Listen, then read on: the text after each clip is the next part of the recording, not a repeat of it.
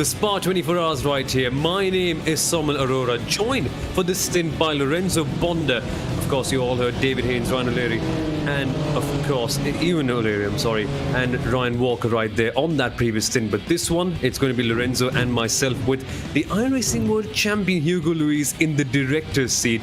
And Lorenzo, what is it? I think it's late in the evening for you, isn't it, right there in Brazil? Yeah, it's right about 10 p.m. Local for me and Hugo, so it's getting late. I don't know, but I think it's more late for you than me, which I already feel for you in advance. No, I've got some good sleep and I've woken up right on time. It's early in the morning here. Dawn is breaking, but dawn will be breaking at Spa in a few hours' time. And until then, you will be with us in our company. And that means, Lorenzo, I think we're going to do the golden hour part together when we have all the drivers setting their fastest laps. Yeah, I think so, which is, for us, is good to know, and for me, more impressive is the fact that we still have a whole lot of hard racing going on, despite these off strategies that the guys are providing on the track, which for us, it's outstanding. You know, sometimes the Spot 24 can be one of these events where you either have some kind of pack racing or it's gap racing. So far, we kind of have a little bit of a pack racing going on. Which is fun to see. I mean, the gaps might look big, to be honest, but this right here, it's actually closer than we think it is. There's this fun battle going on between the leaders, the BMW team Redline and Williams Esports, and the way it's played out, it's turned out to be a very far-fetched battle in a way, with the Redline 72 trying to alternate on strategy. Williams tried something else as well, tried to double stint after the first hour, but that clearly hasn't worked, and since then, they've been trailing. Yeah, it's going to be a little bit of a complicated issue. I think David said, David, Ryan, and Ewan said they were about 2 laps short in terms of fuel. So if I could be corrected over here, but it's one of those tricky things. You can get those laps back. I think the evening is probably the best hours if you want to go for that, as we're seeing cars coming in the pit lane. That is the Williams Esports coming in. I think there's one more car coming in too, which is one of the guys in the top 5. And again, getting 2 laps back is doable, but it takes some hard reach, and that hard reach specifically, it's not the easiest commitment you can do with this kind of pressure and this kind of close racing that we're having. Absolutely, and the racing has been fun, but finally it feels like a Spa 24 hours again. We've got so many new GT3 cars since the last time we came here, with the Lamborghini, with finally the BMW M4 coming in. This feels more realistic. I mean, of course, previously we had the older cars, the Ferrari and the MP4-12C, but I don't know, this has the special feeling to it this year. It does. You know, you get a good batch of new cars. We get the 911 GT3 R. You forgot about that car because a certain specific individual who's not driving the car, by the way, that's your Max Verstappen update already. He's not driving the car, but he's driving with the Team Redline and the Porsche car in the 911. But you got the Porsche 911 GT3 R, you got the Lamborghini Huracan EVO 2020 version, you got the M4 GT3, which I think is also be debuted next weekend in the real life 24. So it got some good batch of cars. I know we have still the McLaren, we still have the Ford, the Matec Ford GT. I hope it is still running. But seeing some of these old cars mixed up with the new and seeing the BOP, it's kind of mixed up a little bit. How these cars perform on track is good to see. Indeed, yeah. And you mentioned the Ford. We have to speak about the Ford. I was wondering, when in the broadcast we'll actually end up speaking about the Ford. It is in the first 5 minutes. There's a team, OB Ford, of course, racing down there. Unfortunately, they're the last of the running cars right now, but racing with the Ford GT, yeah. And they're still running with the Ford GT, which is like the chassis of the Ford GT, but it's not Ford who's actually preparing for them. I think it's Matec. I cannot remember if Matec is actually from the Czech Republic or if it is something else. I did some research on that car, like just for fun, but it was a long time ago. And they prepared the car. I think Ford just provided some more technical details, but they didn't want to get involved too much into it. And that's basically an extract for the GT3 homologation that was from the GT homologation, I think GT1 homologation that the car used to run back in the day. So it has power, but it is kind of what is the best attribute to put her over here?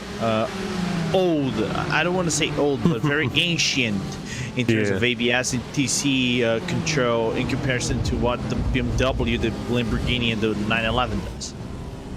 Yeah, exactly. But it still works. It's not that they're doing that bad. Again, it's an old car, right? You can't sort of excuse it for being that way.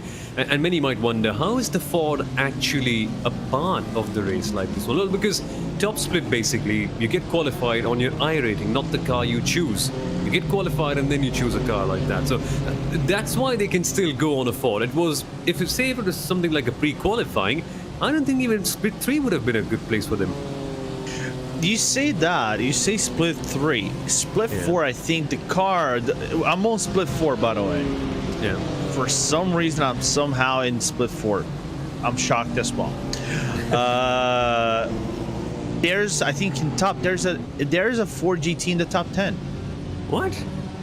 That's not bad. That is not bad, I'll tell you. Imagine if they get the podium with that car. That might be extra sweet, considering it's been around for what? Ford GT has been around since 2005, hasn't it? The GT version. My word, it's been around for as much as I have. Yeah, which is also shocking, by the way.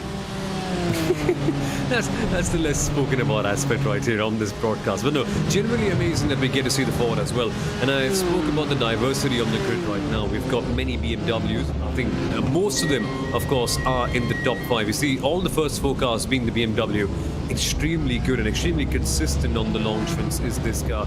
And it's worked out well ever since it's come in. The BOP has worked out in its favor, and it's good to see the BMW getting its dues, which it certainly wasn't in the first few months of its launch.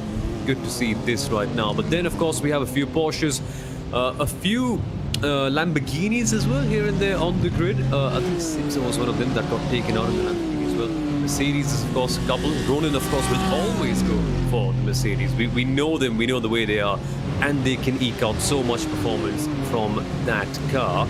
Not a few Ferraris, though, unfortunately, here. Well, to be very specific, the Ferrari is like you kind of fold it like you fold a piece of paper, and you throw it in the bin.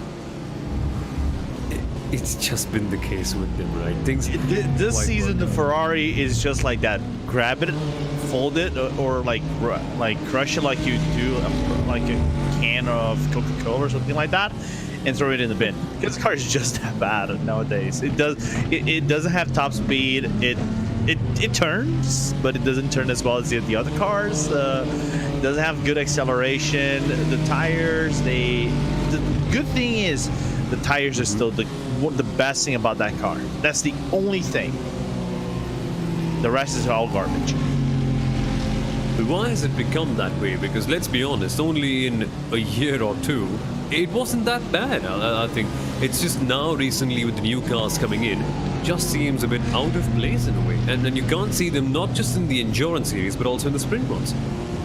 It's a funny thing. If you talked about last season where the Ferrari actually was really good on a few tracks. For example, Monza was, if you race the virtual racing school sprint series or the VSS, it was basically the Formula Ferrari because it was like, I think top 25 in the 33 car split would be Ferraris.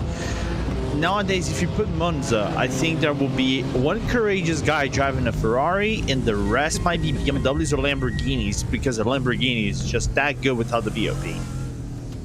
Yeah, Lamborghini, that car is super. Feels like, again, because it is a sister car of the Audi, feels a lot like it, but a little less twitchy in a way. It's a lot more fun to drive, in my opinion. Again, that's just my opinion. Everyone can go in there, everyone can drive that car and form up their own opinion. That's the lovely thing about iRacing. It's not as if it's a real world GT3 series where you've got to pay £1 million to form your opinion right here. It's good. Only $13, $15, not much, depending on the car and the track. But that is quite a fun aspect. But a friend of mine, in fact, got a bit robbed in a way. He started off with the Ferraris because he wanted to race the Ferrari Challenge Series. Eventually got that car. That didn't allow him to buy another one. And he's stuck with the Ferrari GT3 and he wanted to do Spa. Poor fellow. Yeah, I do. I kind of can share his pain. I like the Ferrari, man. Like, I do like the Ferrari more than probably the other GTs. Because it is a car that I can get along with most, but for this event, I'm not driving the Ferrari. I'm driving the Porsche because the Porsche is basically like the car that the majority of my team was really good on. And I was like, okay, I'll just follow through. Let's do some practice. I'll put 6 laps, and I just took it around the track and did 2 stints. So far, the car is still standing. But it's to see the different perspectives how the cars work. These technical aspects of this car is better on this, that car is better on that. For example, you guys probably are seeing the best car is the BMW over here. I think you got the top 10 is you got about maybe 8 cars which are BMWs. One is a Porsche, and I think Biela is running a Lamborghini. Yep. So it just shows the BMW for this outing is a car of choice because it handles bumps and he has a good acceleration speed ratio and also cornering to go aggressively on curbs, which are probably better than the other cars. Absolutely, yeah. And when you take the BMW to a circuit like Zandvoort, it'll be pretty decent. CTMP, not so much. It swings around quite a lot, and I love that in GT3s. It's very track specific, and so you get to see these variations in the way the cars handle and how they race. I mean, right now at Spa, the BMW seemingly is the fastest. What about Suzuka the next time we go there? As we see the BMW Team GB come out of the pit lane right now. I love it. I love how it's all very different, and now that we've got the Porsche in the mix as well, the competitive order has changed even more. I remember Watkins Lane, the Porsche wasn't that good, but right now being put in the top 5 by the Team Redline Porsche 24 machine, and that is the car where you've got Max Verstappen as a part of the team. Yes, he is a part of the team. Yes, he's part of the 911 car, but he's not driving right now. Yeah, well, right now is my fellow Brazilian Jeff Giassi in the car. Switched over from Apex Racing team this season to the Redline team, which of course it's a big change going from a top team to another top team, and Jeff is one of the hopes to get Redline their drivers into the upcoming. Well, of course he's going to be part of PES because he's already automatic qualified, but he's one of the hopes of getting Redline. I think 3 card that Redline has going to the IR01, the Dallara IR01 World Championship. That is bound to happen anytime soon because I think round 4 of qualifiers is next week. Indeed, yeah, and I want to know all of your takes on that. Lorenzo, what do you reckon about the IR01? Of course, it's slightly less relevant to what we're speaking about right now and what you're seeing on screen. It's a bit of a calmer moment, this one. Some slight pit stops happening here and there. The battle of the top very firmly between BMW Team Redline Blue and the 71 machine, along with Williams as well. It's a bit of a long shot that. We'll tell you more about that. But yes, the IR01, Lorenzo, it's been around for a few months. Initially, when it came in, there was quite a lot of fanfare about that car, and some controversy as well. Many said that there's no room for a virtual car in iRacing, if you get what I mean. But still, it hasn't quite caught on as much as people would have hoped, because we don't see discussions about that car on the forums as much as it should normally do, because it's an outrageous machine. It's a car that it divides me a little bit. I'll be very honest. I'm not particularly a fan of a car because it's a very, very hard car to drive. You only drive that car if you have the handling of that car up to a very fine point where you think you can extract the most, as we're seeing the geodesic car applying quite some pressure on the Porsche. I think that is the NSH Racing team. I'll get that in without butchering it properly, going through Pujon.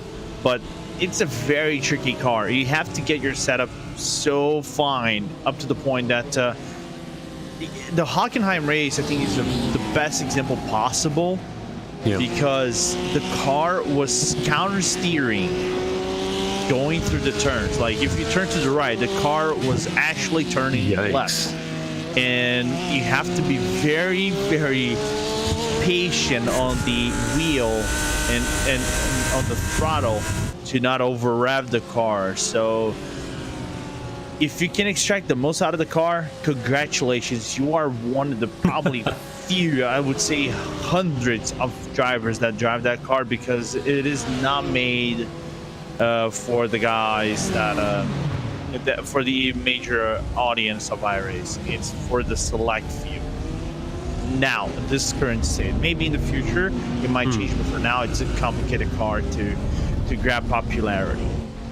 Well then, is it made a bit too hard then? Because normally you want your World Championship car to be the one that most people that come in, they can drive. They feel the most relatable to that, right?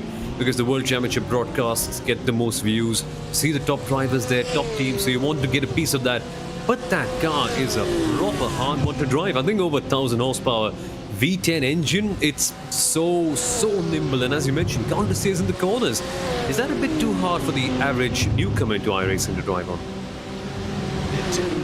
Put it bluntly, yes. I can tell you some real interesting data about that car. When I was trying that car when it first came out, and the first races that happened, the first races in the IR01, they had to be in a rolling start. They weren't standing starts. Yeah. Because the car had so much power and so much torque that you could start in 6th gear and lose no time at all. You had to basically start the car either in 5th or 6th gear, otherwise the car would just tailspin very much. Nowadays, if you want to start, and for me that's the most outrageous part, the starts have been in 3rd gear, because again the car still has that godly amount of torque that if you put it in 1st gear, you're just gonna automatically spin. It's crazy the amount of power that's part of that car right there. And I can't imagine what will the World Championships actually look like with the IR01. It is just insane.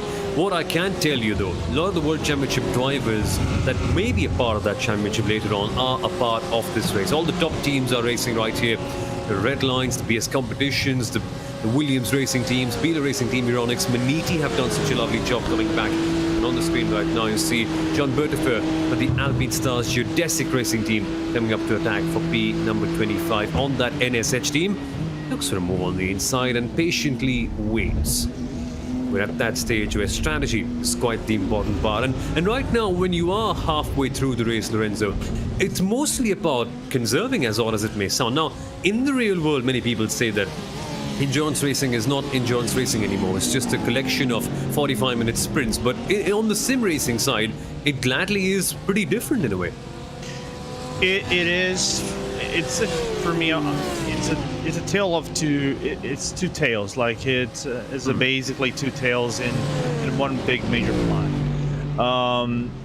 Because there is still that sprint aspect, as there's a car coming out, and we're seeing Martin applying major pressure right now on the car of the Urano Mercedes that is being driven by Nicholas Laubisch. But I think Christensen is going to just hang back this time by, even though he's looking on the inside of Laubisch to try to apply some pressure. But coming back to that story, you still have the 45, 50, 55 minute, the aspect of going to these things, as I think Christensen will make the move. I'll let you go because I'll take you back once everything's done. Here we go, Christensen with a good move on the inside line right there. That is the way you get this done. And you will see the Williams Esports number 2 car getting quite faster. Fresher rubber on that car. They boxed in some 20 odd minutes ago. They are on the chase back up for the top positions. And remember, they're not fighting anyone else apart from the BMW Team Redline Blue and the Red Machines, the leaders of this race. Slightly off stint, slightly off cycle, the Williams cars, because they eventually took a double stint on there.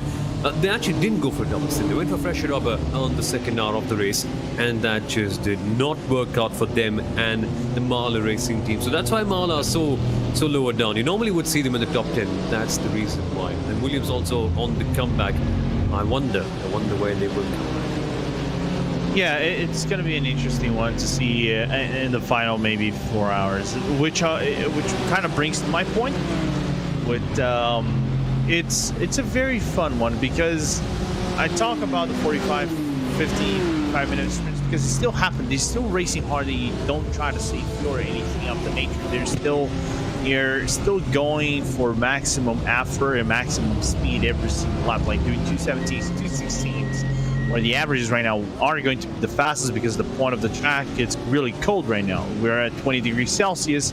If we go to 19, 18, 17 degrees, it won't make it won't make a change. It still will be very fast. But there is now that thing of Spa is one of those tracks where you can maximize fuel efficiency. And by maximizing fuel efficiency, you can take a lap away and still be very fast at this point of the race. And that counts towards, you know, your fuel strategy towards the end, as we're seeing as a Bonito pitting in the pit lane. So there's these two tails, which for sim racing it's really cool, but we still see that from time to time in the real world. But I think for now, not so much in these real like 24-hour events like you used to see back in the day. Indeed, yeah, it's changed quite a fair bit. And don't worry about Team Redline, it is a scheduled stop indeed for them. And now you might be wondering, well, the stops for the GT3 cars only happen at the R, don't they? They usually do, but the fact is that most of the teams and drivers have been able to extend their stints by 5 minutes here and there, 6 minutes here and there on every single R. So essentially, it's come to a stage where Redline and Blue have their scheduled stop 30 minutes into the hour. It's amazing what they are doing right now in terms of their fuel mileage. And they are still holding on to the lead, which is quite the interesting sight. And I can only wonder where they come out. Team Porsche 24 by Redline, by the way, also in the pits. So one wonders, are they going to do a driver swap? I doubt they are. It's only been a few odd, I think only been an hour since Chef Gassi has been in the car, right? So I doubt that they will be coming in with Max in that car right now. Yeah, I'm just taking a look to see if that's Jeff's first outing. It is Jeff's first outing, so that's his first stint, and Max just got out of the car on the previous stint. So I think Jeff goes for another bend here. Not going to put tires, as Butterford nearly gets close again on the back of the Porsche of the NSH, and he's being closely followed. So good 3-car battle right there, because right behind him is the PGC or the Pablo train that is driven by Hugo Brundell from Latimer. So it's an interesting like 4-car far split that we're having right now, going down into Radion. So, and it's also good to see how the cars perform, because you got a Porsche in the front, you got a BMW in the middle, and you got a Lamborghini in the back. I think Radicals drives a BMW nowadays, so it's a little bit different, but you can still extract a lot out of these cars. You can indeed. This is a fun battle going on for round P24, if I'm not mistaken. But at the top as well, your leaders have been. It's the BMW team Redline Red 71 machine that's also come to the pit lane right now. So nothing to worry about in that case. Again, as I mentioned, all scheduled stops for them. I love it. I love how they have managed things out and how they are going to pit lane at such a time. Amazing how they've extended their fuel stints. That's going to happen calmly. Watch out for Williams Esports though. They are 20 minutes before them, or rather 20 minutes after, depending on how you want to look at it. And they will be a very interesting team to watch out for, because they're slightly off cycle, which means that they could be vulnerable, but we've only got to wait and watch. That's the beauty of endurance racing. So keep an eye on them, along with them, the Redline Black Velvet team. Again, you get a feeling the team Redline all doing this together in the strategic option. So that is something that's happening side by side. But here, Alpine Stars Geodesic attacking Team NSH, and you've got to give it to them. Geodesic know how to make a livery. That car is just such a pleasing one to watch. Yeah, it is a really good livery. I think, regardless of the memes that are put up towards the drivers, every car that I see on Geodesic, they look good. They don't look bad. So it props them for putting that job in terms of paints. And you can see now they actually caught up, I think, with Adam Wupwitz of the German Sim Racing, the by Hetzner. So you got a 5-car train which is now P20, but it will cycle out because the guys have to come into the pit lane. But it's a real interesting battle here. I think nobody's going real hard on another driver unless there's an opening to do it. So they're trying to all maximize the fuel efficiency, because if you say that one extra lap is about, we have it about 2:16, 17 in terms of going for fuel, and you basically cut short what would be 2 seconds, 4 seconds, 2 to 3 seconds in terms of putting the full fuel, which for every second that you're trying to gain here is really important. Absolutely, yeah. That's so correct, right? In terms of the pit stops, how much you can gain. In fact, Team Redline 72 right now, not taking tires as it was supposed to be for them. They had gone for fresher up in the last time, so they're not taking tires right now, and I wonder where their lap times will go in this approach. So keep an eye on them. Keep an eye on BMW Team Redline Blue at the very top. Again, the data isn't here yet from the Redline 71 machines. We might get to know where their strategy is going in and around the laps time. And also the same can be said about PS competition. But what I can see right now, Lorenzo, Team Porsche 24 by Redline, number 911 car, the Max Verstappen team essentially, they've gone for a very quick stop. So perhaps just a quick refuel, no tires, no fuel. Yeah, just fuel, no tires. The Porsche, in its big essence, can double stint if you actually manage the tires pretty well, even at the what would be more hot weather, like you got 30 degrees and a little bit of climbing. Into that, you can still double stint if you properly manage the tires. But it's now we're at the point where everything plateaus, everybody can save it. Now Bodefuhr finds the gap, and then NSH is going to defend the inside going to the bus stop, and Bodefuhr again have to cycle back. But the problem is the PGZ is going to open up that gap, and Brandon is actually going to go for that on the outside of the source. This is going to be nice. The Lamborghini tries but does not make it work. But watch out though. That straight line speed of the Lamborghini can potentially help him out. Can it? Because the BMW can usually be a lot faster. But the draft will be on their side as we go up Eau Rouge and Radion. And potentially we will see the move at the top if they're close enough. But I don't think that's going to happen right now. Seems a bit too far. But I love this. I love the intensity that we're seeing in all the battles, even so low down. Because for us on the broadcast, it might look like, it's so low down, it's only P20. But for them, it is so big, and the kind of effort they put in, it's amazing. We just tend to forget how good all the top split teams are, even though they may not be in the top 10. Yeah, and not all top teams are actually teams. For example, I think the best example that I can name is the PGZ Motorsport, that is actually in this train. They're not actually a team. They're more like a gathering. I'm trying to put this without going overboard way too much. It's a gathering of race drivers that are streamers, drive for top teams, but like to do memes at the same time, or they're just racing hard. Because you got Pablo Araújo, you got Liberty Schwitz, you got Luca Brandão, and I think you got one more guy that is actually on that car. So just let me confirm. Yeah, you got Johan Hue and Nicolas Pacheco, which is Nick Pato, by the way. So you got these gathering of people that are very good in terms of driving, but it doesn't represent a team specifically in this outing. Yeah. I like this. This is the feeling of a special event, right? When everyone just comes together, or a big race. No affiliations, nothing like that. Just come on in, have some good fun. And the way they prepare for it is quite amazing as well. The geodesic car, by the way, looking for a move on the outside line. And on Team NSH for P21. Again, going past the bus stop chicane. I love it when they can sweep around, and so they do. But watch out for the exit though. The Porsche can be superb over there. And the geodesic car finally nails it, but I get a feeling that this isn't done yet, Lorenzo. I don't think this is done as well. I honestly thought that Gustinelli was going to go for the cutback at La Source, but he decided to take back and now save a little bit of fuel. But I want to see what Bodefuhr goes next. Does he goes for Vukwitz? Because there is about a half-second gap that Vukwitz has on the geodesic driver. But getting closer and closer is one thing, and then making the overtakes quite complicated. I think now Gustinelli is going to go for the revenge attempt. Not quite.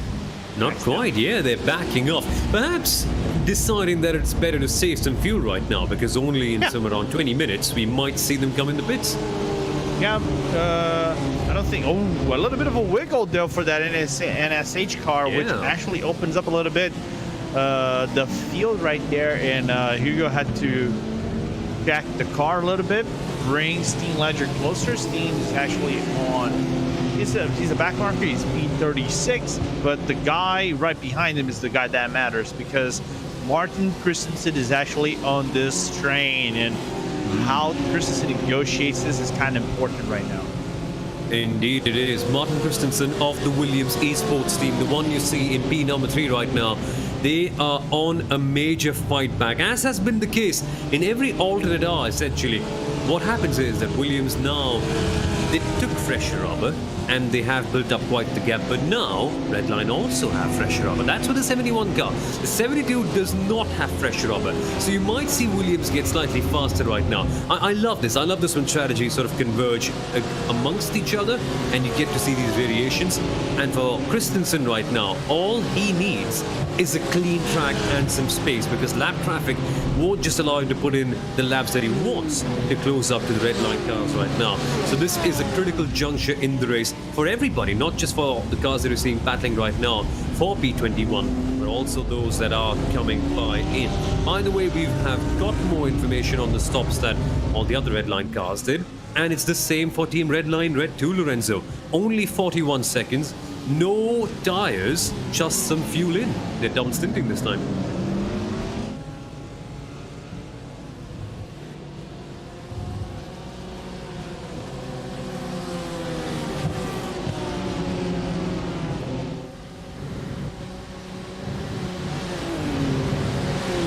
Here we are then. This battle has calmed down a little bit in that midfield.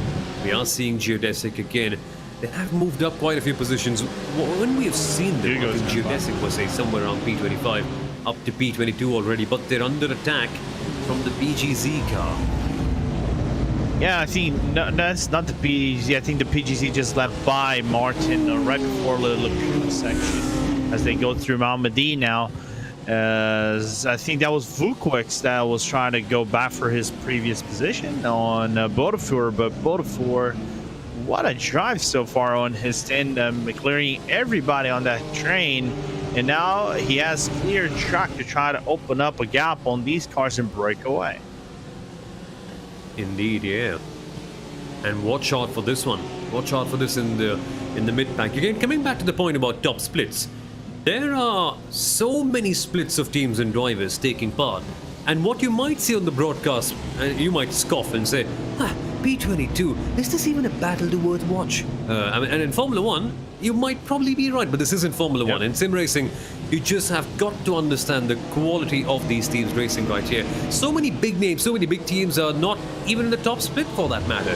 So to see them right here, even fighting for P20, is quite amazing. And when you're in the midst of it, Lorenzo, it feels like the most important thing in the world. And honestly, it doesn't matter if it's split 1 or split 13 or whatever it may be.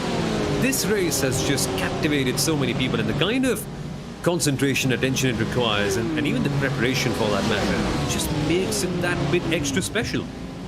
It does. I think regardless of split that you're running, you wanna have the best performance with the team that you are driving, and probably go for the win if you have an opportunity to do so.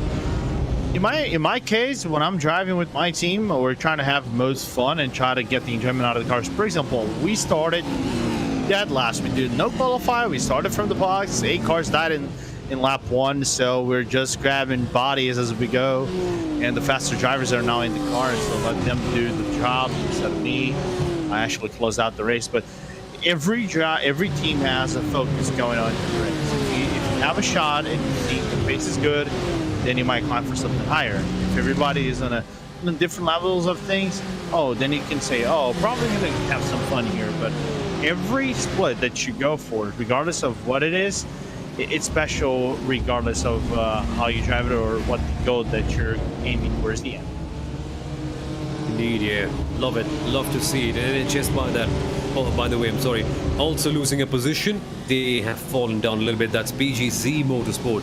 Now, this is that PGC. I always get confused with them. But yes, fact of the matter is, NSH in the Porsche that you're seeing on your screen right now have dropped down another position, so things are going slightly downhill for them as we approach the final few minutes of this stint. Not final few minutes, the final quarter of the stint is what I'd like to put it. Yeah, still a long way to go for everyone. Still a long way to go at the top. The question is, have Williams Esports caught up to Team Redline? In a way they have. They were, I think, a bit further down in. But in the last couple of laps, their lap times haven't been so great. 27 seconds down Williams Esports, and they should be around 25, where they were, in fact. Blame traffic. So, yeah. Last 2 laps, actually, Redline was faster, but it wasn't majorly faster. The only previous lap that the number 71 was... can you say 3/10 of a second faster, real fast in comparison to what Williams did? Not quite. You're shredding time away, but I think now that Chris has got a little bit of a clear room to run, and he only has Botafour ahead of him, which opened up a huge gap, by the way, on the Pablo machine. Might be able to now start to get some real fast laps and get a rhythm going, and then might close the gap on the other cars, because now his lap was a 16.5. Nearly a second faster than what Heusinkveld did. That is lightning fast. That is superb right there. You're seeing some authoritative racing and some authoritative driving happening right at the very top. Team Redline BMW, they are acing it. But I know it's not a good time to bring this up, Lorenzo, but I still will. We have to consider the past winners of this race. 2020 it was Coanda, 2015 it was them as well. And Coanda, who won last year by just putting out an excellent strategy with their MP4-12C McLaren by going a lap longer and using the extra fuel tank. They're not here, unfortunately. And of course, that is because of their Assetto Corsa Competizione commitments in a way. But you've got to wonder, what will that field be like when they come in as well? Coanda, Redline, BMW Team GB, of course, BS Competition. They've looked so strong as well. I love it.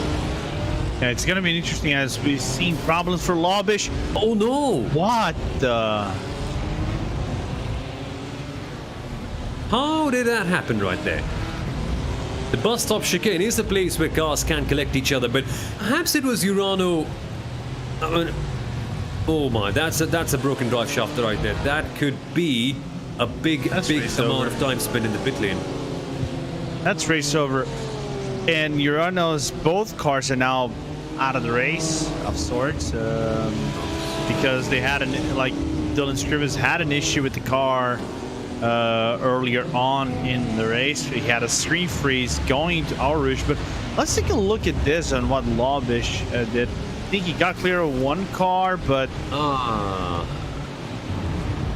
right, here's the thing, which kind of, if you're pitting, why would you? I'm gonna pick Nicholas after that, his brain after that. But why would you go for the outside line and then try to cut back with cars so close? Go for that inside line and tell them you're hitting. It's an odd one to put it mildly over here. If I have to blame someone for cutting back on the track, I would say Labish is at fault here.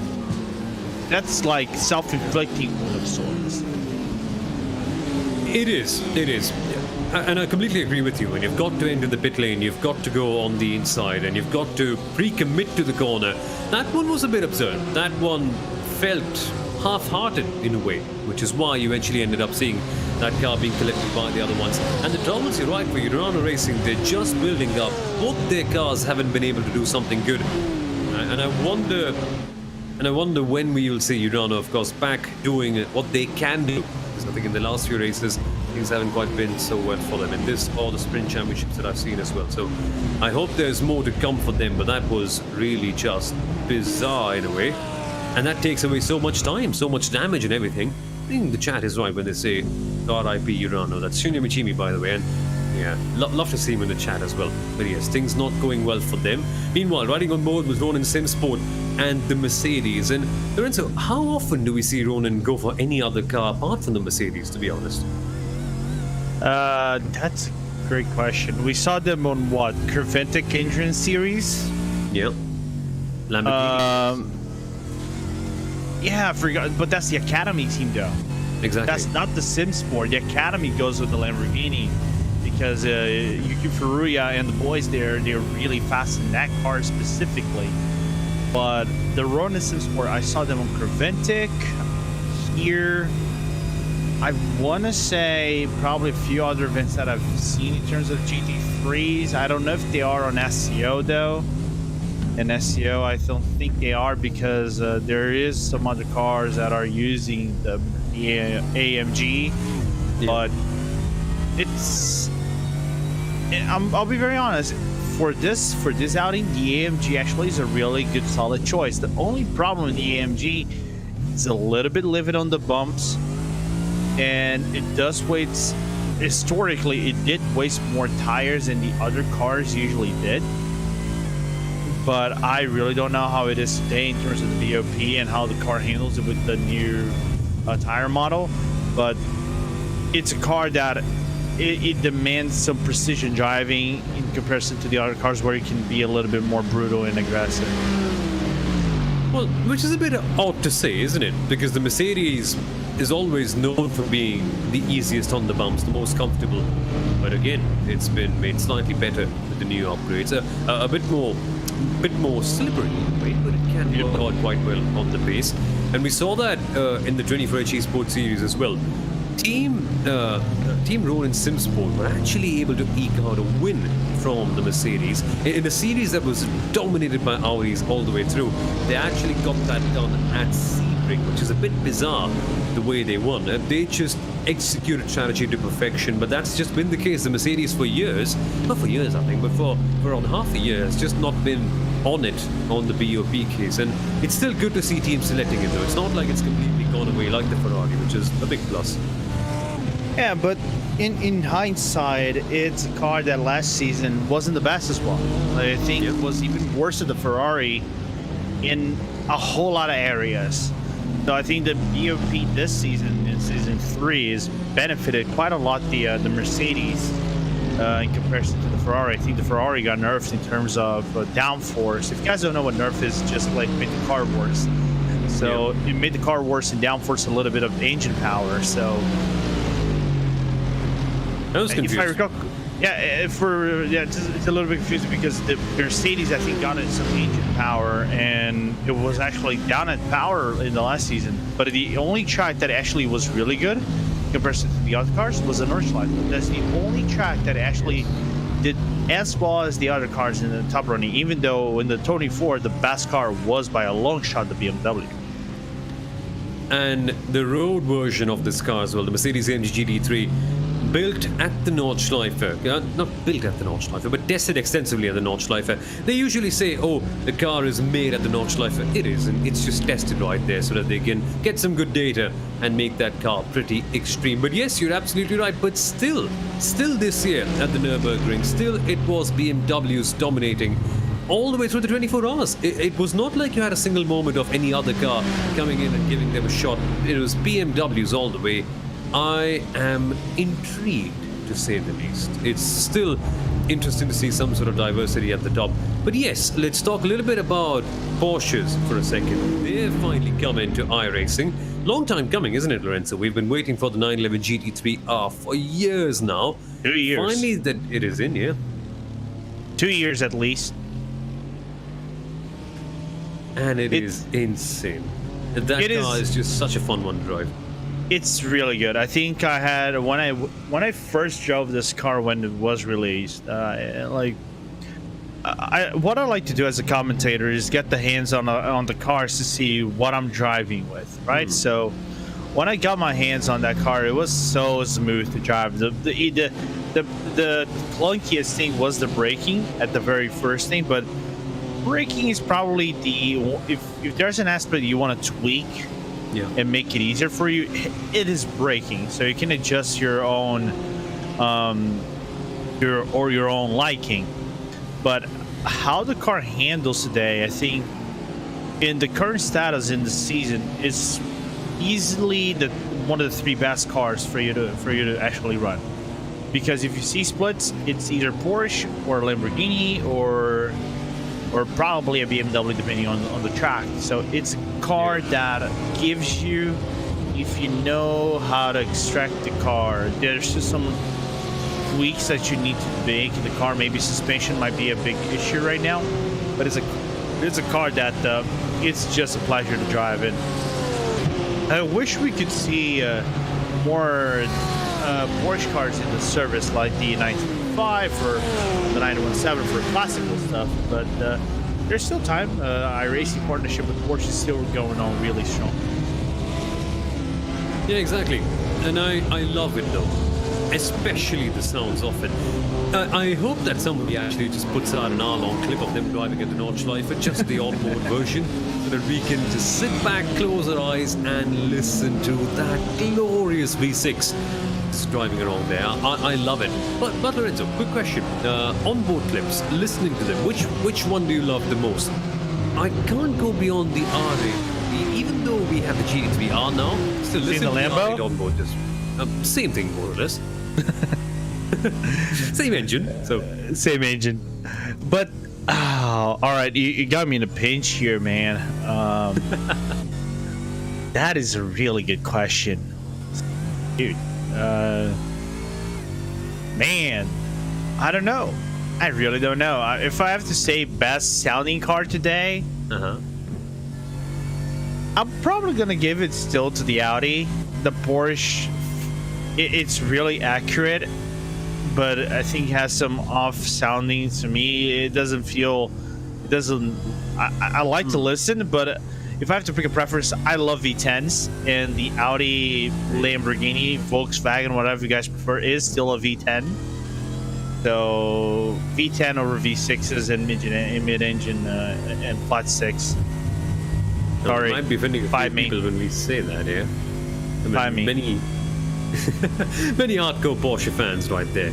Yes, but I got to love the V10s, and right now the BRT Ronin SimSport car is the one we're riding on board with. They've got that Mercedes V8, which is amazing. Is it as amazing as the Audi or the Lamborghini or the Volkswagen or whatever it is? Maybe. Can't imagine a Seat GT3 coming in any day, but yeah, you get the idea basically is what I mean to say. But the downshifts of the Audi, the way that V10 feels on the braking, just amazing right now. Plus the compressor, you know, how the compressor works in the background as well. You can hear like that loud noise. It is louder in real life, trust me. And it's not even funny how that compressor works. It is real loud. But the sounding of the car is just downrightly phenomenal. But no Audis, only one of them on the grid today, and I think that one is also retired. Yeah, exactly. Though that hasn't gone according to plan for them, but the Lamborghinis are still there, the sister cars are still around, so there is a bit of representation on that aspect, so things are going well right there. A quick roundup though of what's going on at the top. Enzo Bonito is driving for Team Redline 72. They are the ones that are leading. That's not the Max Verstappen car. I will get to that, don't you worry.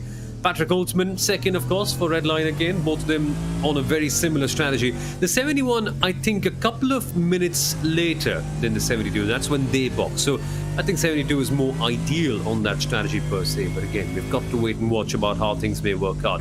Christensen, of course, racing for Williams Esports. And Williams are on a different strategy, by the way. It's all a bit crisscross because Williams are not half an hour or an hour away in terms of strategy. They're slap bang in the middle, 20 minutes, the pit stop difference between them and Team Redline. So it's a bit insane. I know you might be wondering how's that happened, but it's quite simple. Team Redline have been constantly extending their fuel stints from an hour to an hour 5 minutes, hour 6 minutes, and when you do that for 12 hours, you eventually end up boxing at say the 30-minute mark. So that is how things are going right now for them. Quite easy, quite fun how things are going. And later on, when we look downwards, there's BMW Team GB, there is, of course, Team BS Competition, who have been improving quite well over the years, by the way. Then we come up to Team Redline Porsche 24. That's the Max Verstappen car, driven by Jeff Gyasi. And let's talk about Jeff Gyasi for a second, Lorenzo, because as you mentioned, switching over from Apex Racing Team to Team Redline Racing, in terms of driving cultures, how hard can it be to adapt? Now, we talk about footballers when we say they go from one system of play to the other one. Is that the same case in the world of sim racing too? I think now you got a really good question. I think the best individual who could explain this from a top team perspective to see how the different cultures might be would be Hugo. In this case, not me. But I think it does change a little bit. And not so in the chemistry with drivers and things like that, because you do have some chemistry with drivers like that you probably play with in other games, or you get along with, or you can exchange technical data, because that happens quite a lot. But I think in terms of how you are viewed in terms of results, right? How you are like, in Apex, for example, of course I'm saying hypothetically, top 5 might be a really good goal, but red line, you gotta finish in top 3 or finish. It's kind of like going to Ferrari, or like you're changing from, what is a mid-team over here? Aston Martin could be a really good example. Go from Aston Martin to Ferrari, to Red Bull, to Mercedes. The parameters change, right? If you're going for that from one team to another, the culture is different, and how you are viewed as a driver and what are your commitments and going for results also change, right? Yeah. So I'm not saying that Apex is not a top team. It is a top team by all chance, and I think the team that we should be looking for the IR01 specifically would be how Peter Berryman is driving that car specifically, and Johan Harter as well. But those different cultures and how you receive for results, I think do change a little bit when you switch teams. And in the world of sim racing, we've come to a stage where there are clear distinctions. Top teams, bottom teams, many of them big in size, many of them more like amateur units, but still the way they compete and the way they punch above their weight is quite awesome. By the way, I think there's this fun trend going around. Quite a few teams coming up with their own team houses. Coanda, of course, starting out the first. Then I think Altus Esports also have their own one back in Australia as well. And even Red Bull Esports have decided their intention to make a house as well. What do you reckon about that idea, Lorenzo? I like it. You know, you have all the drivers, not all drivers, but the good majority of the drivers living in the same roof. You create a more organic ecosystem in between the drivers, and they all have their spaces. They can all have access to their top level rigs. They're, of course, you're going to have a big investment into that. And it's really good to see that the investment done out of these teams we are slowly becoming more like how esports in its more general sense. It is actually becoming like you have like G2 have their own house, or Liquid have their own house or headquarters, regardless if it is in Europe or in the United States. Team Dignitas or MIBR, doesn't matter. The team seeing that transition to sim racing and getting more drivers allocated to one space, have the infrastructure that is prepared for the drivers and a proper following in terms of health, welfare, and sim racing aspects. It's real good, and it just enhances the sport more. It gives a little bit more status into the sport.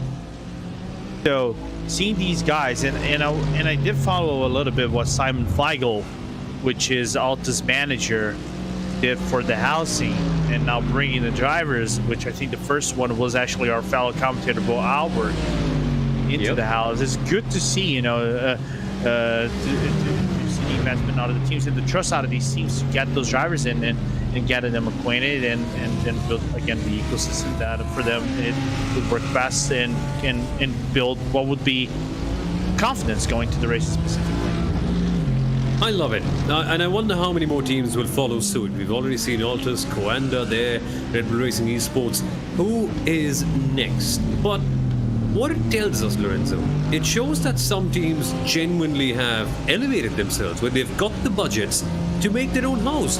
And it's got me wondering about amateur teams, about many teams coming up right now. Of course, here we've seen teams of top drivers who have come together. Again, many of them not affiliated with teams, but just coming up with an amateur outfit. And about how they compete with the top teams right now. Do you think it's money well spent? Because then a few amateur drivers who work extremely hard remotely as well, they can also potentially try and challenge you, and for a lot less in a way. It is, I think, in my perspective. You're still gonna have the more I'm trying to find this word in English because home-like or homemade or home-brewed sense of things. You're still gonna have that aspect in comparison to more a professional setting than anything else. But I think more on the homebrew side is more like how you put in. Of course, the team helps you out with some equipment. The sponsorships can help you cut a deal or something like that and make it a little bit cheaper for you. So there's, I think the level that we are today on sim racing, on the top level, I think it comes down more to how do you invest your time into the sim, because for some drivers it's still viewed as a hobby, right? Or for some drivers you stream more than anything else. For example, I think a good example is my buddy Yuri Karsdorp. He drives for Red Bull esports, but in the good portion of driving, he enjoys streaming more than doing the real world, not the real world, but the sim racing, going to championships not only in iRacing but outside of iRacing, mainly outside of iRacing, which is a specialty. But there is an aspect of where he enjoys more streaming and gets more out of that, and if he does, and if he supports that, it doesn't matter. So I don't think there will be a major transitioning or something like that to see everybody going for these kind of buildings. The home brew, I think, is good as it is at this current moment of sim racing, because it is at a level ground. Yeah, no, so true. But still, is it putting the top split a bit too far away now? And there's two ways to look at it. Sim racing, of course, we love to see it as the accessible, approachable option for everyone to race, but of course it's turned more from a hobby into proper esports, and all the teams that you see right there, professionals, many of them real world racing drivers coming in, many of them complete full-time sim racing professionals who actually earn all their money through sim racing. And so in a way the top split has gone a bit far off if you're an amateur driver. But that's when you recognize, right? That's what I think elevates it. That's what I think builds up for the esports ecosystem. If the top split was so accessible for everyone, wouldn't have the same weightage. And so it's in a way quite good that it's taking all these teams so much preparation, so much experience, so much time spent just to be hardly competitive at the top split. It just pushes it up to a new level and makes it like the Premiership in a way. No, not like an amateur league. It does. I think for this event, specifically the 24 hours of Spa that we're having powered by Heusinkveld, it is really cool to see that Heusinkveld is partnering with iRacing and giving out paddles. I think it is the sprint paddles they're giving away, and I think one ultimate.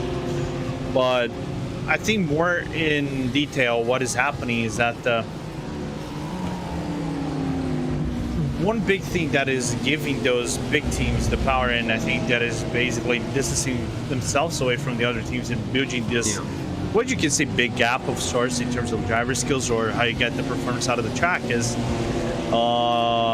the prize pool of some events or tournaments, things like that. I think the SEO Sprint Masters, the Sprint Challenge, the Coca-Cola iRacing, the Coca-Cola eNASCAR Series, the Porsche Esports Super Cup are just good examples. Of course, there are a plethora of other things, but they are finally reaching prize pools that for the teams they can start, plan ahead with what they do with that money and build up an infrastructure that benefits the drivers.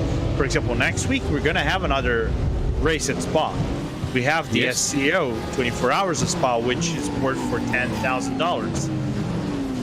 People can say, this is the warm-up to the 24 hours that will happen in SEO. Might not have the same teams, absolutely, but it does give you an insight of how the cars are actually performing here. But then there's the big thing. The BOP is different at the SEO than it is here. That's a big difference right now. Yes, this is iRacing BOP. SEO will be manual. How you can work that one, that's a bit different, yeah. But again, got to love it. Got to love how there's differences all the way through. And coming back to that point about sim racing teams, about how much they work in, if you get an insight about the preparation that they put in, it is mind-boggling. I can't tell you more, but it genuinely takes so many people, so much of cooperation, so much of coordination just to choose the right car.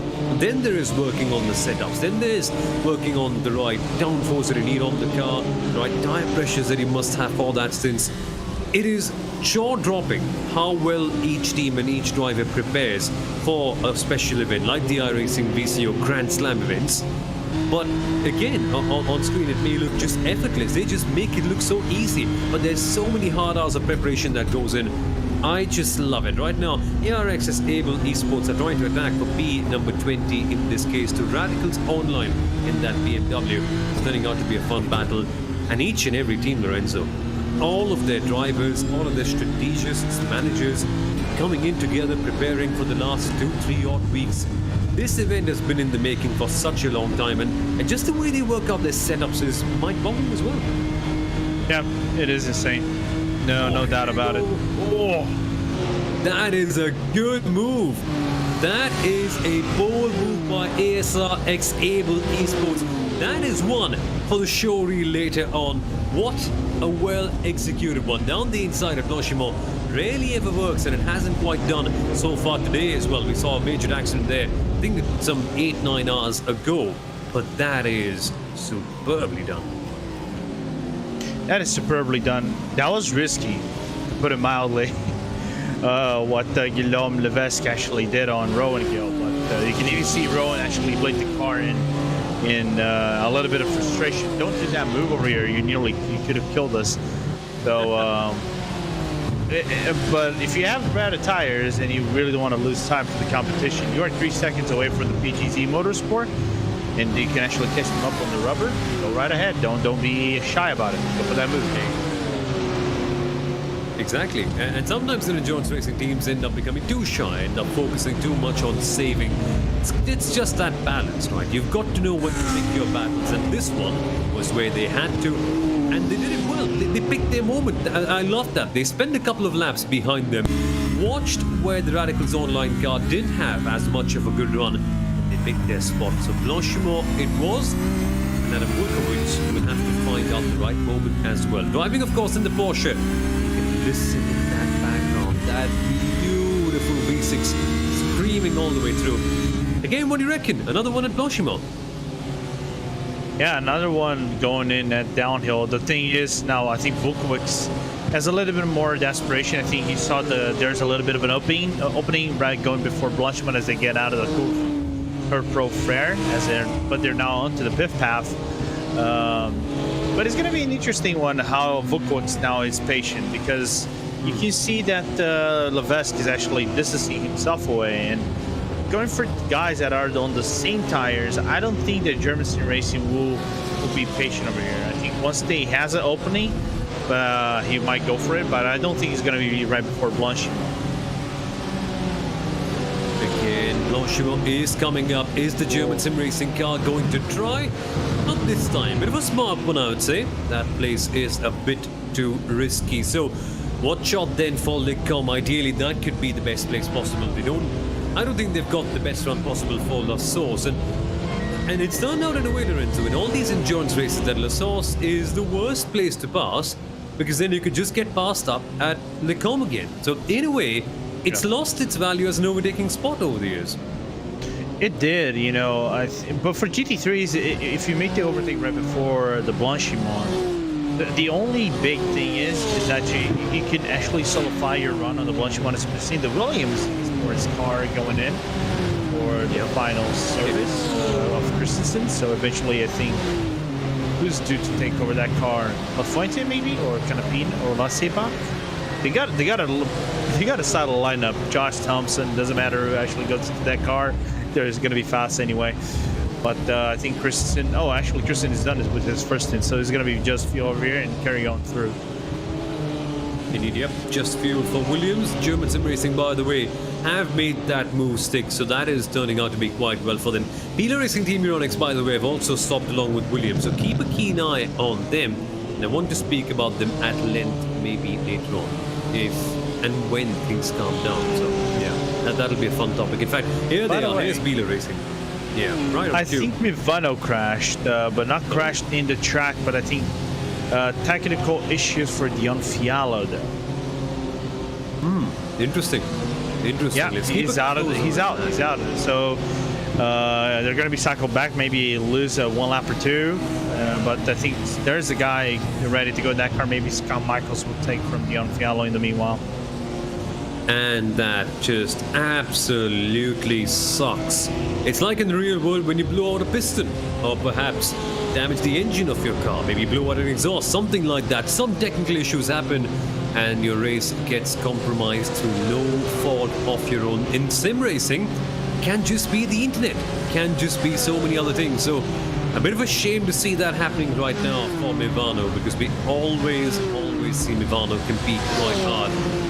Yeah, just a real shame. I think they were quite competitive in preventing endurance as well. I think a few months ago, wasn't it? Time flies really at Hockenheim as well, so a bit of a shame to see that. But here comes Beeler Racing Team Euronics exiting from their stop, scheduled of course as usual. In around 20 minutes time we should see the red line cars boxing in as well, so things are going according to plan, and it's only later on when we get to realize whether their strategies have worked out well or they haven't. But Beeler is one thing we have to talk about. 24H Esports champions, by the way, in this last year with the Audi R8 LMS. They were on fire, they were fabulous, ended up taking maximum points here at Spa as well. I loved watching them all the way through the year, and the way they executed their strategies was quite something. But in these special events, things just haven't quite clicked up as well as them. And what's rather interesting for me is that Beeler are one of the teams who compete in the major championships, like the 24H Esports, like SCO for example. But it's always a red line or a BS competition who come up in the bigger events and end up swooping in. What do you reckon is happening over there, Lorenzo? For this event, it has to come down to the car. I know Sven, Hendrik, and everybody else in that team, they kind of prefer the Lamborghini. They've basically been driving the Lamborghini the most, I think, in the VSS in the official series. Yep. So it's a car that benefits their kind of driving styles. Most especially is Sven Hasse, how he actually maximizes the performance out of that car. He's just a demon on that car. I've always said Sven is one of the fastest drivers, hands down, in that car, in the GT3s or GT in overall. So for this event, I think they just been struck with the bad luck of the BOP, which it took a little. I think it took some weight out of the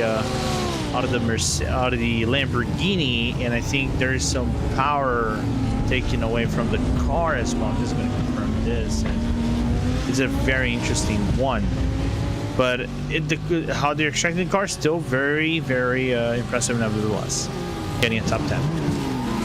Exactly. I love how Beeler Racing Team Euronics just keep on pushing the envelope, keep on trying, keep on getting up there. Again, deserving champions of 24H Esports in this past year. Got to love how they edged everyone out in terms of strategy. But right now you are seeing your leaders, the team BMW Redline 72 machine. And a big thank you to George Simmons, who's been watching along and has been so interactive in the chat. Good night, mate. Have a good one. And also welcome to William's support. And I think there's Maristela Giassi, I think one of the family members of Jeff Giassi, the leader of this race so far. It's his mom. It's his mom. Oh, that is so awesome to see. Jeff Giassi, by the way, P5 in the Porsche 24 by Redline car. So awesome to see family members come in and support them, right? Makes you feel extra special, and I love it. I love how everyone is understanding the context of sim racing nowadays. It's not an alien concept to many anymore. It feels bigger. And when you've got the support of your family members, how awesome can that be, to be honest? Yeah, and I think for Giassi's example, I think being Brazilian, I can follow closer than some of you guys. For what a year has been for Giassi specifically, right? Going from the Pasc all the way up into the real-life Brazilian Porsche Carrera Cup. He drove it and actually got pole in the Interlagos, the last race of the season, and I think he's going to come back in another race, this Carrera, in the Carrera Cup here in Brazil. So he's a driver that, for me, is starting to finally find his stride here in the Brazilian side of things, not only for sim racing but in the real life as well. So I feel happy for, I do feel happy for Jeff to see that things are going in his way, and I think even better right now, he's found a drafting partner because Dane Beats is right behind them, so they can exchange some draft. The Beats can save some fuel, and I think for Dane Beats to save all that fuel to get closer to that Vila Racing Aeronix team. But what a year has been for Giassi, and another family has been very supportive. Love it, love to see it. And now we're getting some updates from Dion Fialo, and we spoke about Matt Lorenzo, we spoke about how he just disconnected in, and the reason why is the storm kicked out the power of his region. That's the reason why we saw him disconnect. That feels like a punch to the gut, really. No control. What can Dion even do about it? There he is out of the car right now. Yeah, he's out of the car. It's unfortunate to see that some technical details were affected by nature. Nature sometimes is an evil one, and there's nothing you can do about. You can control certain aspects of technical parts. You can kind of control how it goes with your wheel, with your pedals, maybe with your computer. You can kind of mitigate that. You don't mitigate nature. That's the only thing you really can. Exactly. Can't do anything about it. I think it happened last year in the World Championships as well. We saw Dane Warren racing from Australia when he wasn't there at the Commander House, and he had to miss around because there was a power cut nearby because of something, and Dane was in the top 6 of the championship. That must have felt like a big one. And you're watching everyone race, you're watching all your competitors go on and score good points. You're right here, just join a new team, and all of a sudden, there's no power for you to race. Just such a hard one. And if I recall correctly, you can correct me this if I'm wrong, I think in the Porsche Sport Super Cup, you don't get discards. Like you cannot discard a round. Every round matters. So seeing you miss one round is already devastating enough, and now we're seeing the BMW Team GB come out of the pit lane. And just to confirm, that's Alessandro Bico still in the car. So it's a bad. It's not a bad one, but it's a very unfortunate one for Dane. But we know Dane is a fast guy, and eventually will bounce back next season. Yep, I can't wait to watch that. Mile Racing team also, by the way, in the pit lane right now. So interesting to see the Williams cars coming in and doing things all together. We shall give you more updates on things as they happen in terms of pit stops, in terms of strategy. But right now, things are nice and clear, and so. There's a fun comment in the YouTube chat, one from Williams support, and they of course are supporting Williams, so that's a bit of a given, and they're asking what has happened of note to the Williams teams so far. But to be honest, it's been a bit different to what we usually end up seeing. Normally we usually see the Williams team defining the strategy. They are the ones who try and control everything from the top, and they try to do so. Williams, with both their car and the Marlow Racing team, they tried to split up strategies. They went for fresher rubber on the second arm, but that just did not work. Just the double stint just did not work for the number 5 Williams and the number 55 as well. So they eventually have fallen back a little bit. They are trying to close down the gap right now, and so they are slightly off cycle. Williams and Redline. Williams usually pit around the 50 minutes to go in the R mark, while Redline pit at the 30 minute to go in the R mark. That's been the big difference between them. And right now, Redline stronger in terms of fuel numbers, in terms of where they stand on the track. But there's this constant chopping and changing going around where Williams eventually end up gaining time, and then it's around number 71, 72 red line cars who end up closing back that time, with Williams end up being on older rubber. So that's a fun aspect going on right there. And is it going to be the one that works for Williams? Is it going to be the one that works for Redline? We can only tell when we come to the final hour or two. But right now, for Williams, it's a game of catch-up. They've not been able to be in the lead. They've not been able to dictate anything so far. And even when the stint alternates, it's only their gap that's cutting down. They're not able to take the lead, unfortunately, for them. They haven't, and it's a very unfortunate one to see that it is not coming down in big chunks as we're seeing now Richie Stanaway. And I was actually looking about Richie Stanaway, which brought me a very interesting detail as he's battling now the MBs going through the pit path, and Jeff Jassie's right just right ahead of him, and not far behind him is actually the Mala Racing team we were just mentioning with Ate Kalpinen, right about 5 seconds behind. So I know that Stanaway really don't want to lose time here to the MBs and try to go for that overtake and clear himself away. You know who's sharing? We know Richie Stanaway is actually a real race driver, right? He drove in 2019 in the Australian supercars.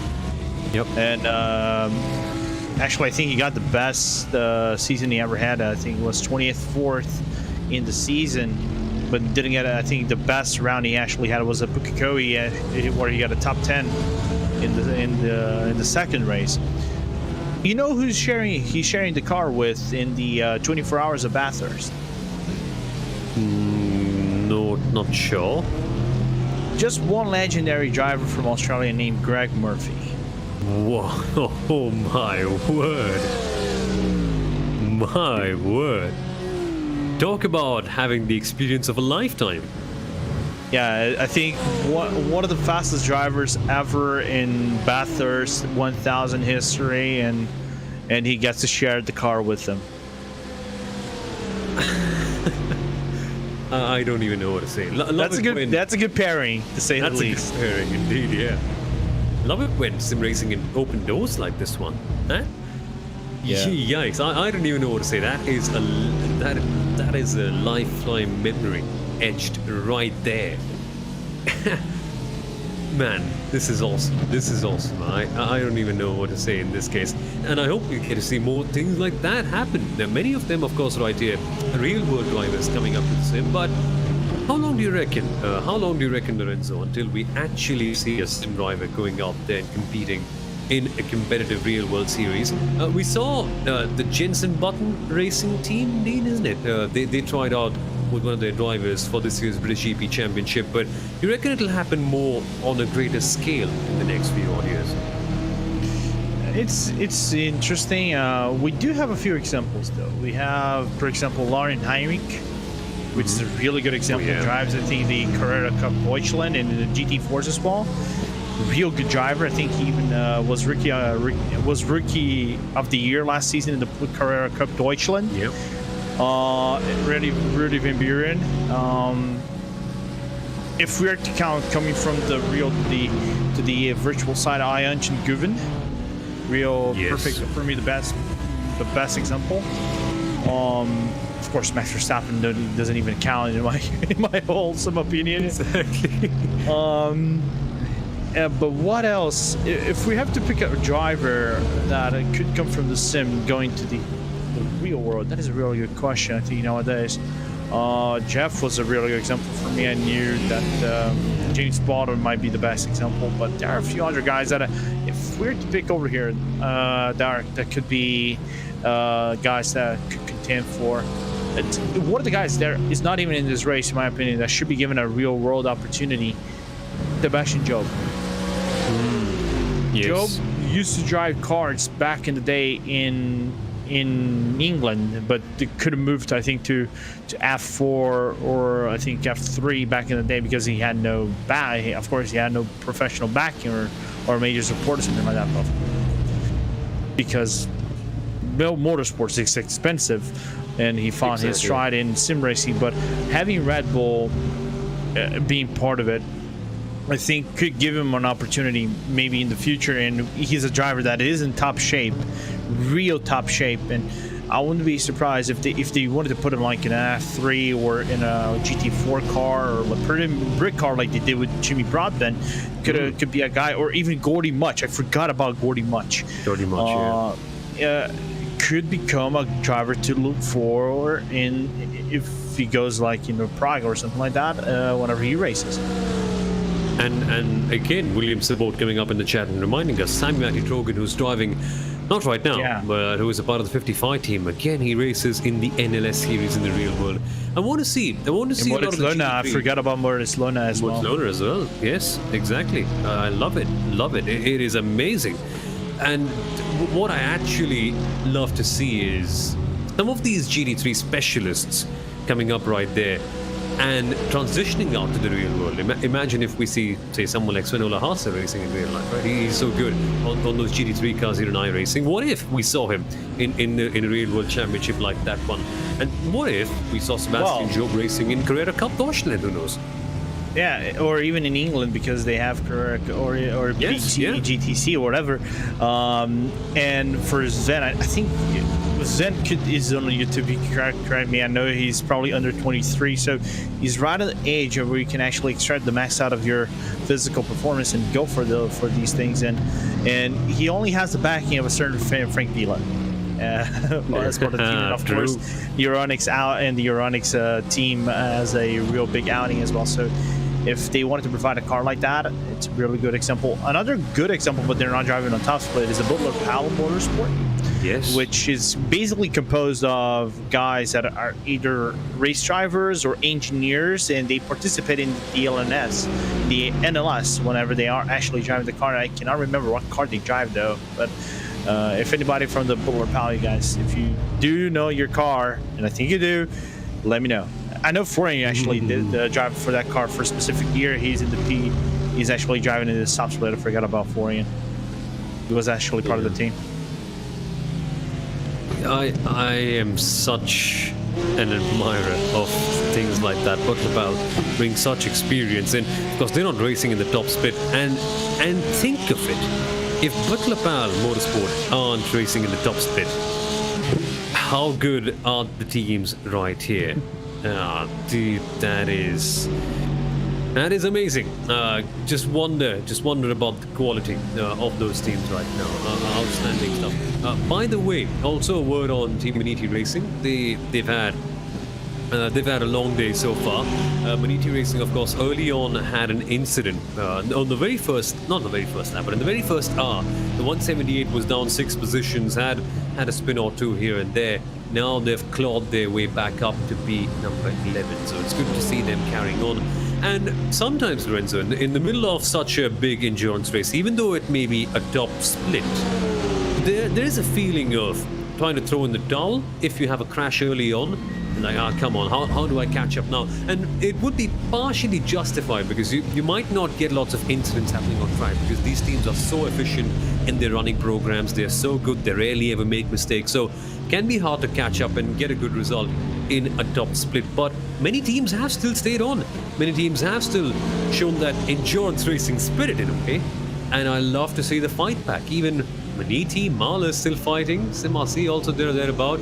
Even though they might not be having a good race, it's not like a feeling of, oh, nothing may probably go wrong for the top team, so let's just give up and let's just sit back home and enjoy the rest of the weekend. And for example, I think some of the teams that actually came from the back and are doing really good. I think Radicals shuffled back down to P25. They're trying to catch the NSH Racing. Started P15, started in the top half, moving up a few spots, but they're right within that top 20 margin, and not giving up. And I think that's what you really want to do. Don't give up, because you still have a lot of drivers. And there's still a whole lot of time. You have more than 10 hours left in this race, so a lot of mistakes can be made. And counting with some drivers, if you have 3-4 drivers, fatigue does count in, especially at the latter portions. So don't be surprised if like a top team makes a mistake here and there. But I think the good example not throwing the towel has to be the red line. Whenever Max, I think the most infamous or hilarious incident ever in the sim racing history is when Max paddle broke Yes. in 2019. Oh, They didn't throw the. If you were one lap down with the paddle broken, would you throw the towel? Absolutely not. Absolutely not. That we will speak about that moment in a second as we see both the Team Redline cars coming into pit together for a change, which is nice. We often see them have a couple of minutes worth of differences between Team Redline 72 and 71, but here they are pitting together on this time. And don't worry, it is scheduled. I think they will be going for fresher rubber this time out, and a driver swap as well, wasn't that? Yeah, Lorenzo Colombo taking over from the car. So another real world driver. If I recall correctly, Lorenzo drives in the FRAC, so former regional European Cup. So it is like those small Alara, which are slightly slower than the F3s, but he's driving that car. Real good F3 driver. I drove against him in a few F3 races. This kid is a flying machine. So good to see that Lorenzo picked up by Redline and now gonna perform on that car. And Max Benecke taking over for the number 71. So Mr. 10K is in. He's 11K or is he still 10K? He's 11K. Yeah. He's back to the 11K. Yeah, this is so much iRacing with Max Benecke. Yeah, just 11K. Not too much. Not too much with Max Benecke. Yeah, just 11K iRacing. Not just 11K more than I have. And World Championship level license. He's good. He only has nearly 4 times what I have. Not much.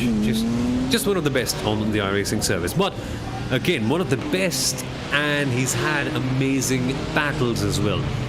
I imagine how awesome is it for sim racing that in the Porsche Esports Super Cup and the World Championships, which is the same thing, but now of course we're getting another one with the IR1 later on.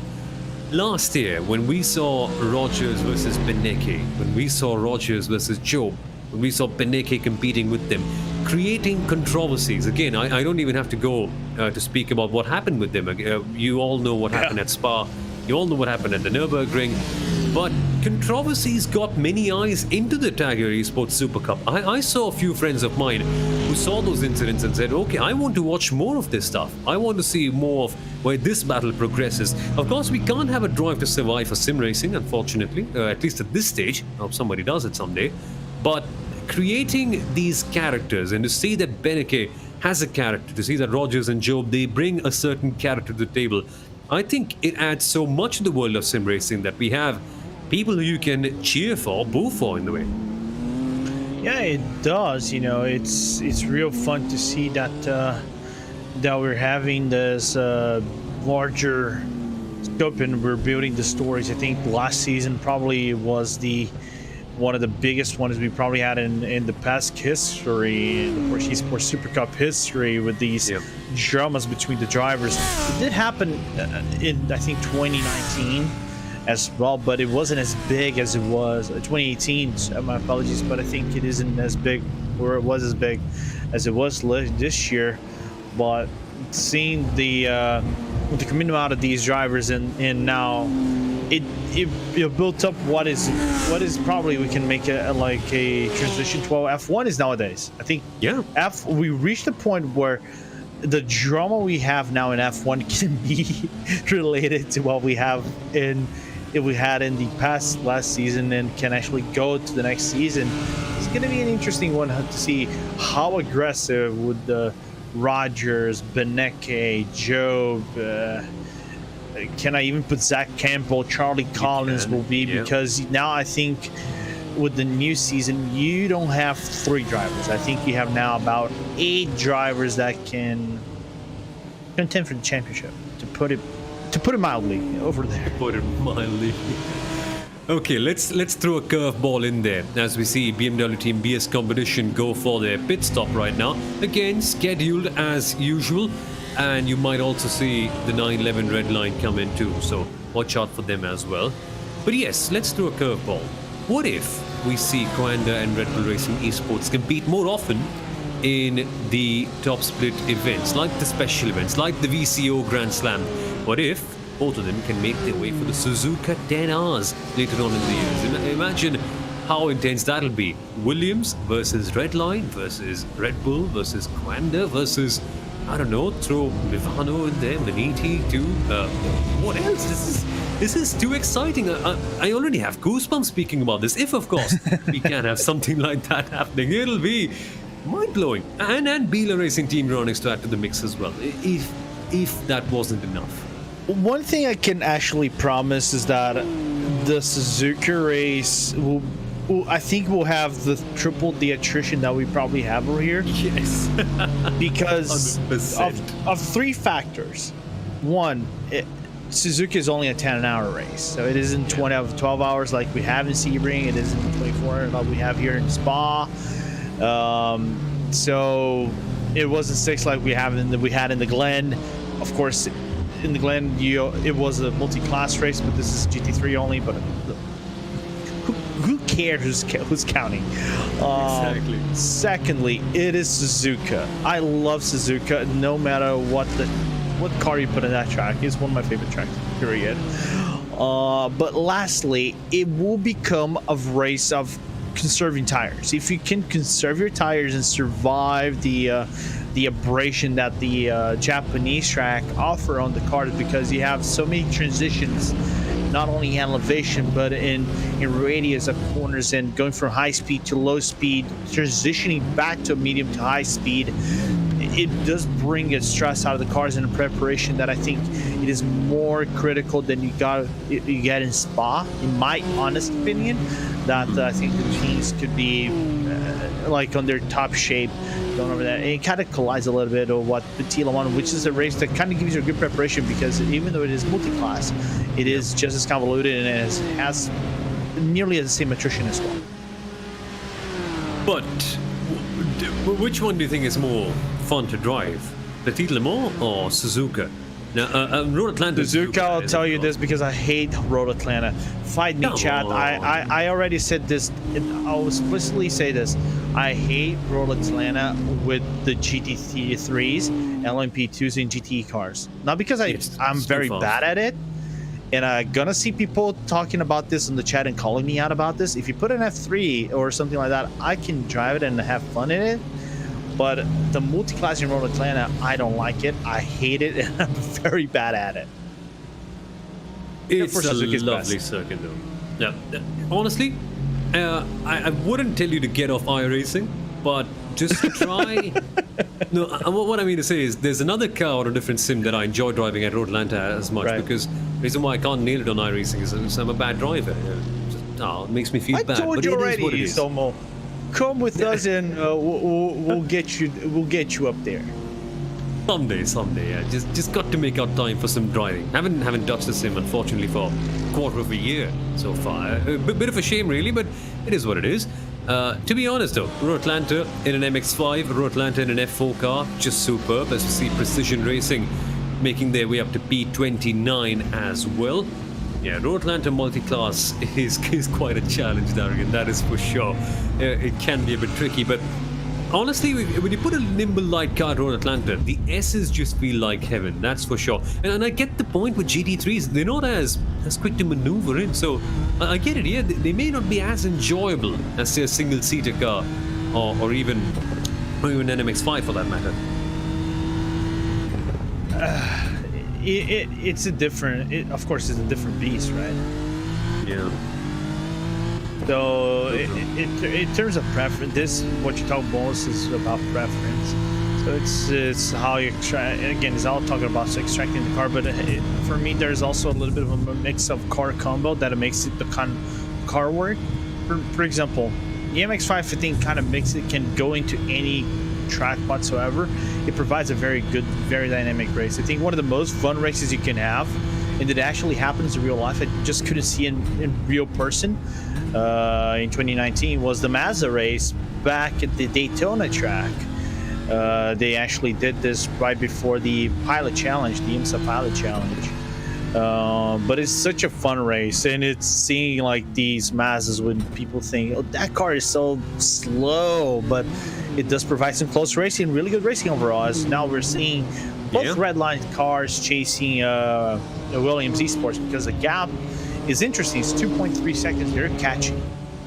They are catching and they will get past because they have fresher rubber, 10 laps fresher rubber, both of these cars. So that is going to be a factor. But hey, I think it's the first time in a long time that we've seen Williams actually spend a lap in the lead. So watch it, savor it. There's a chance it might not happen later on, unfortunately, considering how well Redline have been racing today. So but hey, this raises something interesting. Williams have every single right to block off that position. And they will. The rubber is older, yes. It is, I think, half a stint. Redline's rubber is half a stint younger than what Williams' rubber is. But they will still be blocking off quite hard, won't they? Because if they can make Redline drop out some time, it can potentially help Williams. Remember, in the grander scheme, Williams are some 20-odd seconds behind Redline when it all cycles out, when it all evens out, basically. This could help, in a way. This could help, and I think there's another factor we can count in over here, but I don't think it is for a short run. I think it might be on the long run. I mean, really good long run if this continues. Is that BMW Team GB is about 3 seconds now behind Max Benecki's car, as they're not going to switch again because they've been on like that. They've been switching back and forth to try to share the fuel and save the fuel and maximize your fuel efficiency to try to get closer to Martin Christensen, because Christensen has been doing a phenomenal job keeping those two cars at bay. Watch this thing, because if this gets too heated, if Christensen's over defend these two cars, what happens is there is a point of reality. Like it's kind of like those Marvel series where you got like the timelines shifting all around. You can have a timeline there. You can actually see Team GB come into this race, become a 4-car in what is a 3-car battle for the lead in the long run, and maybe become a 4th because of the high attrition of the cars, and just because the different strategy that is going for the Team GB can bring them closer. And I love it. I love it. How awesome will that be?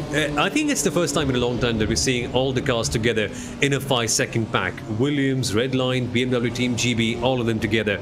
And as I mentioned early on, it might be a bit tough to see Williams leading in a few hours. But if they can try here, if they can hold them up, they are only doing an advantage for themselves when the strategies sort of converge towards the very end. At this stage, it seems like Redline has the superior strategy.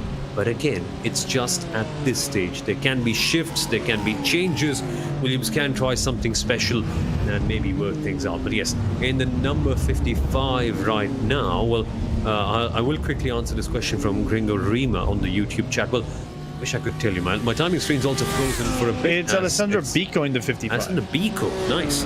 And Bico is mighty quick. I love how that number 55 team is just stacked up with great drivers all the way through. They just have such a good lineup, and Williams do on both their cars, all 3 of them today. Yeah, they're all doing really well. Like Kopp, the number 5 is in 8th place with Ate Koppinen in that car, with driving with Andrew Bocher, Moreno Sirica, and I think it's the 3-driver lineup they have for this race. Then the number 55, you have Alessandro Bico in the car, the Italian, sharing with Semi Matichogan and Augustine Canapino in the car. And then you have the leader of the race, which is the Martin Christensen car, which is driven right now by the Dane Martin Christensen. I just double say that name, but he's sharing with Lasse Bach, Daniel Lafuente, and the Brit Josh Thompson. So it's good to see this mixture of drivers, the internationality of things, even though the team is majorly European right now, even though the Academy team has some international drivers in it as well. Oh, actually, this is a very good point that you mentioned. So as we see these battles closing up, as we see BMW Team GB get closer to Team Redline, and as we see Team Redline get closer to Williams Esports, I had this topic to discuss with you, Lorenzo, about the composition of an endurance racing team. Now, because it's 24 hours and because we don't have drivers all sitting in one place, they're across the globe, they're spread out, right? And the timing for the top split is sort of fixed out in a way. But it's a 24-hour race. It goes across the clock. So if all your drivers are, mostly, for instance, most teams have drivers in Europe. If all your drivers are sitting in Europe, someone will have to do the night stint. Someone will have to load up on coffee or whatever keeps you awake. For me, it's just the racing. It's good enough for me, to be honest. But yeah, someone I'm will a have to do the monster night right stint. A monster. Hey, I think we need to ask Monster to promote this race next time before we give them a good plug. Yeah. I know that if it wasn't me pulling that shameless plug, it would have been David Haynes, because David is a aficionado of the Monster Energy drink. And ice cream. David loves his ice cream. And ice cream, even though he kind of played with the Ryan Walker's emotions right there. He did in the last stint. When this race is done, if you've got a few minutes, go back and listen to what they did on that previous stint as well. Amazing. David Haynes and Ryan Walker, along with Urano Racing as well over there. But yes, coming to the point, well, tell us what you're having right now to keep you awake. Of course, it might be quite late for most of you, so it'd be fun if you can tell us what's going on right there. But yes, someone has to do the night stint, right? If all your drivers are in Europe, if all your drivers are in America, again, someone has to do that. So how can you come up with the right lineup? Now, I know many teams are trying to get drivers from across the globe. A friend of mine started his own team. They are trying to find a driver in North America. They've found a couple of them. They're trying to find a driver in Australia now. So that for the big 24-hour races, at least to have a balanced driver lineup where nobody has to stay awake at night. And of course, the reason why we're emphasizing so much on not staying awake at night is because it can compromise your performance. If you're tired, if you're not fresh enough, if you've not got enough sleep, that makes you slower and less consistent on the car. Yeah, so we have this internationality aspect of the teams. I think I really want to try to grab a good example right here, because which team kind of lines up best right now of you having a real international lineup in so many places? I'm just trying to look over here. Williams, I don't think Williams is majorly European. I think the only driver, Canapino is in the Team GB. I think Canapino could be a really good example. I don't know if Canapino's in Europe right now, but he usually drives in from Argentina. Or Redline, even the 911 Cup car, even the 911 Max Verstappen car. He's not driving, by the way, but is right now in Gianni Vecchio. Could be a really good example here, because you have, for example, in the Gianni Vecchio car, you have 3 drivers. You have Verstappen, you have Vecchio, and you have Jeff Giassi. You have a Brazilian, and 1 Dutch, and one German. So what they're doing is Max is taking more of the early stints. Like, he got the early day stints, and he will get the final hours.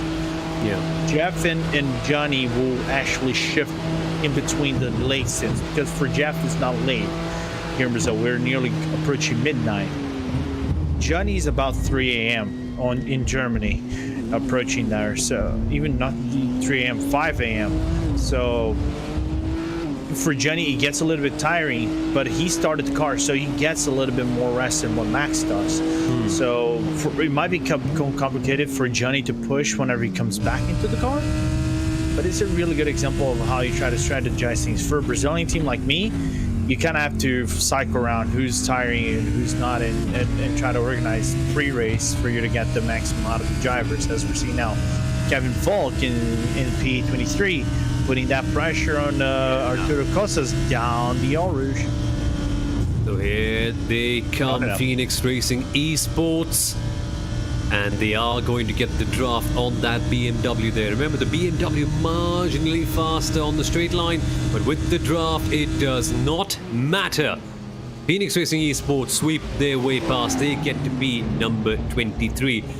And now, before you say, well, guys, it's just P23, don't focus on that. There's a lead battle going on. It's only P23. Oh, it's a low car. Come on. Considering how good they are, considering the great teams that are in top in split number 2, all the teams right here have done an excellent job just to make their way in.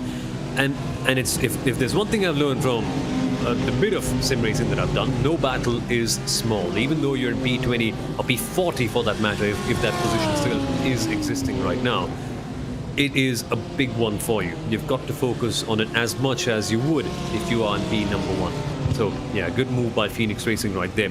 We have some interesting takes coming up in the chat right now. Spring Rima, of course, from Argentina. It's 12:30 in the evening for them, as we see PGC Motorsport also making their way up at Lecom. Pablo making a move. Yeah, Nice. exactly. Pablo's been quite smooth. Stefano Rossi in the chat, by the way, from Italy. It's 4:40 a.m. in the morning for him right now. That it's a early. hard ask. Early, exactly. and that is the time that most of the European drivers would be having in the car right now as well.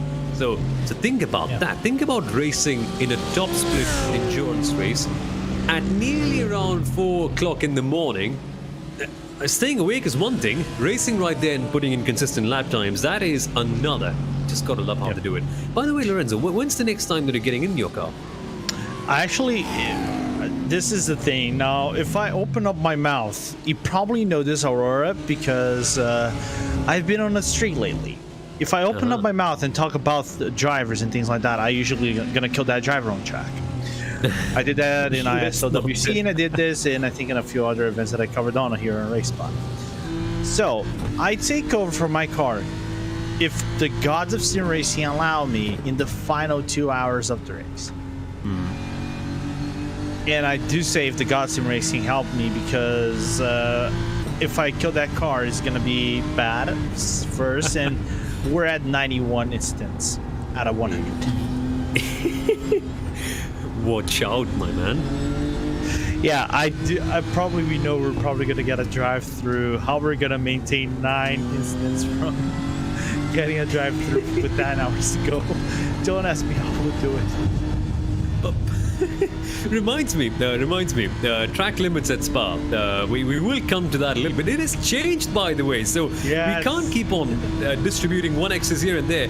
More on that in a second, by the way, because Max Beneke is getting closer to his teammate in the 70. No, that's not his teammate, is it? That's actually the leader. That's Biko. That's Biko. Sorry, yes, so there they are. Chris, my correction. Yeah. So there they are. Red line finally closing up to Williams right now at the top of the field. Once again, folks, if you're just joining us right here, welcome along to RaceSpotTV. It is the Spa 24-hour spot of the VCO Grand Slam. My name is Somil Arora. You might know me from the driving force on Disney Plus Hotstar, and also right here for RaceSpotTV. And joining me, as always, my favorite co-commentator to have along for any endurance race, Lorenzo Bonda. And here we are then. Wherever you're watching across the globe, I hope you're having a good time, because right now we certainly are, with Max Beneke getting closer. Is he going to get the move this time out? I think he is. Outside or inside? It is going to be the inside line for Max Beneke. And indeed, the number 71 red line team swoops its way up into the lead again. The question is now, can Williams cling on? Rather, how much of a gap can red line create right now? Because Williams, off strategy a little bit, they've got to make sure that they stay as close as they possibly can be. Yeah, if they can keep right where they are right now, it's gonna become real interesting, because the next pit stop they make, we know that red line, both cars are actually going for the rubber. They're gonna go for the fuel. Correction, fumble in my head. The Williams car will actually go for that tire. So whenever they get the fresh rubber, it will be up to whether it's Josh Thompson, Lasse Bach, or Daniel Lafuente to go on the charge on both red line cars. So it's going to be interesting to see how Christensen negotiates this next. Just going to get his stint right now. He's on 18 laps. He has probably about 19 or 20 more laps. 20, I say 20. No, it's about 12, 13 laps left in his stint, more or less, if he can actually save that fuel and then come into the pit lane. So if we can manage that gap appropriately and not let them run away way too much, we're finally going to see a very interesting race of cat and mouse for the next 10 hours easily. And who wouldn't like to see that between BMW Team Redline and Williams Esports? Got to love it. Got to love all the fighting, and they're just punching each other right now. Not the heaviest punches in the world, because it's an endurance race, but the fact that they're punching each other for 24 hours is quite something at the very top. Now, of course, we might see the number 72 BMW Team Redline car also make its way past. And in case you didn't notice, in that final stint, we saw a bit of a swap around. The 72 was, of course, on top. The swap positions with the 71 in the pit stops, because it was a slightly faster one for the 71 one. So that is the reason why you see them and the Max Benneke car leading the race right now. So watch out for them coming up close. By the way, BMW Team GB have not gained time. They've actually dropped back a little bit on this leading pack right now. So things aren't quite working as well for them, but Biko is making strides. Of course, they were a lot further out. To see them 6.5 seconds in is still quite a wonderful achievement. So keep a keen eye on them. And of course, after that, BS competition and the likes. By the way, I think I think every, what do we call it? A quarter of an hour long Max Verstappen report. Verstappen is racing in this race. He's in the 911 RSR, which has the number 911 as a part of Porsche 24 by Redline. And yes, we will keep on doing that for everyone who comes in, because we know and we love how much of crossover Max Verstappen brings in. And honestly, what do you reckon, Lorenzo? What do you reckon? Do you like to see more Formula One drivers coming in? I think we saw Lando Norris coming in 2019, didn't we? I think it was 2018 in the very infamous Max Verstappen and Lando Norris going from A license to D license in just one spot, 24, because I think they accrued, I'm not going to say this sum, they actually did this each driver about 200 incident points. And back in the day, I think you didn't get any drive-throughs like you get the automated drive-throughs that you get every 100, not every 100, but if you go to 100 incident points, you get a drive-through, then you get every 20 every time you reach that margin and that mark. Back in the day, you didn't get any of that. So Max and Lando drove the heck out of that car, and when they got, I think it was their Twitter profile, when they got after the race, they lost so much iRating, not safety rating, correction. They actually had to climb back up to get to A license, and even pro license for Verstappen, which drove the past, I think, last season. The first 2 rounds, if I recall correctly, because of the pandemic that we had last year. Exactly. Just insane. Just insane. And now Lorenzo Colombo is sweeping past as well. No defense from Williams Esports, naturally, because they are on a slightly different strategy. Williams Esports, they box when there is around 50 minutes to go on the clock for the hour. Redline box when there's 30. So Williams are around 10 laps older on their tires. There's barely enough pace on right there. Yes, just replying to some of the comments on the YouTube chat. Got to love the interaction. Keep it up, guys. We love to interact with you. Keep on sending any questions if there are any. No Red Bull Racing Esports on this event. Yes, because they're only competing in the World Championships. By the way, I'd love to see Red Bull Racing Esports compete in, say, a championship like 24H Esports or Sports Car Open. I wonder why they don't. Just maybe not a part of their portfolio. It's not a big lineup.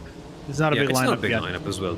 It's not. I think they only have for iRacing. They have Yuri Kasdorp.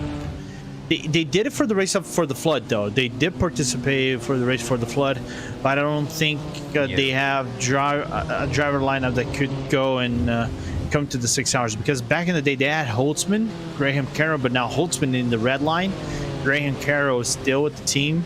They have Job, but Job doesn't usually drive GT3 cars and GT cars. In an overall sense, he's more of a Formula guy. You have Yuri Kasdorp. Yuri drives that car.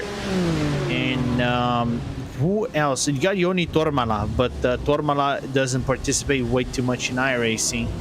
He drives other sims, and you have drivers in other sims that are really good.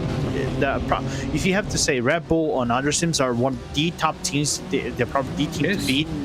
But in iRacing, I think they don't have the lineup to match up to what the other teams have nowadays.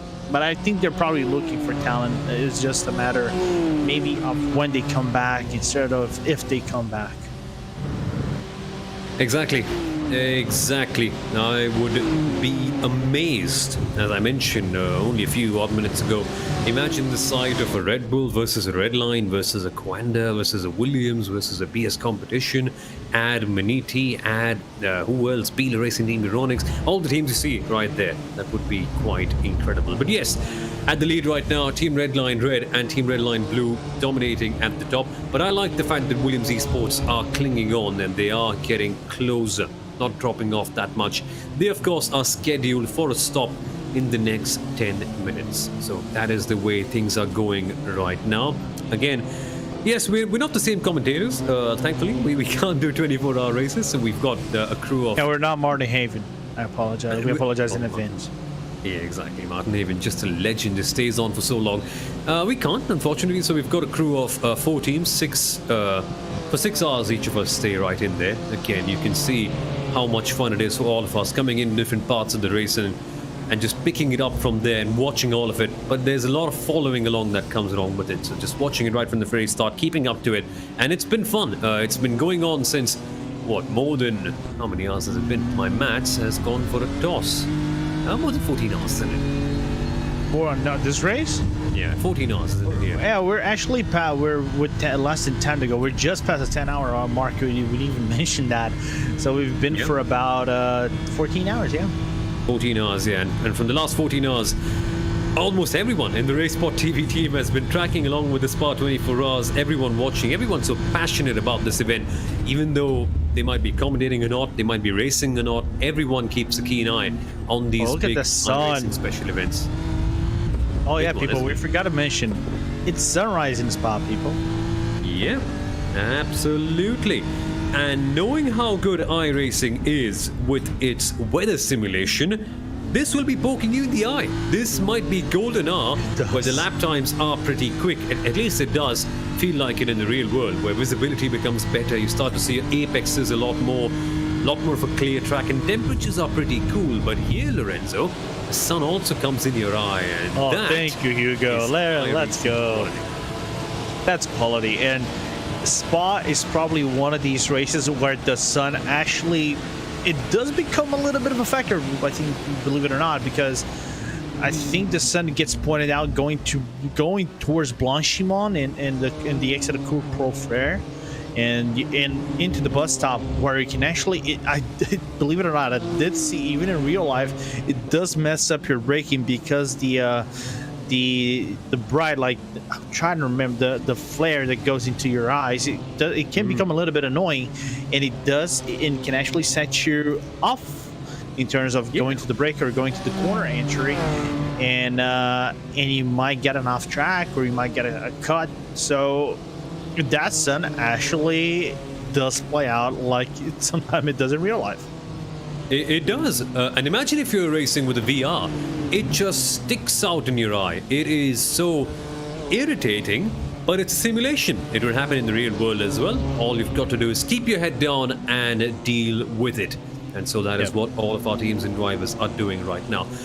Just a second, we shall speak about this for a second. I know there's a big race going on right there, but guys, the graphics, the realism, the way the cars move, the way you can set up the cars, the shadows, and look at it. Look at how the track looks like when there is some sunlight on it. I am a big fan of how iRacing does everything in that aspect. I just absolutely love the sort of quality we get to see on these broadcasts where normal fans who are just watching real world motorsport can come in and ask, well, is this real or is this the sim? If we make people ask that question, I think there is some proper quality that iRacing is putting right there. And even though POP might be slightly wonky at times, slightly uneven here and there, but I think iRacing still, the way it has evolved as a simulator over the years, it's been amazing to watch. And you've been a member, Lorenzo, for quite a few years. This thing has changed big times. I think back in the day, we used to have endurance races with no dynamic weather and all that as well. It only used to be the day, no nighttime. 2017. Yeah. I think our first event that we covered with not the weather, but the day to night transition was the Le Mans 24. I think when they brought up the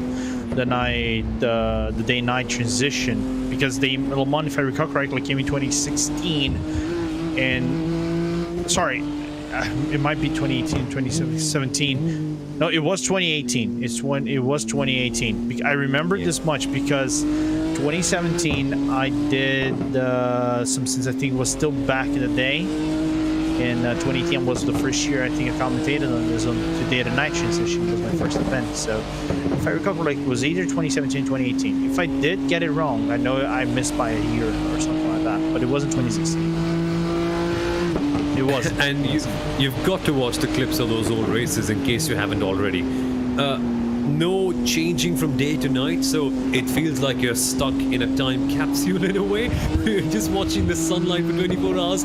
I can't imagine how the drivers used to do it back in the day. This changing of the times as it happens on the screen right now, as you can see, from night to day and from day to the afternoon, from the afternoon to the evening. I am such a huge fan. Tell you what though, I'm also a big fan of Williams Esports and Martin Christensen, and I will be amazed if they can close up the Team Red Line and hold on to that sort of gap in this particular stint. You know what? I think it's a good time for a RaceSpotTV fan immersion. So for the next couple of laps, listen in and ride on board with Martin Christensen of Williams Esports as we go on a quick break. Back in a couple of minutes.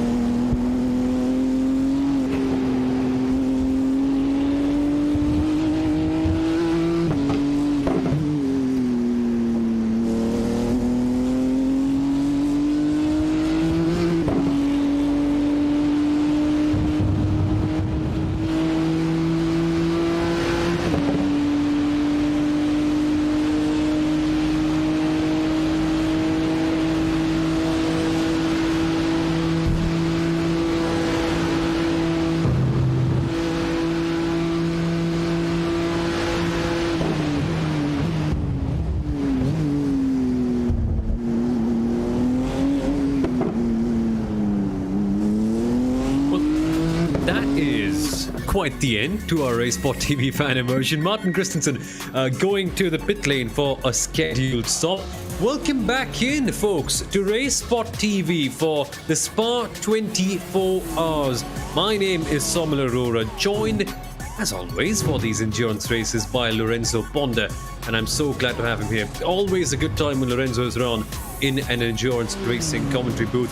And Lorenzo, we are some 14 hours into this race. So far, Team Redline have been in control. Yeah, they haven't been in control, haven't let go, but Williams is putting up a good fight as we're seeing Martin Christensen come into the pit lane. And this is it, I think, in my opinion. You know, they kept both cars from Redline at bay. They kept them honest. They tried to break away. There was a little bit of a gap that opened up, but now I'm interested to see who comes into this car. Pit now that Martin Christensen is in the car, he's just pitted in the stall, and who comes in to push that car, which it will be his fellow Dane Lasse Bach. Indeed, Lasse Bach is coming in for the Williams team right now. He's a fun driver to watch, Lasse. I've had some good times watching him in the 24H Esports Series, and I can't wait to see how Williams chase back in. So here's the circumstance for them. Williams right now are slightly off cycle, or you can say Redline is off cycle again. Depends on your lens, essentially. And so Williams right now will come out, say, somewhere at P5, P6 here and there. They'll have to close up to BMW Team BS Competition, past BMW Team GB, which I think they can do, but the buck stops with BMW Team Redline, Red and Blue. Those two have been together for a long time. Those two have been boxing in 20 minutes later, or essentially 10 laps later, than the Williams team. That is how they've been able to keep the lead, but we never know how strategies could work out at the end. Right now, Redline have the track advantage and the advantage in terms of strategy as well, but it's only right now. Remember, look at the clock on the top left-hand side. Still 9 hours and 47 minutes to go, and that's Team Redline lapping Marler Racing Team, the teammates of the Williams Esports. And Marler have had a torrid day so far. Tried a strategy early on that just did not work in their favor. Tried double stinting in that first part of that race, but the tires were just so hot because the surface was so hot, because, well, the ambient temperature was so hot. You get the idea, basically. Marler tried it, couldn't quite make it work out. Still in P number 7, not too bad, but again, getting lapped in a situation like this. So, now let's answer some of the frequently asked questions right here. I think we have to begin with this one, Lorenzo. Where's Max? Great question. Where's Max? I can answer that question, Chad. First and foremost, Max is the Max you guys are talking about. Yes, it's that Max Verstappen. He's in the 911 Porsche 24 driven by Redline car. And no, he's not in the car. He's right now is Gianni Vecchio, another one of his teammates. He's a German, but right now he's driving that car with Jeff Giassi as the third driver. But I think Max only takes over for the final, I think, the final 4 or 5 hours in the race. So he's going to be for quite of a lengthy amount in the car in the final portion. If it comes before that, even great. If he gets during our portion over here, Somo, even better. But so far, he's not in the car. There is some other real world drivers, though. I think the most that has the most stars might not be this one as well. I think it is another Redline car, which is the black, Black Velvet, which is driven by Richie Stanaway from the Australian Supercars. And there's another guy, which is another point leaders in another championship, but he's not driving this stint right now, which is Shane Van Gisbergen, which is the current Australian Supercars point standing leader and probably future champion, finally breaking the Scott McLaughlin three-peat, as we're seeing Camilo Pezzoli in the SRC Squad at Course Black applying some pressure. All trying to climb in the top 10 against Luca Wunsch in the Manini team. Yeah, just Shane Van Gisbergen in that Redline car. No, not a big deal. Come on, Shane Van Gisbergen in that car. That is awesome. See him come on to iRacing and still be quite competitive. There's another question that we got in the chat. Is the Williams Racing team a part of the Williams F1 team? Well, Sort of, yeah. I think they're the offshoot of the Williams Formula One team as their sim racing outfit, but I think they've become far more than that in the last few years. Williams, now in the sim racing circles at least, is, I mean, of course, it already was an entity of its own, but it feels more of their own team with their own character, and not just a spin-off, not a spin-off basically, but not just a, what's the right term I'm looking for right here? Not just a side business of a Formula One team is basically what I mean to say. They are amazingly competitive, won 24H Esports, I think the season before the last one, always at the very top, always got a good lineup. And they've got a few real-world drivers in that team as well. Sammy Matti Trogan, Augustin Canapino, not in that car per se, but as part of the overall team. Shuffled all around. Yeah.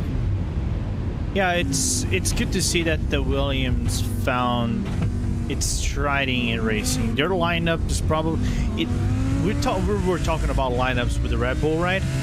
I think Williams today is the largest lineup in terms of not I'm gonna say the top team esports, because their lineup is huge, not just in this sim but in other sims. They have drivers that cover every sim that you can possibly imagine. They have drivers. They even have an academy team. Like, I think this is one of the key investments that we're talking about today, that we have academy teams as finally the SRC card is gonna actually clear one guy off the track, and now gonna be on the hunt of the Manini Lamborghini. But talking about academy drivers, one of the academy drivers from Williams is right here, as Max Benecke finally broke the 16 barrier. Not surprising at all. Wow, 10K Benecke, 11K Benecke. Now, both works. 11K Benecke has a better ring to it. Clocking in the fastest lap of the race so far. And yes, that is why Golden hour, that's when the stints become fastest. Yeah, it's not just a trend that young teenagers on Instagram post about Golden hour. That is basically happy hour in the world of racing. It is fast, you can get your visibility back, and the temperatures are still cool. So that is why this one just works for everybody. Fastest lap there by Benecke. We see the Williams Esports Team GB, the BMW Team GB coming in. Sorry, just got confused there for a second. Of course, scheduled stop for them. Team Redline, Red and Blue should also be in the pits in the next 10 odd minutes. So keep a keen eye on them. And again, Max will not be in the car right now. One from the Castellini Racing team. I think it's a very good one. Who manages the flags and the penalty system on this kind of race? Now, it's a very good one, the iRacing AI. So because this is an organized event, and now Lorenzo, of course, you can go in more depth about the difference between an organized and a private one. Because it's organized, the iRacing AI does everything. So there's no live stewarding. It's just the AI that manages incident points, black flags, green flags, not red flags by the way, but cautions as well. But how does it really differ from a private league where you've actually got people in there? So, it's a real interesting topic, right? As I think we wanted to talk about this a little bit because I think Spa might be the first event with this new off-track system from iRacing that try to mirrors what the real life does. And we know Spa was back in the day the most infamous track in iRacing for its incident points accumulation. But it's interesting now that now over here you only have the iRacing system doing its job for instance. So if you go off track, you get a 1 point incident. If you have a car contact, you have up to a 0 point or like nothing at all, up to 4 points. So 4 points is if you like take the car out of the track, like T-bone or like a major crash of sorts. Two points of incident. It is like if it's a very big contact, but it is something that is not going to affect the full car's performance, but it is a considerable contact. You can get like a 1 incident point if it is a minor contact, but it's very rare. As now Larry Ten Voorde from a Porsche Carrera, I think that's Deutschland, if I recall correctly, that has joined up in the fray of this 3-car battle. But this is all automated. Leagues, however, you have teams of stewards leaving the system of iRacing to deal with the incident points, but they deal with the reports from the teams and drivers. If they report an incident, they will evaluate what's happening on the track and what the incident was, and they will put up the penalty that is according to their system towards the drivers. And they have commands that can give black flags to the drivers, so they can give a black flag, a drive through, a stop and go, and they can limit in the system as well and take away the black flag once the penalty is actually done. As now we're switched back to Manuel Vigo fighting for P24 as the Impulse has to defend themselves. Yes, indeed. Miguel Vigo is fighting hard against Impulse. Down the inside he goes. Nice and easy. Alpine Stars, Geodesic make their way past. I love these battles going on in the rear part of the field right now. Miguel Vigo is such a fun driver to watch. We had him in Ivra competition on RaceSpotTV, which is a private league. And over there, Geodesic were constantly right up there, constantly fighting. And we're getting a lot of these leagues on RaceSpotTV, so you know the deal. If you like sim racing, private league or organized ones, GT3 racing, or even GTEs, or for that matter, single-seaters, or maybe even the IRO1s later on in the year, subscribe to us right now. You know the deal, you know exactly what to do. But yes, back on the action on track right now. Few more questions, yes, on the chat. Of course, safety cars not a part of this one because it's not a league event, so iRacing doesn't quite deploy it manually, but it would in an oval, and that is a fun thing to watch out for. There's that. Yeah, because it scrambles all the strategies. That's the best part. I love it. In fact, I read somewhere, and it's a comment that always stings me. Someone said that because you don't need to clear up debris on a sim, why do you bother with a safety car? And it irritated me a little bit because sims are in essence to try and simulate all that happens in the real world, right? And then it creates a debate. Say if it is any loophole that you find in the sim that you can use, if you can't do it in the real life, it's just sort of a thing that the sim allows you to do. Again, the sim has the advantage of mitigating out long cautions so that it becomes a better race to watch on the broadcast, a faster one to complete for the drivers. But what do you reckon, Lorenzo? No safety cars? Are you a big fan? On the organized races, we don't have a choice. But say oval races and more leagues as well. There are many who say that. You say that, but I've deployed safety cars. And I love it. So, I think the usage of safety cars is a mixed one because you have to find the right balance, as we're seeing Pablo Araujo, and I know his Switch chat is going to be happy as he makes the move to the inside of P28 of Zenith, so that he will get his position back. Pablo Araujo or Pablo GZ in the chat, and he goes for a skid. See what I'm talking about, Somo? I can't say good things. I cannot. If I say, I probably will kill a driver.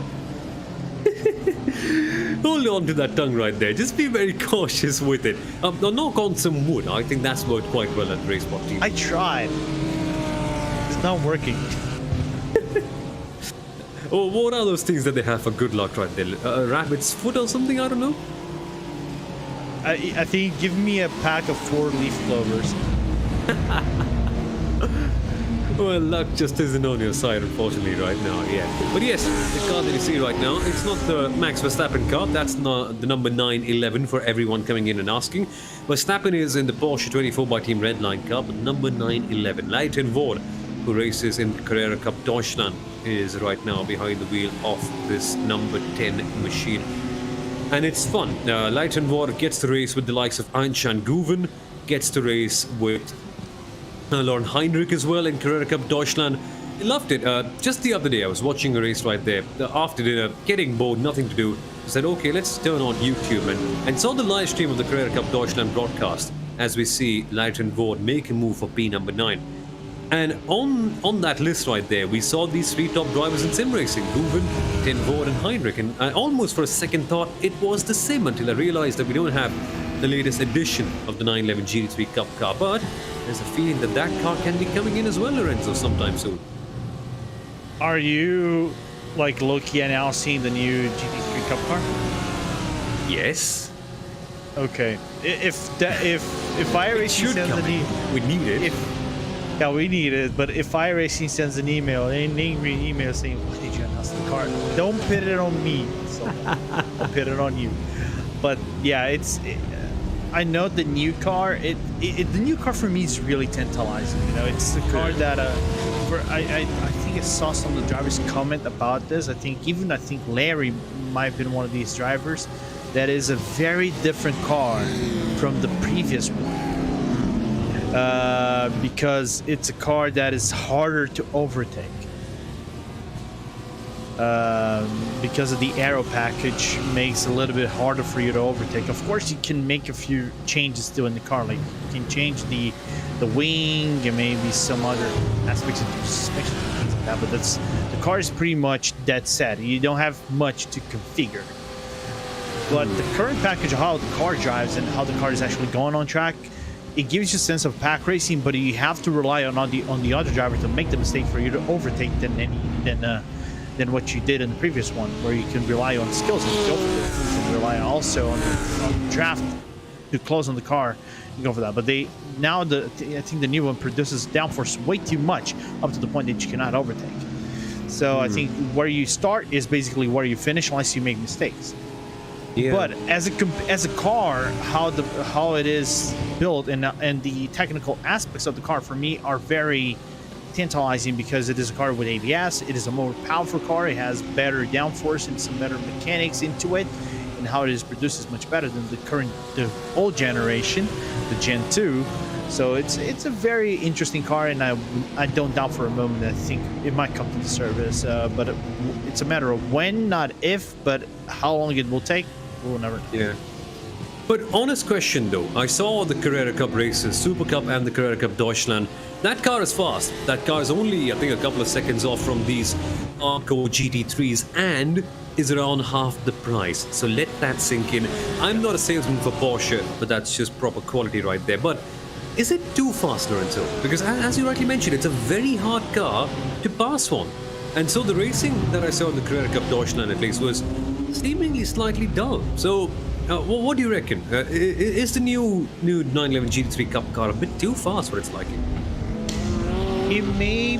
I don't think it's too fast, because of course, with more horsepower, you get more speed eventually, and the car, I think, doesn't change too much in terms of weight. The problem is, it's the downforce. It is all about that downforce. It just produces so much downforce up to the point that it becomes complicated for you to overtake. Even if you get a good run, for example, I think a really good example is we can even bring Rocky Garcia right here, as he's trying to follow P22 of Realism Racing. If they go from the exit of Coupe Pro Fair all the way up to Blanchimon, the current status of the car, you're basically going to be dead set where you're at, as Maximilian Benecchi just does the fastest lap again. Goes for about a tenth of a second faster than his previous lap. But it gets more complicated. On the previous generation, you would get that run, and you basically nearly would be side by side by Blanchimon. Yeah. So I don't know if it is something for Porsche to change or mix it up, or make the car more with less downforce. And I don't know how they would do it, to be very honest with you, because I'm not a mechanical engineer, and they have mechanical engineers for that. But I think the current status of the car, it does provide some dull racing, but I think that what makes it really good for qualifying, because that's where it does show how much of a skill you can extract of a car that is not easy to drive. Yeah, makes it a proper driver challenge, as it is supposed to be. Remember, the essence of the Carrera Cup is to be somewhat of a Porsche feeder series along with a good customer one. I think we've seen so many top drivers, Earl Bamber, Nick Tandy coming into the Carrera Cup. They have had a lovely time right there as well. So acts as a good feeder series. When you make the car harder, tests your skills a lot more, makes it even more challenging to get out right there from the Carrera Cup. So I absolutely love it. I'm a big fan of it. But yes, you want to see the new gen car coming into iRacing, even though it might be bigger, even though it might be based on a different platform. It is just quite something, and the onboards have been special, and I'm glad that they haven't quite changed the sound of it as well. Question from the chat about the 595 Precision Racing. They're currently in P number 28 right now, nice and steady. And it's that sort of situation where there's not many battles happening right there. We can see a few on our screen right now for around P20, 21 odd right there, but nothing as such for Precision Racing right now. Yeah. It's going to be hard for a sports team to close by. And I was just looking into my iRacing feed as well as we have the prop feed and we have the iRacing feed because you can connect to the server and watch it. I was watching Larry Tenvorda because he was trying to break away from the Camilo Pellizzoli's Lamborghini.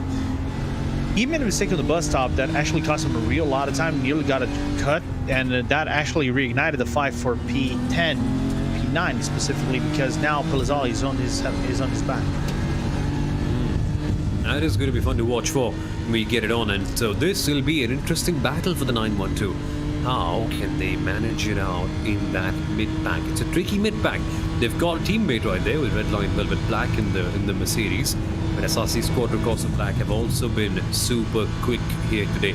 I love it. SRC Quadricorsa is a team you would normally associate with GT4 racing. I think they won the 24H Esports Championship this year as well in GT4s. And I know they have a very, very potent DCR lineup as well. And so to see them do so well in GT3s when there's no other category is very reassuring that many of these teams, Lorenzo, can switch around with cars quite well. It's not like they're just a single category team. Same can be said for SimRC as well, who, by the way, again, TCR champions in 24H Esports, who are competing for the championship in SEO Sprint Challenge, and who are now in the top 15 of this GT3 race as well right here. This versatility is mind-blowing. And the versatility is mind-blowing. And really quickly about this is that if we're talking about the versatility of the teams, like for example the SRC, one of the top teams in terms of GT4s, but they have a lineup that can match up in GT3s. Like they have Max Delorco and Patrick Selva. I think they had Biko Biko was actually in the Leo Racing team. My apologies, but they had a lineup back in the day that was really good, could contend basically for top 10s and top 5s depending on how the track went for them. But going for P18, climbing up all the way up to top 10, and they even took a red line again because Tenvorda, I think, made a mistake on Blanchimon, and that allowed the car to come through. It's a good thing, but for me the more surprising is to see the SimRC car not in a top 10 spot. Yeah, no, honestly, so true. It's a bit of a first mistake, by the way, from Tenvorda. There we go. Missed his braking, and good that he didn't hit the Lamborghini right there. Larry Tenvorda could have made a major error. Still a major error. Dropped down a couple of positions here and there because of that. Not too bad though. How are Apex doing? There's a question from Bill. I don't think Apex are part of this one today, are they? No, they're not driving today as far as I'm concerned.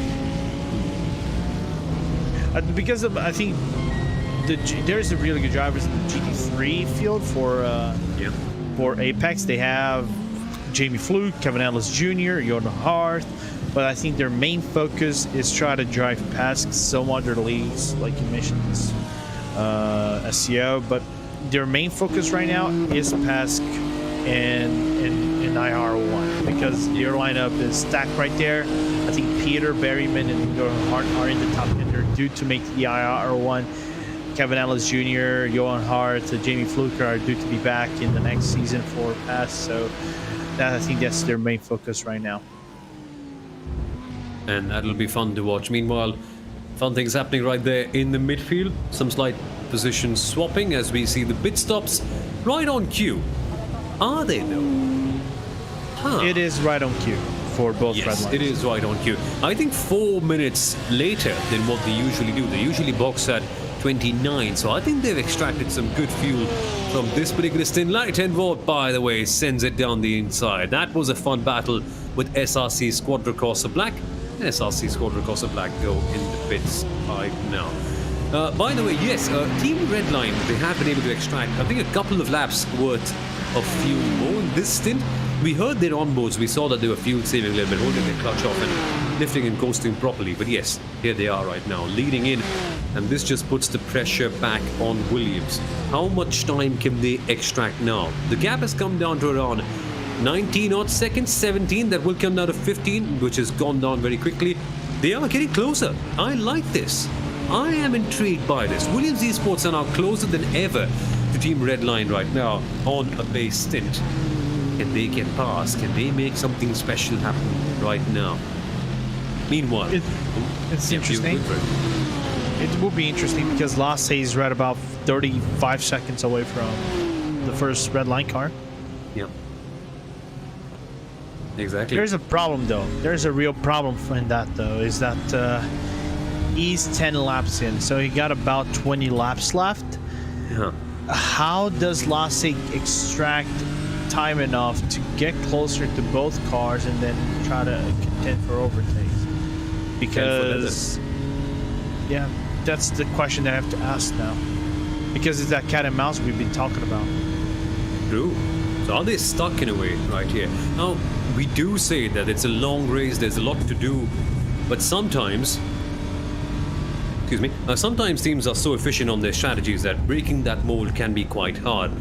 Got to wonder. Raises a question, right? Is efficiency too boring? Because,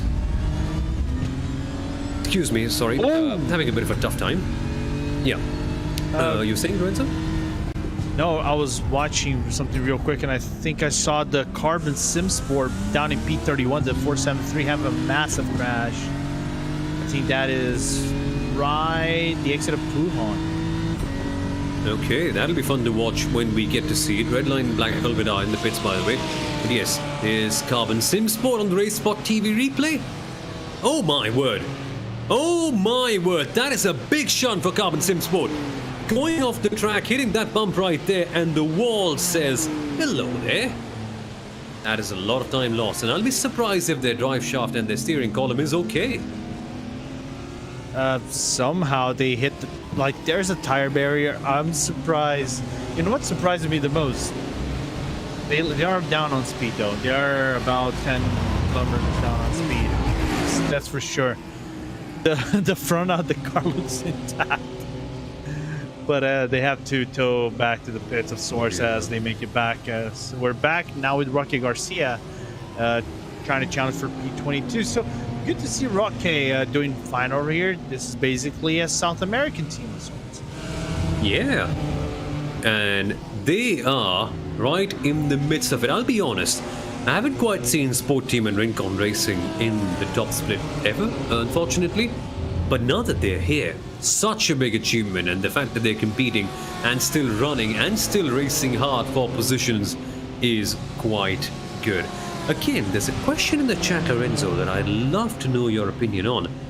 And it's one of the best ones that we've got so far. One from Arthur Pinel. He's asking, bold predictions for the end of the race. What are our bold predictions, Lorenzo? What do you reckon? So you want me to pick who's gonna die in the next 9 hours and 20 minutes? Go for it. I'm gonna be, if that happens, I swear to God, I'm probably gonna get so much flack on Discord later on. But all right, this is gonna. I'll pick the 72. For a crash or for the win?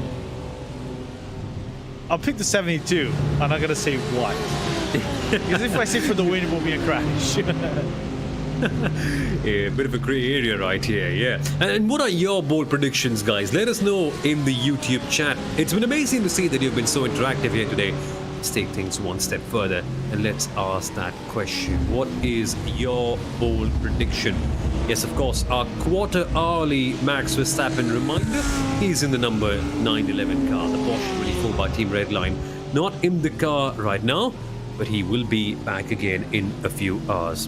Of course, in the commentary box right now is myself, Sommel Aurora, and Lorenzo Bonda, and directing and producing this feed right now is an absolute legend of the iRacing service, Hugo Luis, past Grand Prix world champion on iRacing, top man, and an absolute magician with the cameras. That is why you get to see these awesome shots, the onboards, the sunlight camera that we saw right there a few hours ago. That was absolutely amazing. All his work, by the way. You know what's most impressive, though? Yeah. We shuffle out commentators every 6 hours, right? Yeah. So we're Hugo due to come away in about, unfortunately, in about 3 hours and 20 minutes, as I think Botafour has to defend from the, I think that's a Manini car that looks like it, but That's Phoenix Racing. that's a Phoenix Racing car. Okay, it does look Yeah. like the Manini in terms of paint, but Sure good does. hold from the Alpine Geodesic right here as Manuel Vigo managed to defend right before the bus stop. Hugo's only been for the entirety of the race producing this. Just insane. I wouldn't even know, honestly. He's an absolute god with magic and with production. That is, Hugo is RaceSpotTV, right? That's the quality that you see right there. And in fact, we actually got Hugo in to commentate on a stint, didn't we, Lorenzo? Remember, 6 months ago, Daytona. Yeah, Daytona 24, one of the best 6 hours I've probably ever commentated on. Same. And I found out about your age, though, which makes me more even shocked. And I saw our fellow commentator, Alvin Nieves, which it would be great to see Alvin come back for commentary at least once. That I had the opportunity to just commentate with Alvin, but I met him in Daytona in 2019. Real nice guy, by the way. And he tried to go for the Hugo commentate on RaceSpot Part 2, but he didn't. Hey. And did it work? No, he didn't donate. He didn't want to donate this time around. There's that. Well, on the screen right now, folks, Rocky Garcia closing up. He's in P23 to the Spoke Team and Rincon Racing right now. The car you see ahead is a faster one. It's the Porsche 24 by Redline, so not on the same lap per se. But yes, they are on the charge right now, closing up and trying to get something on that. And remember, folks, we've got the YouTube chat right there. If this was any other real-world endurance racing series, we wouldn't quite get the chance to interact. So ask your questions, go for it. Let's have a fun chat right here. I hope we will have a good time because we have been doing so far. And yes, the perfect comment right there we've got in the YouTube chat from Joe. I want to see Hugo Louis back racing again, blistering fast. I wish I was watching sim racing back in the day. I've heard great stories, but yeah. You say that. Remember when we said the IR1 came out? Yeah? We did, I think, a live broadcast of this, and Hugo decided to drive this. Wait, he did?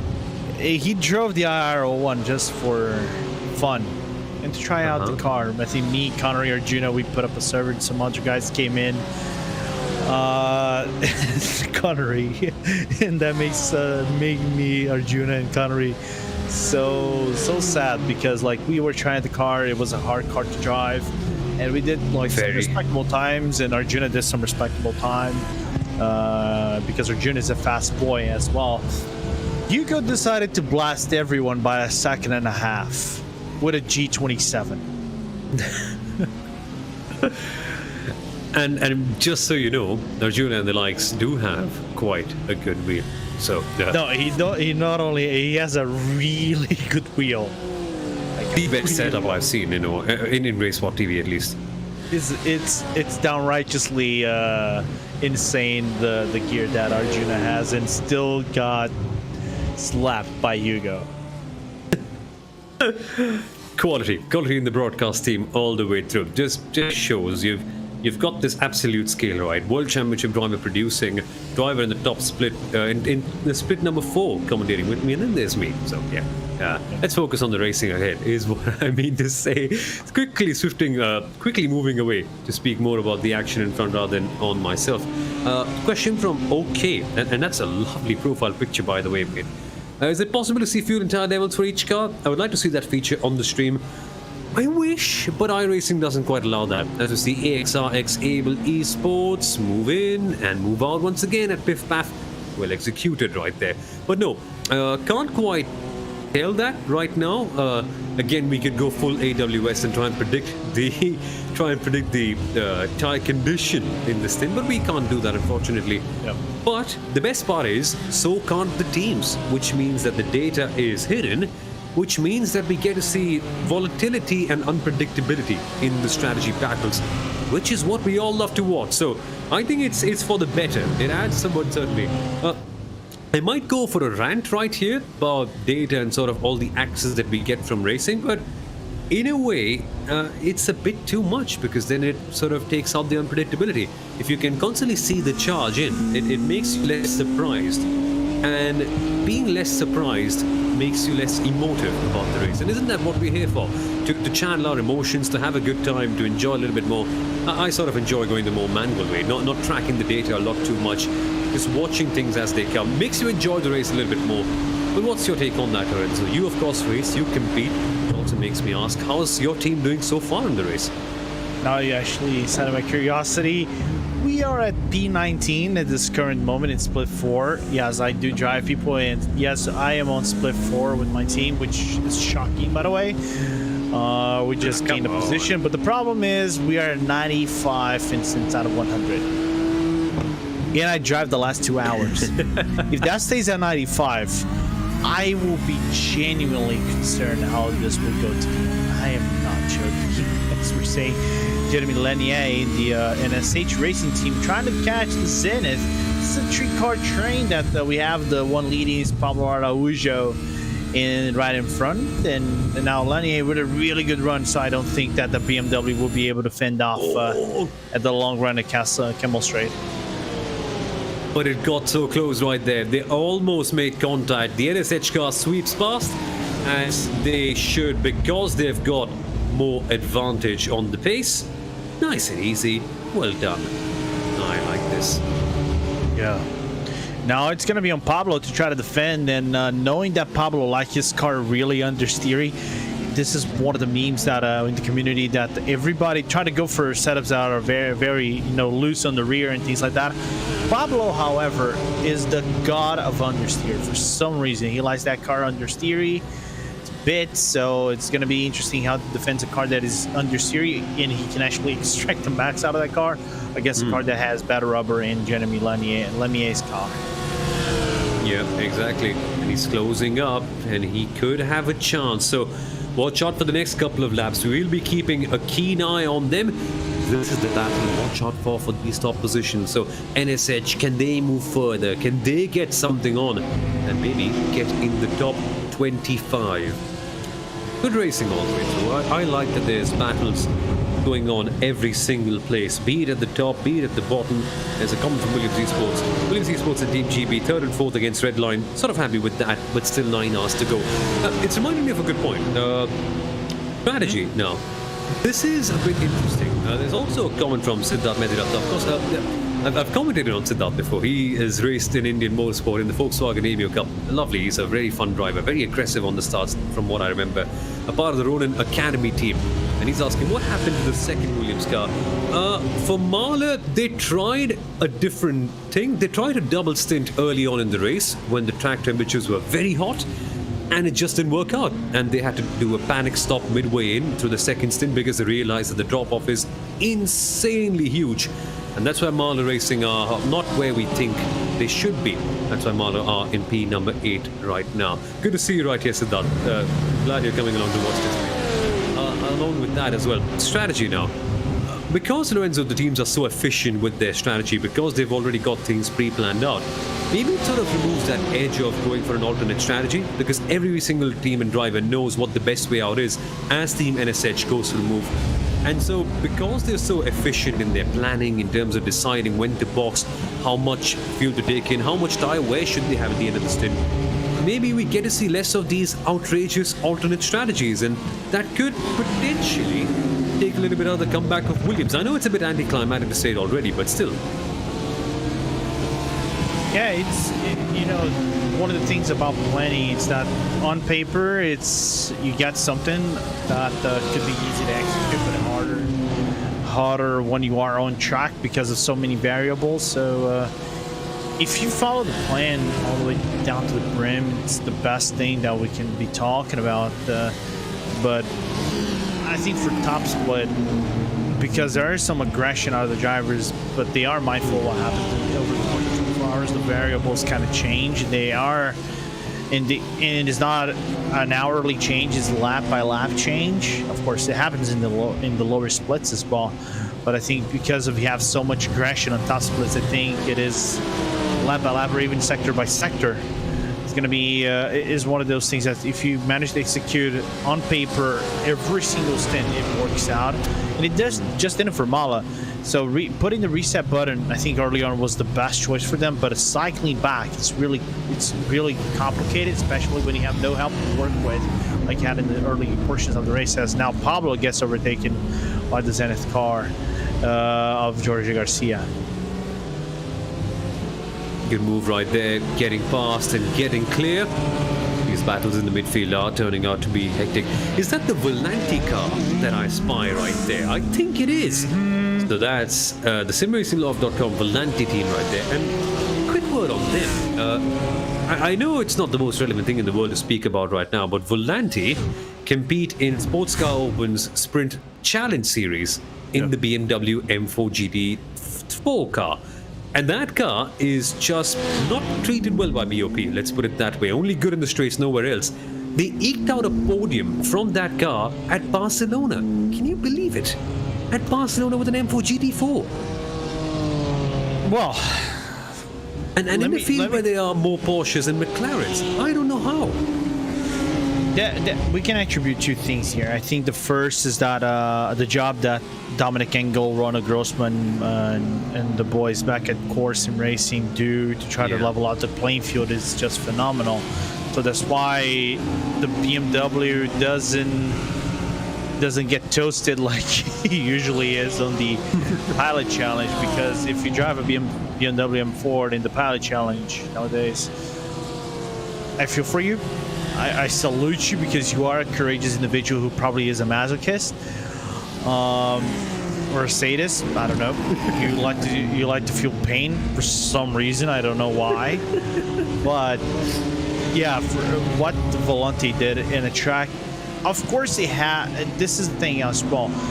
Barcelona is probably in that calendar the most atrocious race it was to be the most attrition of the tracks, but they put the best layout, which is the moto layout. The current GP layout needs to be duked out of existence. I hate it, but I know the reasons why they put it in F1.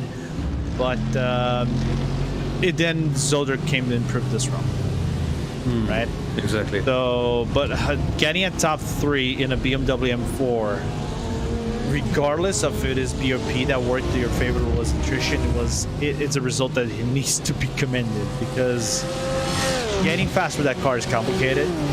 Being fast consistently with that car is even more complicated than that. So props to Volante, which is a team relatively new for sim racing in the top board of racing teams, but it's a team that's proving their marks.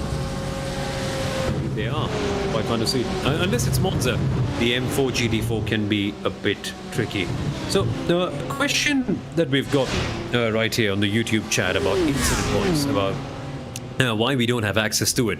It's because it's an organized event. Every team can see only their own incident points. And so because we have access to the server as a broadcaster, not as someone who's driving, we can't see the incident points. Again, it's secretive. Everyone knows their own stuff. Nobody knows the incident points for all the others. And exactly, there's a very good point by Harry Fox who says, if you allow spectators information, then the other teams will likely get it any which way. So it's not like knowing the other team's incident points is a major factor. It doesn't influence it as much, but it's information that's not given, and so we don't have it as broadcasters as well. We do know in some cases in private leagues where the organizers are kind enough to keep us updated with incident points, but not in organized races, no. We don't. And honestly, it would be a good piece of insight to discuss, but it's not the biggest thing in the world right now. As Lorenzo mentioned, some teams, like his own team, unfortunately, very tight on incident points, but all the others, I think because it's top split, there's a very good chance they might be in a very good situation in terms of incidents. They're all very astute drivers, so yeah. There's a question from Williams Support, Lorenzo, that I'd love you to answer. Sure. How do you choose your cars? Does every single team test every single car that's on offer and then make their choice? But what do you reckon? I've got some points on that as well, but I'll go after you. Sure. All right. I think every team tests out the car and see what's the best at the end of the day in terms of all conditions. So Not to say that iRacing doesn't, because let me just be very honest with you people. iRacing doesn't have a team that is like we sim racers like to call it plebs, like or plebeians or things like that. They have legitimate people that actually drive these cars. Like Christian Challoner is a really good example. He's from the iRacing dev team and the iRacing staff, and he drove in the NASCAR series, and I think he even drove in the Road GT Road Championship a few years back. I think it was even for Williams at one point. So he's a driver that has the skills to keep up with the cars, right, and get the best out of the cars. However, they test out the BOP, see which car is best, not only in terms of rhythm, going through the curbs, and its overall pace, and they probably decide what's best for that specific car. And I think they take the official series also as a little bit of a good portion. Oh, they're gonna come in at Spa and they see, oh, this is a sea of BMWs. Yeah, this is a sea of BMWs. This might be interesting. Let's try out the BMW. And they see BMW is good, for example. They will run with that car. That is probably the majority choice. So that's why if you go into the lower splits, teams that are driving the cars that are probably leading the race is either because they saw the guys in the top ones using that car. They think, oh, if they are using that, we're going to use that. Or because they did the testing, they thought, oh, that car is best. They are driving it. But it comes down to, I think, a little bit either preference or time wasted, not time wasted, but time invested for you to get the best performance out of the car that you are trying to race with. So true, so true. And what I can say is, so many top teams, they give every single car a shot. Now, it's not one driver who does it. That's the thing. They've got drivers on a very similar level, so they establish a program. And I know this sounds baffling just for a 24-hour sim race, but hear me out. I can't tell you more on what sort of access I got recently, but yes, I got to know how teams and drivers pick their cars when they have a collaborative unit. They try every single one of those cars, try and see what they like on one-lap stints when they're picking it out for a sprint race, for the endurance race. They've got data mappings, they understand what each car's drop-off is like is on a long stint, and they understand which car is better on fuel. They map up circumstances on different setups to see, oh, is the Porsche better on tire wear on this setup or that setup? Pick up an average and realize, okay, let's say the Porsche is more abusive on the rear tires than the BMW.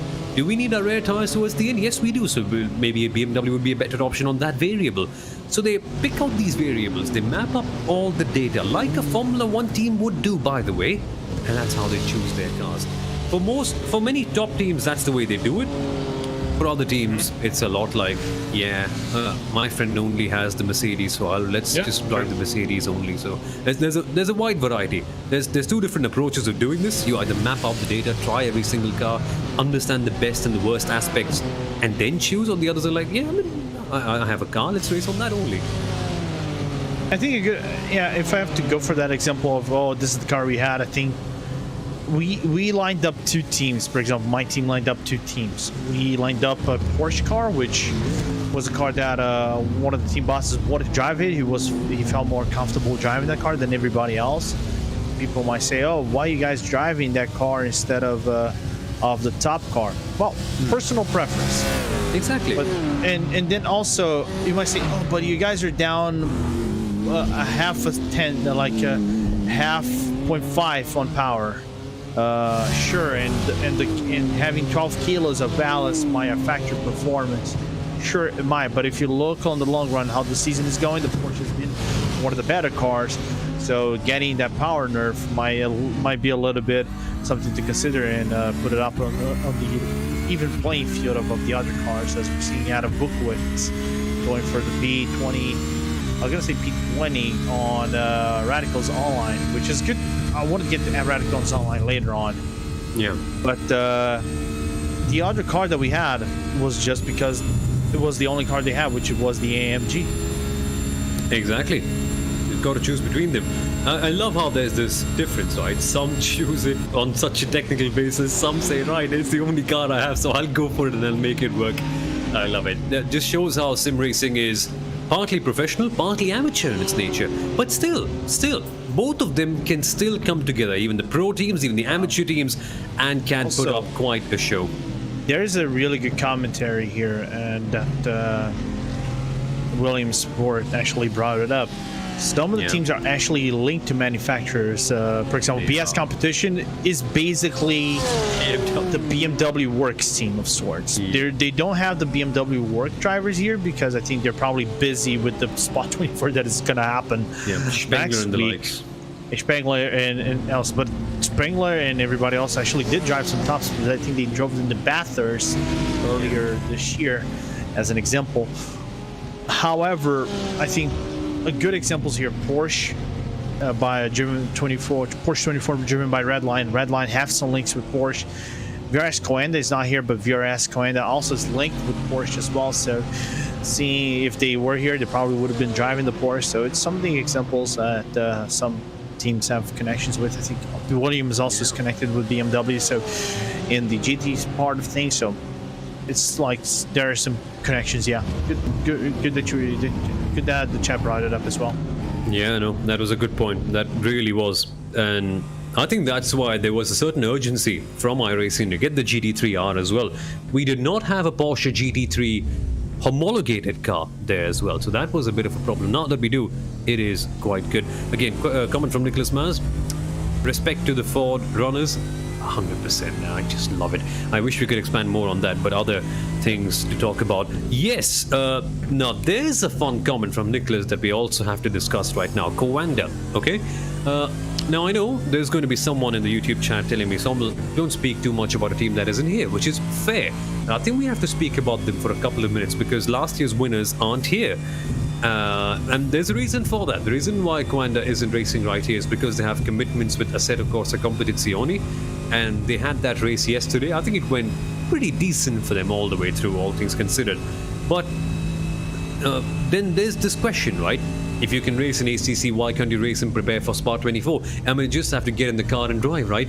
It's not the case with Coanda though, right? They're such a top team. They've got a reputation on the line. They've got so much to play for. So every time Coanda comes in, they have to prepare. And same can be said for a Redline. Same can be said for BS Competition or Beeler Racing Team or Ronin for that matter.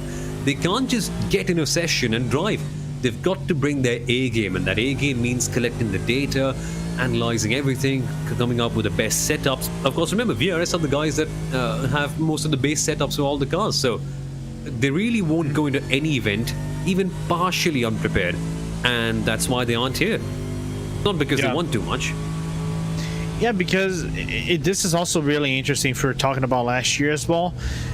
They drove the MP4-12C, if I recall correctly, yeah? Yeah. And they won that. One lovely race. What a lovely race done by, I think, Josh Rogers and the guys at the team that won the Audi. If you had looked through all the spectrum of cars of last year, I think we could have thought the best car, I think, was the Audi and maybe the BMW. I cannot remember fully. But then comes Josh Rogers in his McLaren MP4-12C car. Yeah. And people are frowning their heads. A McLaren in the top 10? Exactly. What? Because if we're looking through the historical aspects of things of the McLaren it's a fast car, right? But it's more tricky to drive than any of the other cars. Probably the Ford GT is the worst car out of the bunch. I think if I have to rate it, the McLaren is the second worst, and they made it work, and they won. It is not just win. They win it with a dominating effort, which is the more surprising aspect. They made that car drive so well, which for me is surprising. So sometimes you can see those odd ones out going for some battles, as now Redline goes up against their sister car of sorts, even though it is a different brand. It is indeed, and the Van Gisbergen car gets passed up ahead over the Porsche one. All clear, nice and easy in that aspect. So this is fun. Lauren Heinrich, by the way, is behind the wheel of the 450 machine, and I love to see that. I am a big Lauren Heinrich fan. and he's just super quick. So watch out for them. Rainer Talvar as well for the BMW team bank in the number 89 machine. Rainer Talvar is a young Estonian teen who is so fast for BS competition. I love to watch him. So keep a keen eye on that. As for the battles, things are okay. Things will get better. We will see more strategy-based stuff coming up later on. Yeah, all fun all the way through. More talking points, more things to discuss, and it's one that I think might baffle most of the fans coming in to watch Formula One, basically, because of course Formula One is the most sprint-based stuff. But I often get asked by a few of my friends who are new to iRacing as to why so many teams and drivers focus on endurance racing. It takes time, it's 24 hours, it's too long, and most of the times the battling isn't that wheel to wheel for all the time in the race. So why do we have such a strong endurance racing community on iRacing here, Lorenzo, where there are, I think, at least 10 to 12 splits of 3 drivers per team, sometimes even 4, racing part in an event like Spa? Why do we have such a community right here, and why don't people focus more on sprint racing? It's that aspect of, all right, first and foremost, there are a few things of let's gain safety rating, because the race that gives you the best choice for you to get that spike in safety rating is definitely an endurance race, especially these 24-hour events, right? So you have maximum corners, because iRacing system calculates your safety rating, gain or loss, by how many laps you do, how many turns you take, and how many incident points you have.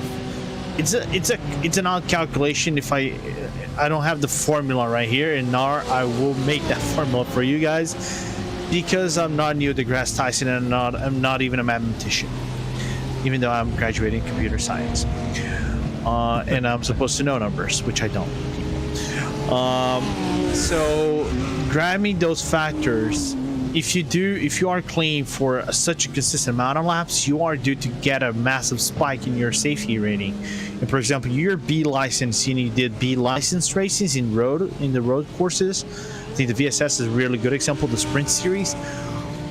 If you're at like 2.5 in your safety rating, and you go to Spa and you did already your 4 races that counts to your minimum participation rating, and you want to go to A class, and you do Spa and you get clean laps and no many incident points, and you drive like for 5 stints, for example, you're gonna get that spike from 2.5 nearly to 4.9 in your safety rating, and you're gonna climb to the safety rating A. It sounds confusing on paper, but it makes more sense when you are driving the car. And I think with the implementation they made on Spa, and we haven't talked about this though, we haven't talked about the off-track limits at Spa, which is a big thing. It's good to see that now you can drive more aggressively and get away with this and be rewarded now for your aggression on Spa, where back in the day, if you did something like that on as Phoenix did, you wouldn't get away. You probably would get an off-track incident. Now you don't get it unless you drive real far. So now that gain is where some of the people use the endurance race more than anything else, instead of the traditional grind on the official series. And I love it. This special event feeling, it generates such an immense sense of pride, right? Where we have all the teams and drivers just rallying together for this one race. They might be competing in so many other championships. Some might be doing single-seaters, some might be doing GTEs, GT3s, whatever. But they still come together and everyone races at the big events. Small team or big, young driver or role. I love this festive feeling that we have with a Spa 24 hours and a Nürburgring 24 hours. Let's not talk about Le Mans. That's a topic for maybe later on in the stream. But yes, I love this. I love the special feeling that it gets. And this has just created such a big aura around it that we have sometimes Max Verstappen racing here as well. Verstappen, by the way, again, quarter-hourly reminder, number 911, he is in P6 right now, not driving in the car, but he will when he wakes up. Don't know when he wakes up, I don't know. I didn't set his alarm right there, but yes, he'll be back in the car in a couple of hours. But I think 3 hours he will be up. Yeah. Then we know that Jeff is about to take over from the car, and that's Gianni's Vecchio last stint. So if we are to do the mathematics, Jeff drives for 2 hours as Dominic Push goes for the overtake inside Piff Path, moves up one spot. Good to see Dominic Push gaining a really good drive out of the car, moves up one to P20, get inside the top 20 and moves Radical Lines to P21. But it's been rumored that Max will do a mega stint of 4 hours before handing the car maybe in the final 2 hours to whoever takes over that car, whether it's Johnny or whether it's Jeff Giassi. Yeah, that's coming on later, so keep a keen eye on Team Redline and which one of those Redline cars can win. 71, 72. By the way, while we have been having our discussions on everything sim racing, basically, as Phoenix Motorsport go for their stop, Team Redline, the number 71 has built up quite the gap. When we came into the commentary box, the number 72 Redline car was having quite the day so far, but 71 has closed up and passed them. So Max Benecke is the leader right now. Watch out for Williams Esports. They are in the pit lane right now. Again, scheduled stop for them. They were supposed to come in at this very point. So things are okay. Things are fine. Things are happy. Things are nice. All lovely. But word on Max for a second as we see more people coming into the stream. And good morning and welcome, guys. Welcome to RaceSpotTV. My name is Samuel Aurora, joined by Lorenzo Bonda. And so, Lorenzo, Max Verstappen, he is in the midst of probably his most intense Formula One season ever, but he still comes across and races the Nürburgring 24 hours and still does Spa 24 as well. This guy is a racer through and through. I love it. Yeah, he not only, I think, more than anything, I don't think he's just a racer, he's a gamer. Yeah. I think the best example was... what was his last win? I'm trying to remember if it was Styria? Yep. No. Yeah, Styria. Yes, Styria. Yes, it was. In the Styrian GP. So this is funny. So we talk about Max doing the Spot 24, which I'm not surprised he would do. He would do the Spot 24. He loves Spot 24. But to see how much of a gamer he is, he won Spot 24, and Johnny not only he does sim racing, Johnny Vacchio, not only he plays, he gets on iRacing. If I say play, the whole chat is going to go after me. He plays, it's not a game, it's a simulation. He went and got to another first-person shooter. I will not say the game, but if those who know. He went with Max Verstappen. And Callie Piquet, which is girlfriend, was standing right with them beside him while he was playing that first-person shooting gamer. So Max Verstappen he's enjoying the life out of getting the most out of his things of sim racing and gaming and going out with people and dating, things like that. So let the boy enjoy his first-person shooter sometimes. Got to love it though. Verstappen properly one of us in a way. He might be far faster, but he's one of us. We got to love it, and I think it's a good time, right? Josh Thompson has come up in the chat and mentioned that I've just opened the can. Can was always open. There's always people coming in. We opened this can long before, just let you know. It's been open and everyone's coming in and having a sip of it. But I love it. I love the cross promotional reach that Max Verstappen brings in. But I think it's time, Lorenzo, isn't it, where we speak about what happened at this very corner a couple of years ago at the end of the race. Well, should we? Should we not? I think let's go for it. You're talking about the 2019? Yeah. I think one of the most iconic racing moments. It didn't start here, if I recall correctly. It started at the start of the lap, but it actually got... Well, it did start here, of sorts. But it was brought up once Max actually started the lap. So he relayed on 2019. I think Lando was online, and I remember who else was driving that car. I think it was Benecke, and he immediately went on radio on the team whether I don't remember if it was TeamSpeak or Discord. He said, "Guys, my pedal is broken. I think my pedals are broke. I cannot brake." And what happened is, I think he had to nurse his car and lift every single corner, like about 500 meters away from the corner, and just cruise the car as best he could. And bring it back to the pits, and he lost. Yep. The only thing, he was a lap up on everybody else. 24 hours of racing. On that final hour, Verstappen is leading. And of all the things that can happen, his brake pedals disconnect. That is just... And I remember Will Vincent's voice on that moment. He just made that moment so iconic. He was just on fire that day. Honestly, the first moment of RaceSpotTV and sim racing broadcasting that I watched was that, again, the reach that Max Verstappen brings in. So, and that was just absolutely on fire. But they still ended up winning that race, by the way, even with a disconnected brake pedal because they just had that lap in. Too good, too good. But I think we're not seeing that same level of domination here today, luckily. It's good that... Williams and BS Competition have kept them on their heels, which is nice to see. Yeah, it is good to see this cars. As you can see, this beautiful look of going down to Radion and going up into the All Rouge. Many people actually say this is the All Rouge complex and say it's All Rouge. Not quite. People actually sometimes get it wrong. The Radion is the bottom portion of the corner at the entry. All Rouge is actually the higher part of the track as he goes up the hill. But it's good to see that the car, that lovely shot of Rocky Garcia's side panel going through the into the hill. Fun stuff. And Rocky Garcia is closing up indeed for P number 20.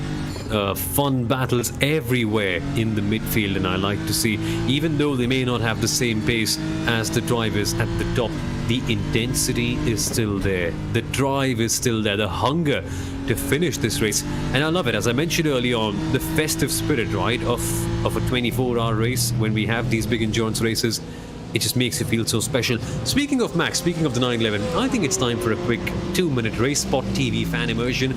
And because Lorenzo and I are just going away for a couple of minutes, we will leave you to an even better sound. The sound of a V6, flat V6, no, not a V6, it's a flat 6 engine of those Porsches in the 911 GT3 R.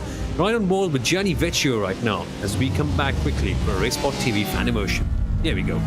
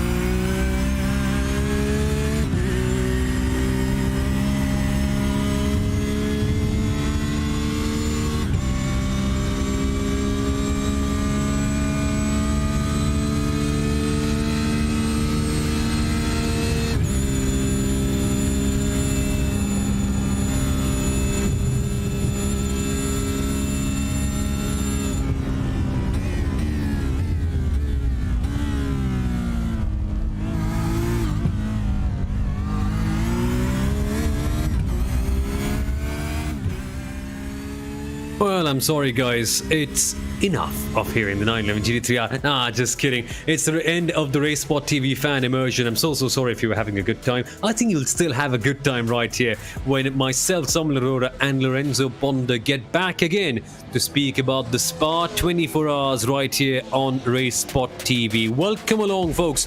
It's been a mild race, let's put it that way, over the last couple of laps. It's not been pretty wild. All the accidents were sort of wrapped up in the first couple of hours, but the mild racing has been good racing in terms of strategy. Team Redline Red, by the way, it sounds fun, doesn't it? Team Redline Red, by the way, are leading this race with the 71 machine, with the 72 around 9 seconds behind. They were close. They were very close a couple of hours ago, but the Red Line Red have just been dominating all the way through. There is some competition from Williams Esports, slightly off the strategy they are. I think they're boxing in some 10 laps before Red Line, so it's kept them in a bit of a weird situation where we can't tell who generally is on top until we get to the very end, and I like this. Lorenzo, lots of discussions about BOP, lots of discussions about the BMW being a lot faster. What do you reckon? Has iRacing done a very fair job with this? Whenever you have, let me just make this sure that I'm not getting my info wrong right here, because first and foremost, commentator got it wrong. I'll go and kill myself by 1,000 paper cuts later on. After I get out of this, I have to drive the car for my team, so I'm probably going to die there, so it's a little bit of karma. But I think, I'm sorry. Top 10, I think, has one Porsche, one AMG, one Lamborghini, and I think the rest is BMWs in the grid. So, and then it has two Porsches. I forgot. The other Porsche is the one we just saw. It does show you a little bit of superiority, right? So if people might say, did it a good job? Well, look at how many BMW cars you have on top 10, and then you can kind of have your answer. So I would say it made a little bit fair, because if you because it kind of brought the cars into a new level. But I think I would have done differently. I probably would have taken some weight out of the Lamborghini to make it competitive. But if you put like the same 6 kilos that the BMW has got, probably would have been a car that could match up to the BMWs. And I probably would leave the Porsche with about 8 kilos instead of 12 kilos, and that would make things a little bit the same with the other cars. But that's my perspective, not everybody else. But I think the best car in this grid is still running, which is the Matek, the Swiss Matek Ford car, which is in last place of the running cars. But who cares? That car is still on track, and that makes me happy. Certainly. I love how they have just tried to make the Ford work out. It's such an earnest effort. I love it. Again, that festive spirit about a 24-hour race. Well, we just go in there and do something different. And that's why they were able to get in with the Ford. They're doing a decent job, by the way, still running, which is quite good. Again, some fun questions in the chat. Is Max driving? Max will be driving when he wakes up, Oscar. He'll be, I think, in the car in a couple of hours once he wakes up. So, yeah, that's where he is. And he'll be driving for the number 911 Porsche 24 by Team Redline car. Currently in P number 4, but they're jiggling. It's in around P4 to P6.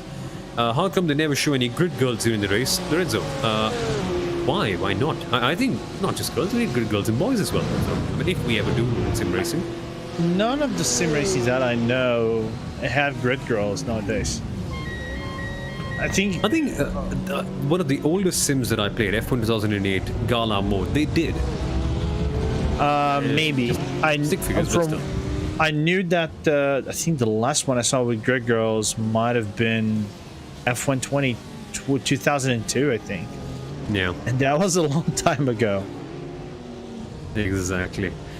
I think we can live without it, to be honest. It's a concept of the past. I think we can all live without it. At least we've got some great racing and these cars, which is so well simulated. What about the Ford GT? Would be a cool way to make the Ford GT competitive. It would be like it would be a lot like putting an elderly person on an express wheelchair to make them faster in a sprint race. So it's something like that. Of course, there'll be other people still running, but if you have something like that, yeah, it'd be crazy. Again, Max is sleeping. Max is currently in bed. Very nice position to be in, by the way. But he'll be waking up and driving the number 911 Porsche 24 by Red Line car. And so he will be back in a couple of hours. But their team has been doing fine. Not good enough to compete for the win, Amanveer. But yeah, they're there or thereabouts, more or less. One from Far Canal. No spectators because of COVID. There's also nobody in the paddock. Sadly, no TV reporters as well. No, spectators are there. They're only virtual. Yeah, there's only virtual, but in the real life, I think there will be 100% capacity. If it is not 100%, I know for a fact it was 50% when they announced it for the Spot 24. So the real life will have some people watching the race at least. I don't know if it is going to be 100% because there's still some. I don't know if they opened up the COVID restrictions back in Belgium, but there was supposed to have some people in attendance as spectators, yes.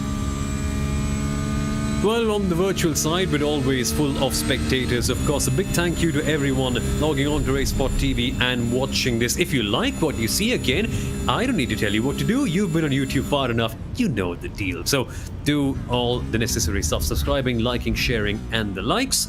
Right now, Jeremy Lamier getting closer to the BMW up ahead, battling for P number 23.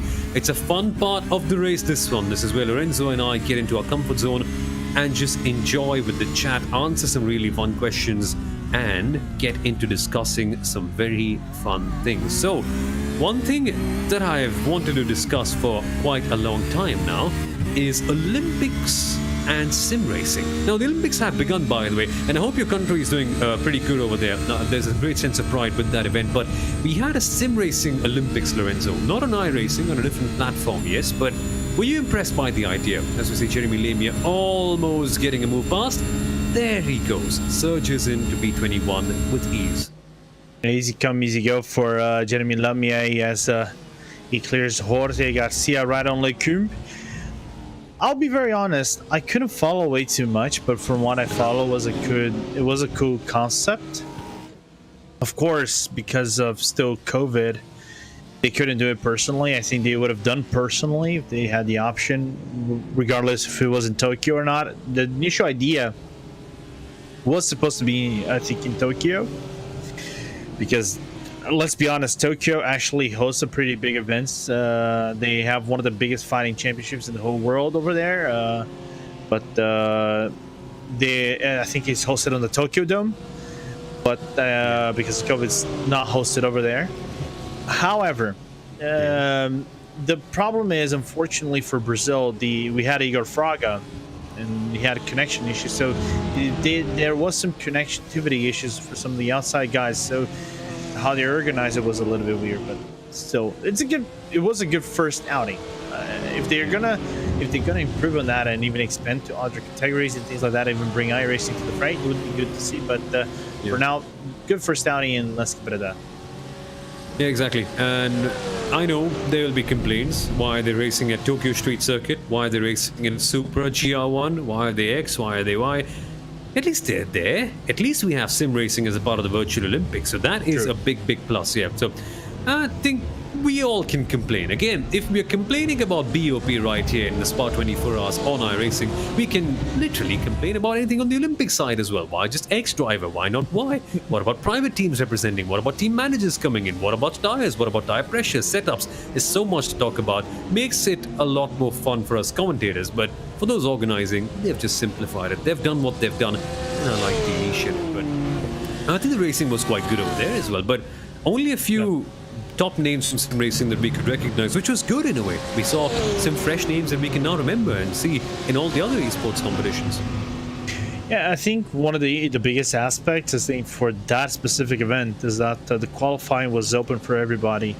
Yeah. And I was watching. Of course, there are some big streamers that does this, like Super GT, for example, is a legitimate racer. He's a really good racer. He did some iRacing. I think he did Bathurst 12 hours, I think, earlier this year in one of the splits. But he tried to qualify for the Olympics, and I think only top 60 or top 100 qualified for this. I cannot remember fully. Yeah. But the amount, and he saw the lap. I think one of the drivers, the top driver, was doing. I think it was Italian back then, not Mikhail Hizal, which was from Team Redline. The lap was so precise, and I mean so precise in terms of inputs that it was nearly inhumane levels of extracting that lap and trying to mimic what he's doing. So it's just the qualifying was done righteously, saying it was basically a hot lapping competition of sorts. People can have some problems with that, I understand, but how they did it, and you can see the best laps out of everybody. You can see how they're doing it. It's good to see, but trying to mimic that is harder. It's easier said than done. Yeah. No, so true. So true. And also, you mentioned Team Redline. You mentioned that Redline, in fact, have a multi-sim discipline. I think I won't drop names. Okay, let's drop names, right? Redline competes in V10R. Redline competes in other leagues as well. I think they have some, as you mentioned, in GT Sport as well. Coanda recently stepping into a set of Corsa Competizione as well. We saw Altus, well, I'm not sure if Altus do multi-sim, but they do multi-discipline. Altus race in Rallycross. Altus have got GT3 racing as well. I think they've got eNASCAR as well. Yeah, they don't have eNASCAR. They have 3 guys that are I think on top 15 for eNASCAR, so they got contenders for NASCAR. However, major shout out to Borabo Albert, because he won the first qualifier for the Rallycross Championship. He's a fellow spot commentator, but he drives for Altus. So yeah, just interrupting right there and giving you a little bit of a shout out. So, in terms of them, how do they manage it? It's always baffled me where they have multi-sim this. And yes, you might say, well, they just download the other game and they play it, right? It's not a game for the simulator, big distinction, that one. But when you've got big teams, when they've got everything on the line, when they've got a reputation on the line, they just don't boot it up and play it, right? There's lots of preparation, and each sim brings its own different element. And I've always been intrigued about how long it actually took, say, like a Coanda to get into ACC, and now that they're in, they're actually doing a very good job. So, you think that maybe we could see more of these big over-branching teams that compete in other simulators, but also in other disciplines, like a Rallycross or an eNASCAR? Well, let's consider the fact that it's funny that Coanda is one of those teams that have no drivers in other sims, right? They have their drivers, and their drivers adapt to the sim that are actually given. Like, if you go for the drivers that probably had some experience in ACC, I think the one that I think probably had some experience is Jeremy Booterloop. That's pretty much it. Then you grab Josh, and you grab like the qualifiers, and the qualifiers had like top guys from the sim, some good drivers. I think one of those was Niels Naujoks, as you can see Lorenzo Colombo giving the car to Chris Lulem in the 72 machine. I think that's Chris' first Audi in the car, but no, it's the second Audi in the car. No, correction, third one. Third, yeah. It's the third one, because he did a single stint prior to that in the very start of the race. What happens is that what boggles my mind is Joshua Rogers going on Twitter, and he said, and he's going for the grind of going for 8 hours, learning the car, getting faster with the car, and getting the car up in the top time to qualify for the series. Us normal people, we don't have 8 hours to grind. Exactly. That. And that's where we were talking about in terms of professionals and then hobbyists and homebrew to professional sim teams. I think this is the perfect example of these guys are doing, this is their work, this is their they are paid salaries for this, they live in a sim house, they are seen for their results. So the commitment they put up in the cars, nothing short of commendable. So going for a sim that they had no experience prior to getting into top 10 and then qualifying and getting a win, I think that was on round 2, and then I think round 3. I know they won one of the races at, I think, Paul Ricard. it's nothing short of spectacular because you don't have that experience. You have to rely on what the other cars are doing, and you get to a sim that is very setup sensitive. Yeah. Well, the name of the game is Car Setup, by the way. It's Italian. It's the English translation. But going for that and competing against other drivers that are primarily drivers for that specifically sim, that impresses me more than anything. Yeah, exactly. REG Esports also do that. Redline also do that. I love it. I love how they're spreading out their wings and branching out into other disciplines. Team Redline, stop. Don't worry. Scheduled pit stop this one. They come in just at this time along with BS competition. Strategy-wise, Redline are fine, but you should see Williams Esports in the number 2 getting a bit closer when they come out. So keep one eye on that. We shall get to answering some of the questions on the chat right now. Max, of course, is not on yet. He's yet to wake up. I think he is. And when he comes back, he'll be driving for the number 911 Porsche 24 by Team Redline car. Currently sleeping right now. Other big names racing in this besides Max? Well, not any of the stature of Max Verstappen, but Lauren Heinrich, Carrera Cup driver, right and forth Carrera Cup driver. We also have Lorenzo Colombo, F4 racer. Chris Lullum is also racing in Formula 4 these days. Who else? SVG is, I think. Yeah. SVG, Richie Stanaway. Exactly. There is more. Try and remember because we have more. Canapino, thank you, Hugo. Drives in the Turismo Carretera. If I didn't mention Canapino, probably the Argentinian child would go ballistic on chat and kill me with the Spanish words. And there are more drivers in Phil Dennis. Forgot also driving in the Indy Pro 2000. Semi-Matty Trogan. So the list is extensive here. And that's just the real world drivers. Imagine someday, hopefully, we'll be able to say the same about sim drivers in a real world field. Who knows? One from Alex Storm. It's a good one. Sort of helps out that we have a recap sheet for that. For all the teams that are out, did anything crazy happen to all of them? Actually, in many cases, they did. Carbon Sim Sport, they had a major crash, I think, a few hours ago. At the very start, we saw Radion. At Radion, we saw 5-Star Motorsport and Blackstar. They had an incident. That's why they're out. What else? Who else had a major crash?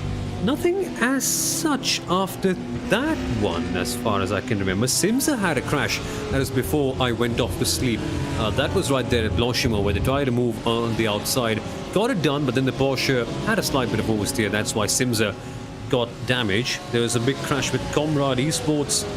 And was there anything else, Lorenzo? I don't think I can remember. No major things. I think the one we saw was, I think, Carbon. Carbon, yes. Carbon, which had a massive issue going into the exit out of the Pujon curve, flipping the curb, and that curb is death. So I think that's the one we can recap. It's interesting that we didn't have a lot of attrition in this race, but you can have attrition on the lower split. For example, I mentioned prior to the broadcast, my team is in split 4. We started from dead last in the pit lane, so we started 30 seconds behind everybody. First lap, 8 cars die on lap 1, and that's where the mentality, like, which I really don't get still nowadays, of you don't win on lap 1, especially in a 24-hour race. Exactly. So don't know why. Maybe aggressiveness, really don't know what passing their heads as Hochstad go for the move on the entry of Lecumsa. Another switch back with Zenith. They've been switching back positions since forever now. We started commentating on this. Yeah. They've been gaining. Yeah, they've been switching positions back and forth because of the strategies. But other than that, it comes down to the drivers and their awareness level and aggression level. So it hasn't happened too much over here on the stream. We haven't had any major spins or something like that. So good to see that this probably has been the cleanest 24-hour race I've seen in a long while. We were about to say the same about Creventic a few weeks ago. Please. Until it went a bit wild, didn't it? Let's not talk about Creventic right here. Please, no, not right now. Not right now. Creventic was a bit crazy. But, well, yes, folks, if you're just joining in right now, welcome to RaceSpotTV, the home of sim racing on iRacing, by the way. So in case you haven't subscribed already, do that. We've got tons of series ranging all the way from single-seaters, GT cars, in fact, even the R01, Rallycross, whatever you want, it's all right here, including ovals. My name, of course, Samuel Aurora. You might know me from the driving force on Disney Plus Hotstar, and Lorenzo Bonda is right here with me in the comms box. And this basically is the best part of the race, because Lorenzo and I can just often get down and have some really fun chats on the world of sim racing, and that's what we've been doing right now. And just one quick addendum. I'm not on Disney Plus. I'm not on Star, even though it is that is actually coming to Brazil. But ESPN, Disney, Mickey Mouse. If you guys want to come for me, I'm available. Or maybe driving. That is one place where you are quite the ace. By the way, Lorenzo, a couple of hours in since I last checked up. How are things with your team? Remember, for all the folks watching and listening, even you can take part in this race. Just join with your team. And if your iRating is good enough, you might get into a higher split. Depends on that one. Lorenzo's team is in split number 4. What you're watching, of course, is the top split, where all the drivers have qualified based on their iRating. Lorenzo, what's the thing like with the Porsche? Is it going well for you so far? We're about to gain, I think we're about to be P18 here, as there's a driver on the pit lane.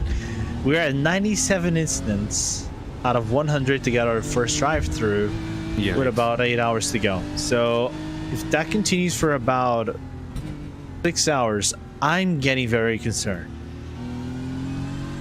It's crazy. But I think we're gonna get that drive through. If we get that drive through, I'm gonna breathe in relief, but sadness at the same time. Yeah, a bit of a shame. Yeah. Who knows? Who knows? I mean, if you can eke it out without that penalty for exceeding the limit point, I think it'll be a bit insane. Yeah, just the spirit of endurance racing. But for these guys, it's all okay. But here's a driver I love to watch: Alexander Thieb behind the wheel of that Porsche 24 by Redline. I think they're going to be fine with their incident points. Again, only 100 that you have for the entire 24 hours. It is quite the challenge to get it done. And Lorenzo, when you're going to be back in the car, I can imagine that you will be trying to keep it under the limit as much as you possibly can. It's going to be crazy. I'll drive 20 kilometers last lap and try to get home. As going back to this race, Thieba putting the pressure on Marco D'Acunto from the SRC car, so the best rubber for the Porsche. So it's going to be complicated to D'Acunto to defend that position anytime soon. Probably the move is not going to be made here. We probably know that Thieba is standing up for the Camel straight overtake whenever they go down the Eau Rouge up to Raidillon. See, guys, I actually got this right. See, commentator got it right, people. Yeah. The lap, as they just opened up, lap 401. Lap 401. Let that sink in. Of course, it is not a 24-hour race that only one driver does. There are 3 drivers, or sometimes even 4, sharing the car right here. So, yes, it is quite demanding for each driver still, because they've got to do long stints and across different parts of the day. Some stay up the whole time, some get a few naps in the middle.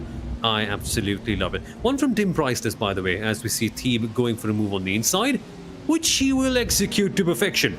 Good one right there. One from Thieb. I feel like a 24-hour race is something every racing driver wants to do at least once. The idea of being at a track and doing nothing but driving and sleeping for a whole day is crazy.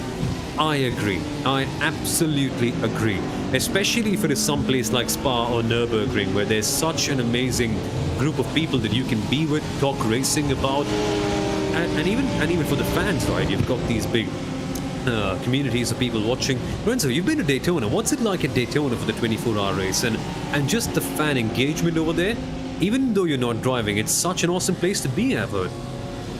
Yeah, it's downrightly the most insane race because you have so much access. Of course, I got the ticket.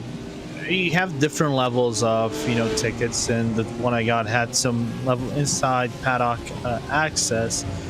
And for me, it was downrightly insane because what happens is you go from going to, you can transition to the in paddock, to the infield, all the way down to the grandstands. You can access the paddocks. So if you They have access to the driver's talk with them banner.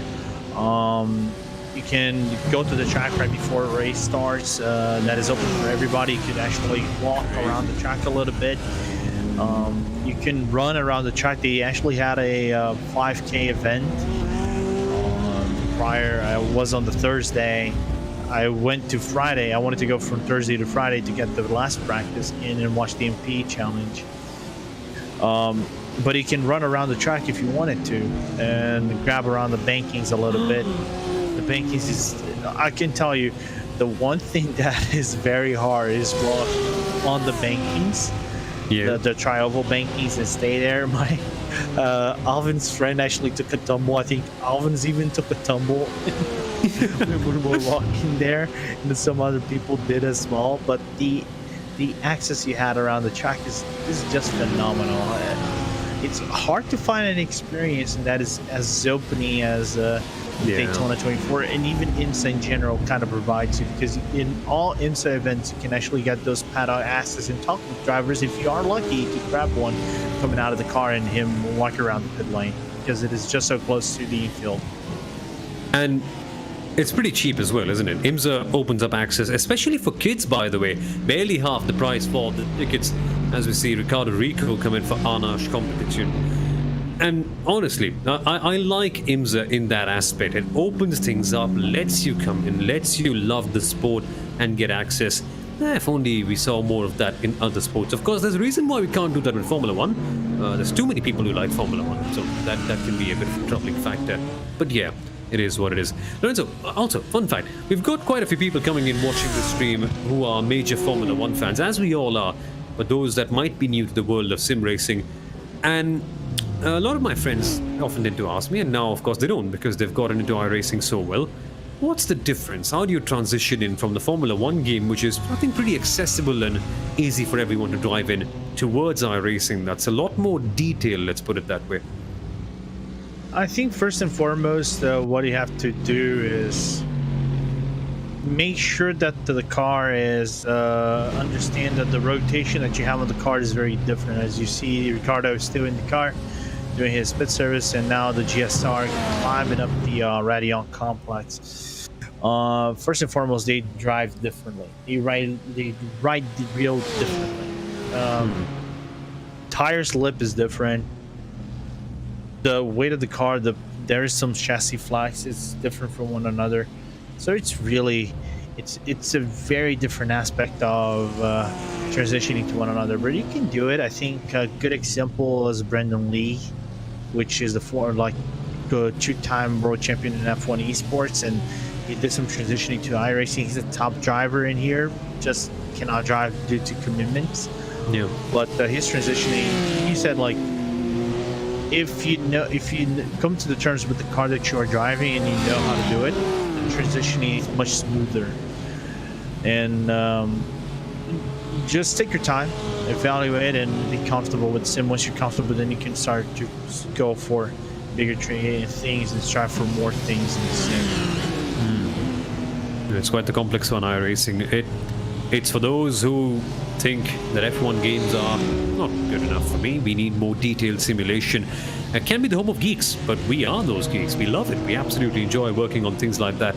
And some teams, the way they prepare for these endurance races, they work on setups so in depth. And even the old racing teams, now you might just say, hey, I don't like old racing, it's just turning on the lift. The kind of effort that goes in to designing those setups and their strategies for that, which can be completely put to bed with the caution, is just amazing. They think on their feet quite a fair bit with their strategists. But here's a fun comment from Devil Dog 48. Went to Lime Rock for Grand Am a couple of years ago. General admission ticket gets you paddock access. It's an amazing experience, and saw the RX-8s up close. That must be quite the experience. Oh man, getting that car is, I can't imagine how insane it is. If only we all could. If only we could see that car in action again someday. Would be quite. I just want to see give me the rotary engine back. Yes.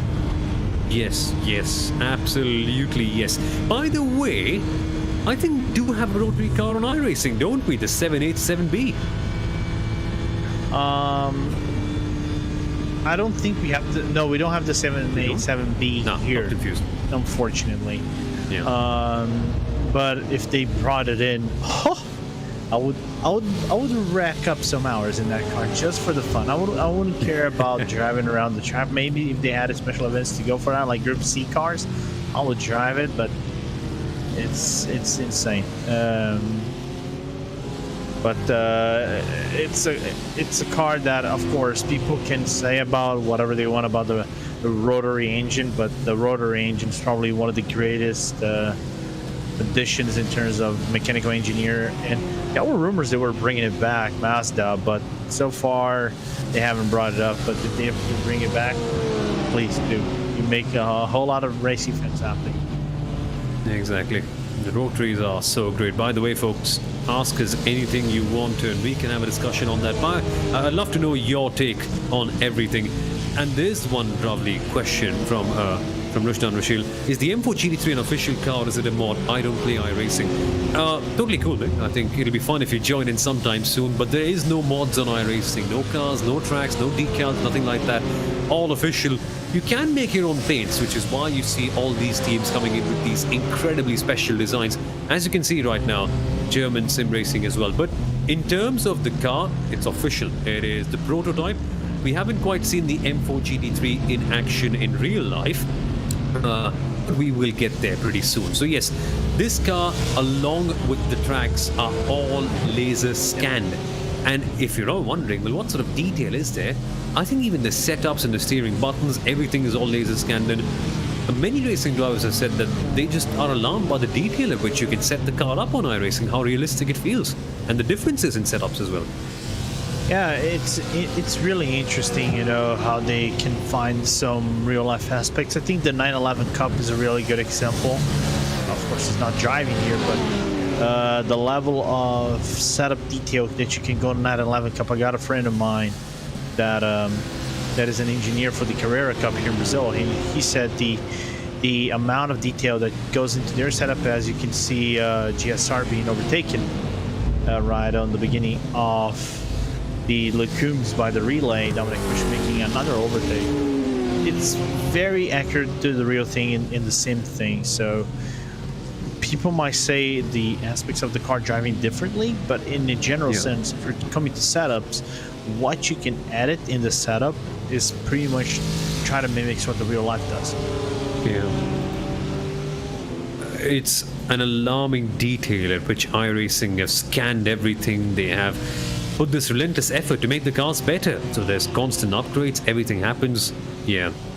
Outstanding. I think the only virtual car per se on iRacing has to be the IR01, but we've already had a word on that. More on that early on.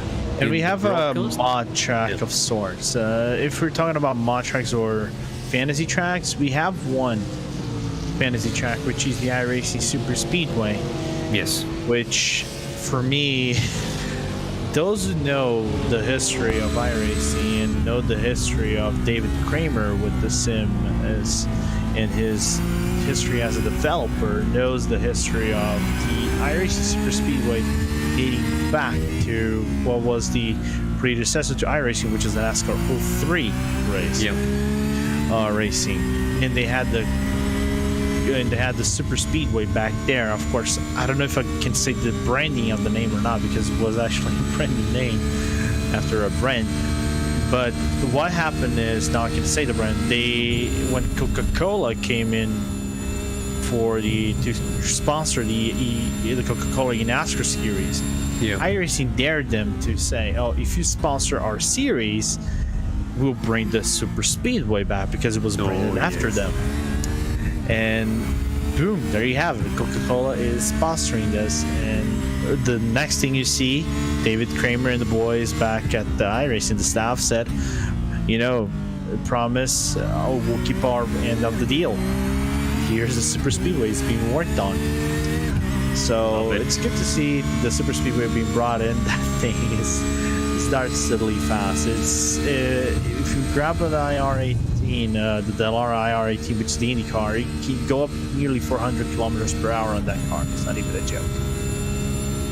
crazy, absolutely crazy. I want to drive on the super speedway sometime soon. Just a mad circuit to imagine. And listen in, did you hear that? Jeremy Lamia saving fuel right there for the NSH Racing team. Lifting and coasting, that's the way you've got to do things on the entry of corners. So, this is just one part of saving fuel. What about saving tires at Spa? That can be quite the challenge, especially in a situation like this one where the track is just getting hotter. Hey, it is, but we are not over the point of where it's going to drastically increase. Right now, we're at 21 degrees Celsius on the track and 19 Celsius ambient, so we are still at the plateau level. I think we're going to see the temperature increase gradually in the next hour or so. So there is still some fast pace to be taken around the track. However, the lifting coasting is going to be done quite normal. He has the gap to work with that car, which is the Phoenix car, by the way, in the NSH. Saving tires here is really doable. You just cannot overly push the car or get some small slides. If you get a small slide, you can shred up to 3-4% of your tire wear. So I think Lamia is doing a really good job not overly risking the lines and being safe with it, and that does save me a little bit of the tire compound. I can give you some data though. If you don't go overly aggressive on the Porsche, you can go right about 80%, 80 to 75% in terms of tire wear on your first stint left. That's really good. That is it. It just gets complicated on the second stint, because the second stint it is more gradual, the decrease, and depending on how the car handles, if you got a car that is more loose, it can help you with that wear, but it's going to be a little bit more drastic on the wear, how it wears down. So you can get up to 50 to 60% on how badly you push the car. Big insight on how the car works out with the Porsche. Maybe that's the reason why the Porsche hasn't quite been at the very top, and the BMW just a bit more gentle on an aspect like that one. Yeah, quite a decent one. Quite a fun way how things are mapped up. I love how each car has its own character here in the sim as well, where we know that the Porsche has these sort of characteristics, where we know the BMW is more stable here, at least all the way around. And we know the Lamborghini can be quite the beast in the corners. And there's a spin for you. NSH Esports lose it in the middle of the corner. Do the right thing by backing off and making sure that they're not an easy target for everyone. Too much speed, Lorenzo? Looks like it. Put it mildly, as they go in through Bruxelles. Goes down, yeah, the car just gets really loose. It's where the car, if you start braking, the car can get really loose. Oh, the problem is the reverse. I think there was another car right behind it, looks like, and on the mirror, and that could have gone so badly for the NSH and whoever was going through. But the car gets loose during braking, and the transition to the inner portion of the track at Brussels can make the car get offset a little bit, and that's what happened for Lamia right there. He couldn't catch it. Yep, good that everyone was okay. Good that we got no contact from an incident like that one. We all love some carnage, we all love some drama, but again, it's not at the cost of somebody's race getting ruined, especially in an endurance one. Yeah, it's those things like, I think there was a good comment at the very early portion of the race. It doesn't matter if you are the fastest driver of the team, but if someone else is just a cruise mistakes. Of course, not saying that it was an intentional mistake, but those mistakes, and we were talking about the incident point specifically with my team, my split. If you accrue a whole lot of incident points, if you get towards that 100, you might have to change your driving style just to fit in on what the track is going to give it to you, and try to avoid a drive-through. If you get a drive-through here, it's about a minute from start to finish, because you're not taking the slow the GP portion, you're taking the whole uphill, downhill, and have to climb up through Rue Radion. So it's damaging, real damaging. By the way, Radicals Online closing up on NSH. Choose to back off. That is a smart choice. all things considered. There'll be better opportunities coming up later on. We're just approaching the 1 lap mark to when NSH spun out right here. And so to Muto for Radicals Online. What a name that is, I love it. He's just getting closer. Now, here's a question. How much faster do real race drivers go in iRacing when they go in the real cars? Here's one from Farcanal. Your thoughts, Lorenzo? It's certainly good practice, but there's no direct correlation per se, is there?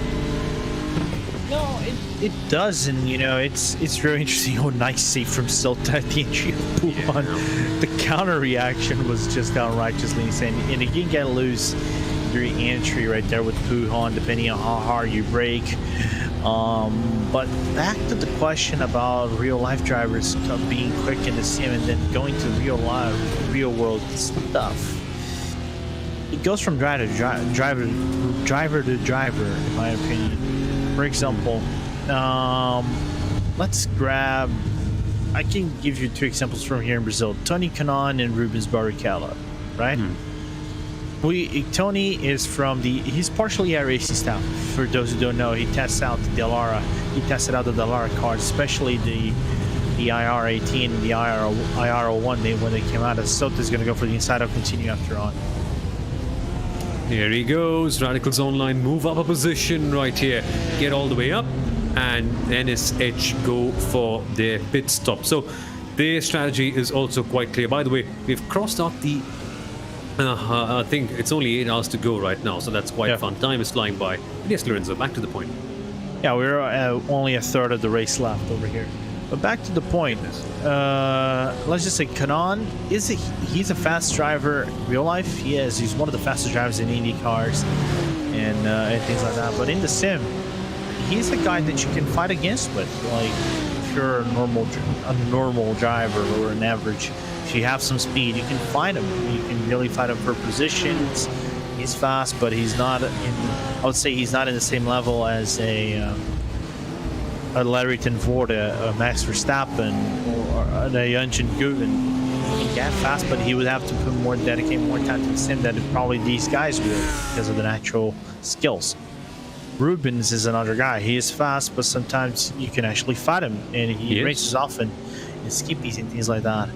So it's those hindsight. I think it is a portion of natural skills, knowing the sim, putting the hours in the sim. So it's that balance, and I think with age comes a little bit of dedication that you probably do not have. But for example, Shane was a guy that would say is a guy that could match up to the guys that are in the top 5. Yeah, it's not, but because he doesn't like it or he has the worst car. I don't know. That's up to his choice or even dedication to that. Yeah, exactly.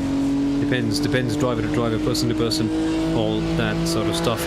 But yes, you can indeed race them, and that's a fun part about iRacing. If we just end up being in the same session, so many people have said that, well, I've raced Max Verstappen, I've raced Tony Kanaan, I've raced X, I've raced Y, because they come out here and they race, which is quite awesome. Love to see the dedication towards virtual sim racing. And yes, a question from Mohammed Nabil, that is in fact the very Shane Van Gisbergen. Yeah, that's so true.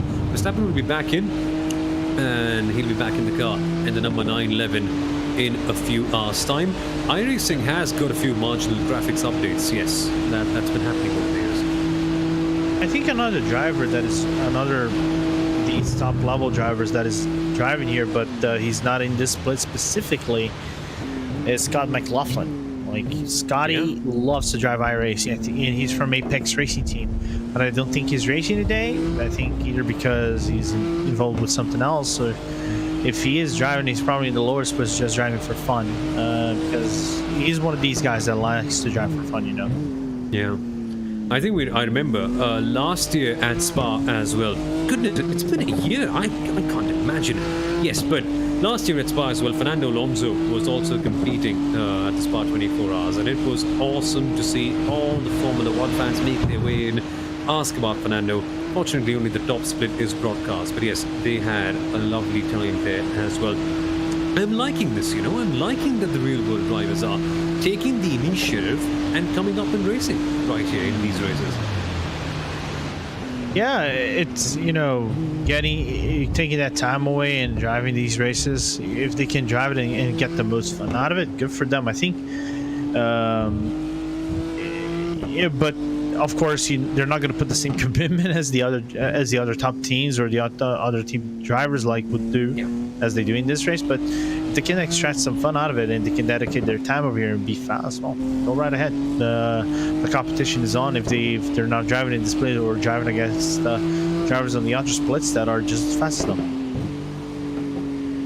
Well, there's one from Polaria Coronel GT who's come up with the same story that you mentioned. Once racing Rubens Barrichello on iRacing, he was quicker than me, but not by that much. Good memories. Have you encountered the chance to race against a real-world driver per se, Lorenzo, on iRacing? Oh yes, Rubens. No, I mentioned Rubens and Tony because I did drive against them in some leagues. Jeff, I can count Jeff as a real-world driver.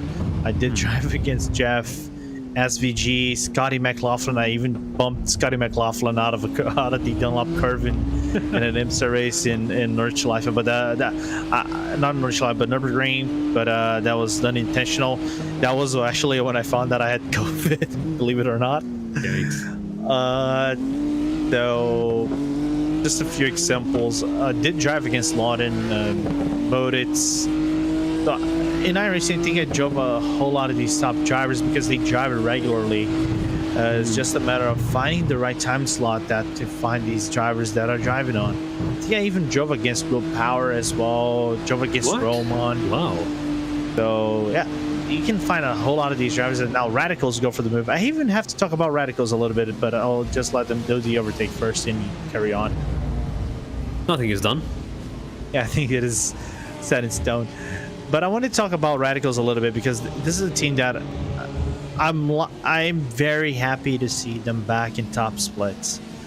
For those who don't know, Radicals was back, I think, in Hugo days, or when Hugo used to drive in the iRacing World GP Championship, had a very stacked team. They were I think, toe-to-toe with VRS Coenda and some other teams with some top level drivers, but I think in the last 2 years, more or less, had a little bit of lurking in the shadows of sorts. Just couldn't come up with drivers driving in the top splits or competing against some of the drivers on the top splits, and they're finally they're building up a lineup that can bring up some competition against these top drivers. So the restructuring they're putting up is really nice, and I look forward to see them. Oh no!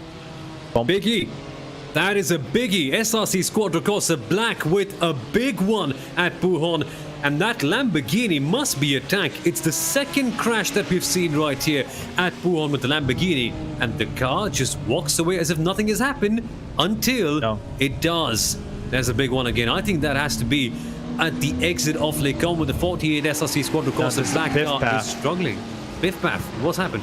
Lost momentum. Clearly lost momentum.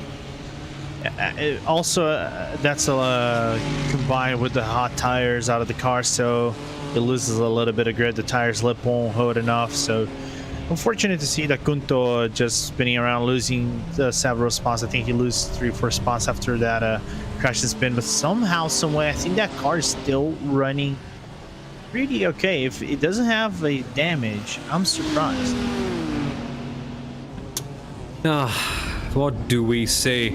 I think it's a case like this, right? Where you once have an accident, and of course they have to come in the pit lane in this case, no choice. But once you have an accident, you lose your concentration, and this is desperation within you. I've got to go faster. I've got to make up for this. As we see the Williams Racing esports team coming in the pit lane. But once you get that feeling, I've got to go faster, you are more prone to mistakes, and maybe that is what we saw with SRC Quadricorsa Black, who, by the way, are having a great race. We're having a great race, trying to fight for the top 10, and unfortunate to see that Kunto, spinning the car around and having to come to the pit lane for their service. And that's really unfortunate, as we're seeing other Williams in the pit lane for Lassie's Bach first pit stop, because he's just done his first, I want to say his first stint, but I think he's going for a triple stint, looks like it. No, he's going to hand the car for Josh Thompson. as what Josh Thompson was in the YouTube chat only a few minutes ago. Now, when the drivers are there, you can interact with them and ask them so much and speak about that as well. Here he is then, in the car, Josh Thompson. Let's watch what he can do for Williams Racing Esports. Again, they need a few big stints right here. Maybe something to go wrong for Redline. Knocking on wood, I hope that nobody ever wishes anyone bad luck, but yeah, that's what Williams needs right now. Something big happening to Redline so that they can get back in that fight. Slowly and steadily, Redline are eking things away. Yeah, but what I can see here is that there is a difference of, I'm not going to say drivers, but in the overall stint level. Because when they pitted, there was I think about a 5-second difference between when Benecke did his pit stop to when Colombo did his pit stop. And now there's a 10-second gap that widens between Lulum and Holtzman. Holtzman has put his teammate at bay, so this 10-second gap, I think, helped Williams a little bit. But we're still within that margin of we don't know who has the best strategy, because if we're talking about tire strategies and fuel, if they follow this pattern, we're looking at Williams doing the pit stops at the odd hours. If they go for this, they follow that, their final pit stop, they will have fresh rubber against a Redline team that probably will be double stinting. Unless everything changes and the track gets really hot and everybody goes for single stints and pit it, and if one wastes about 1:10 doing their pit stops if the track just gets too hot, because there's a good chance this race might end right about 3 in the afternoon where the track might be cooling down a little bit. But will be nearby the peak temperature of midday to 1 p.m. going to 2 p.m. in the track, and knowing that over there is summer, it does play out a little bit. So which way do you expect this race to go? Is it more on the Redline side, more on Williams? I think we'll have to go for Redline, won't it be? It just seems like they're more on that side right now.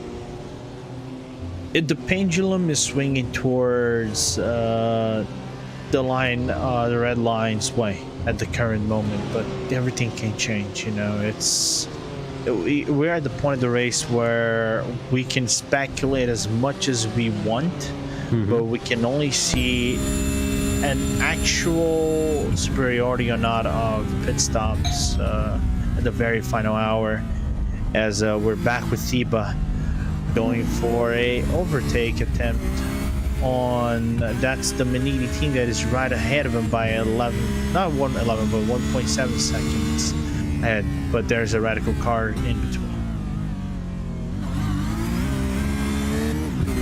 Still about 7 hours and 45 minutes left in this race.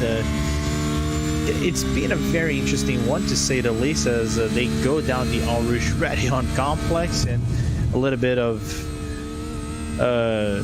counter steering for Thiba at the N3, because the car can get bottomed out at the entry of the track. And now I'm interested to see how aggressive Thiba wants to be with that radical cars in between him and the Manini car of Timatska over here somewhere, because does Thiba go for, that traditional fuel saving, allows to lose him a little bit of time, or does he go for full aggression, go for the overtake, that dive, and then clear himself away? It's a good question. Got to wonder what's on their mind right now. I think Redline will be more inclined towards being a bit more aggressive, the 912, because normally they expect to be around, P7, P8 right there, all things considered on the strategy. So I think they're going to go for more of a push, and they need to get those positions in for the 912 Porsche. But that is with 7 hours and 44 minutes to go. It's a long race, this one. It's been going on for quite a while. Again, 24-hour racing. 4 drivers, or 3 sometimes, share the car, and it's quite something.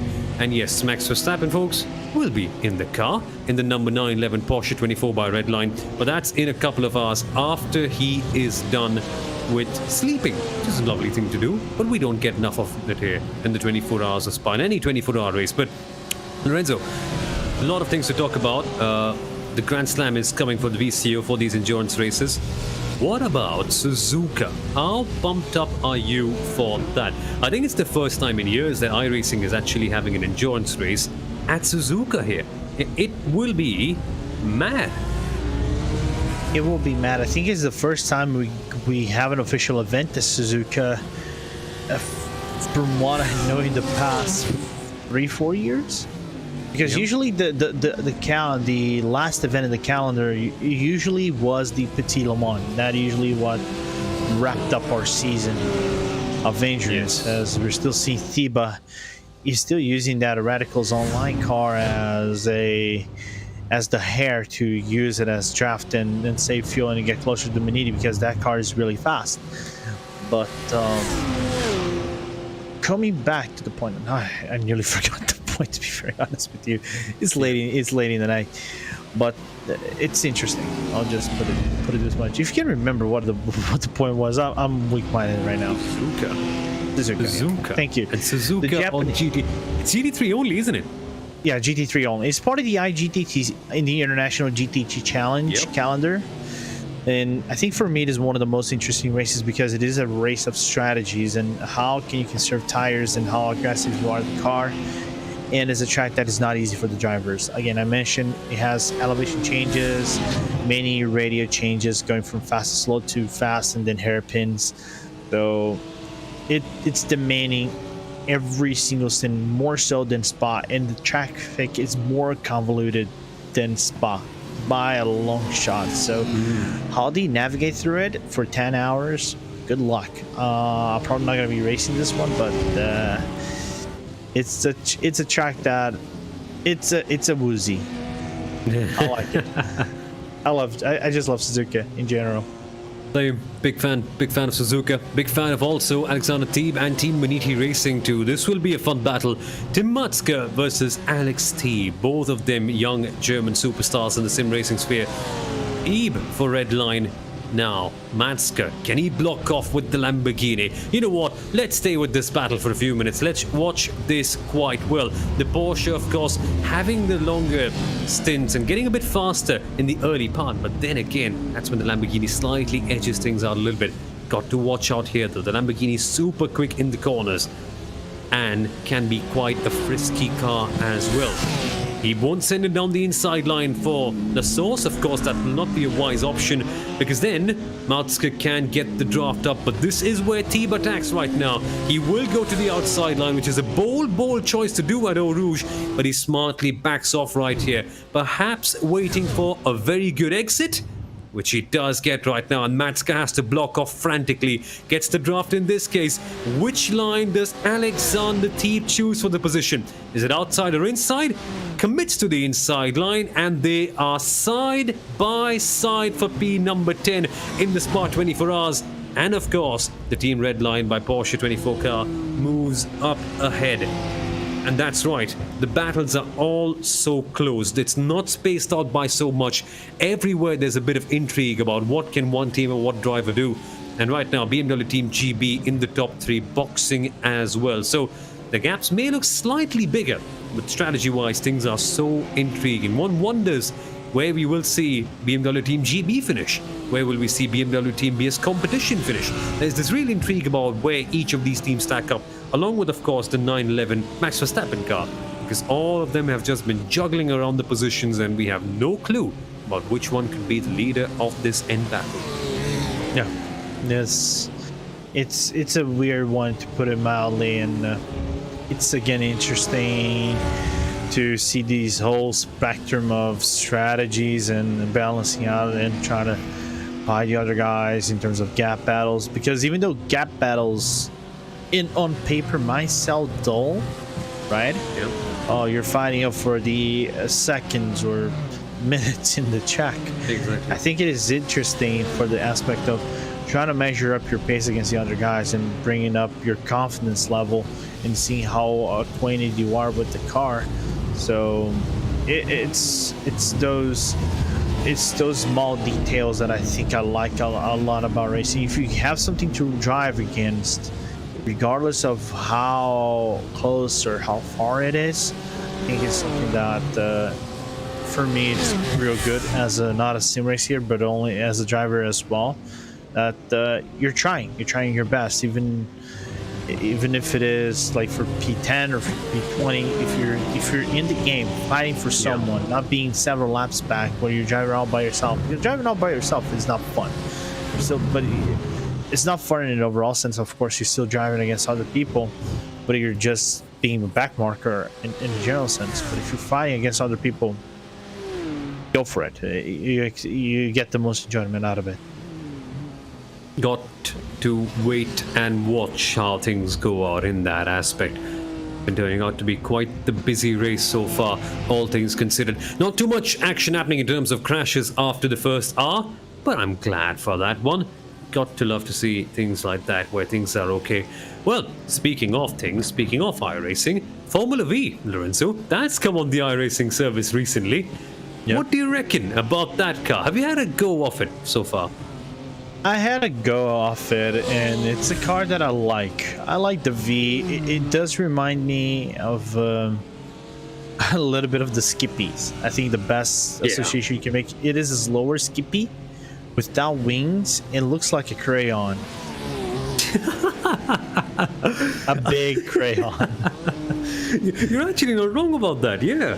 So this is funny. One of the if we do the RaceSpot Prime Time every Friday with the Formula V's, right?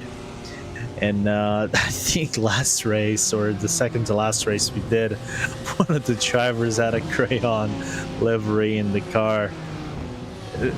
It never ceases to amaze me, the creativity out of the drivers and the painters to make some memes out of the livery out of that car. Man, it's a mad car, isn't it? It's just a mad car. So slippery, so slidey, so insane in a way. Just good fun. You can't. It's a driver's car. It's a driver's car, exactly. Yeah, exactly. Again, yeah. There's one amazing comment by Theo Fatalilev. I hope I've got that correctly. It's asking, new drinking game. Take a shot every time one says, where's Max Verstappen? But I love it. I absolutely do. Keep on asking, keep on sending the questions in. I love this crossover appeal that Max Verstappen is bringing in. In fact, did you know that Daniel Ricciardo as well recently got a home simulator because he thought he was losing out a little bit and wanted some more practice. So he's gone on and done that. Imagine, Lorenzo, Daniel Ricciardo racing at top split. Can you imagine something like that? Team McLaren, esports, who knows? Maybe somewhere down the line. Are you saying that McLaren Shadow is coming back with full force with Lando, Daniel, and I hope, and some other guys that are into this? Because McLaren Shadow still has a team. They have drivers in the eNASCAR series. Yeah. So are you saying the drivers from eNASCAR eventually will grab about 8,000 iRacing and will come to the roadside and ally with Zach Brown and the guys at McLaren and drive the top split? If you say yes, I'll buy it. If Zach says you have to do it, you have to do it. That's the case at McLaren. He will just execute it to perfection and make it out. That's just the thing with Zach. He has been masterful in that side. But no, imagine. I think McLaren Shadow still has a bit of a drive. I think James Baldwin raced for Jenson Button's team. Yeah, he's in Rocket Sim Sport. Rocket Sim Sport, yeah. The transition's been going quite well so far. Going from the world fastest gamer to drive for the Team RJN. I think it's not Team Rocket back then, it was Team RJN. And driving with Jenson Button, I think was on the British GT Championship. I think he even got I want to fact check this because I think he even got a race win. I think he did, yes, I remember. Dalton Park or something, if I'm not mistaken. Yeah. So seeing him do that transition, going from it was Alton Park, it's the P race he actually won in last year. Yeah. And finished fourth in the standings, by the way, with the Jenson Rocket Team RJN, and now he's seeing him back as a rising star, being announced as the British, the BRDC rising star, and driving again in the British GT Championship. I think he's the best example to see him driving. And he was a driver, I think, in the last time we were talking about Coenda driving in the other sims, in the other championship. He was actually leading the race at one point. And I think he was the odd-on favorite to win the league racing, there was a comment that he often prepares 10-hour work per day, 100 hours for one race. 100 hours. Insane. I heard stories of Brian Lockwood preparing for 60 hours for Porsche Esports Super Cup, the Tiger World Championships. 100 hours is just mind-blowing. And I think, honestly, you don't need to, in a way. If you've got your practice process very efficiently done, you don't need to spend 100 hours.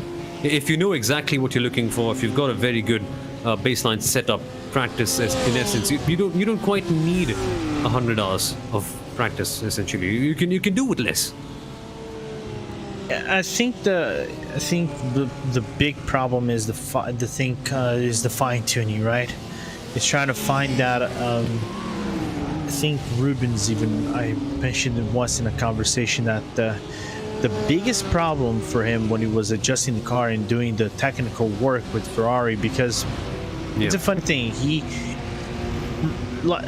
For those who know, when he was Michael Schumacher's teammate, as we're seeing the Urano Racing team doing a driver swap, and that is Outtake Company and taking over from the car from, just really quickly, just want to confirm, Moreno Sirica. He said the biggest problem with the car was just trying to fine tune, and that's where the biggest work comes from, because Michael didn't test the car, Rubens did. Michael was so comfortable enough with Rubens testing the car because he knew that Rubens would be giving the best feedback to make sure not only his car, Michael's car, and Rubens' car up to the par of everyone else. Of course, not saying that Michael doesn't know how to set up cars. Michael is probably one of the best technical guys that we have in Formula 1 in the past 30 years.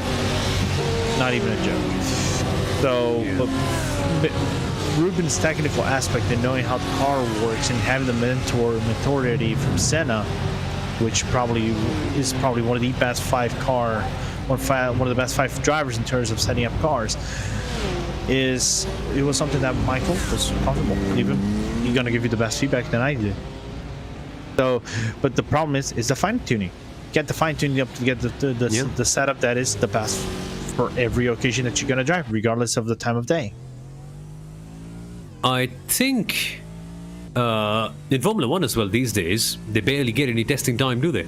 But they still are so good with it. They still are so efficient with their processes, and they still are able to manage things out so well.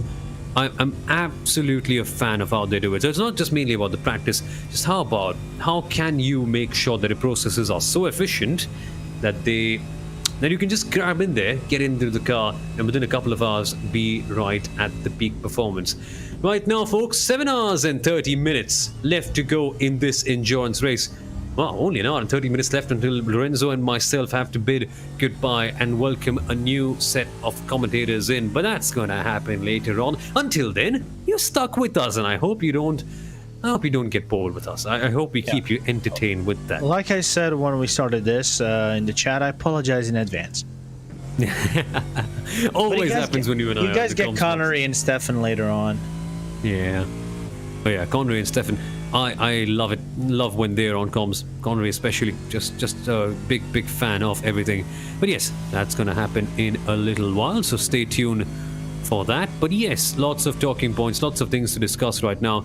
And for the timing screen, guys, just be slightly patient with it. Unfortunately, there's a lot of people coming in today, so the server is a little burdened. Got to watch out for that a little bit. But yes, liveries, Lorenzo. What about liveries? Do you think the Red Lion with the Porsche have the best livery so far today? I know my pick. What's yours for today? Best livery. I mean, yes. Or the best red line livery? The best livery. I think a lot of people watching on the stream might just pick red line, because I think there's no reason to deny that the white and orange looks quite awesome on the 911 one, but still. Which one was yours? Unbiased, totally. Unbiased. All right. I'm probably gonna say I love the Team GB livery. BMW Team GB. It does look really good. It is. Also the red line black velvet. looks awesome on that AMG. In the Alpine Geodesic, maybe the top 3 cars in my opinion in terms of liveries. Interesting. I don't blame you with Geodesic, right? Geodesic is so good.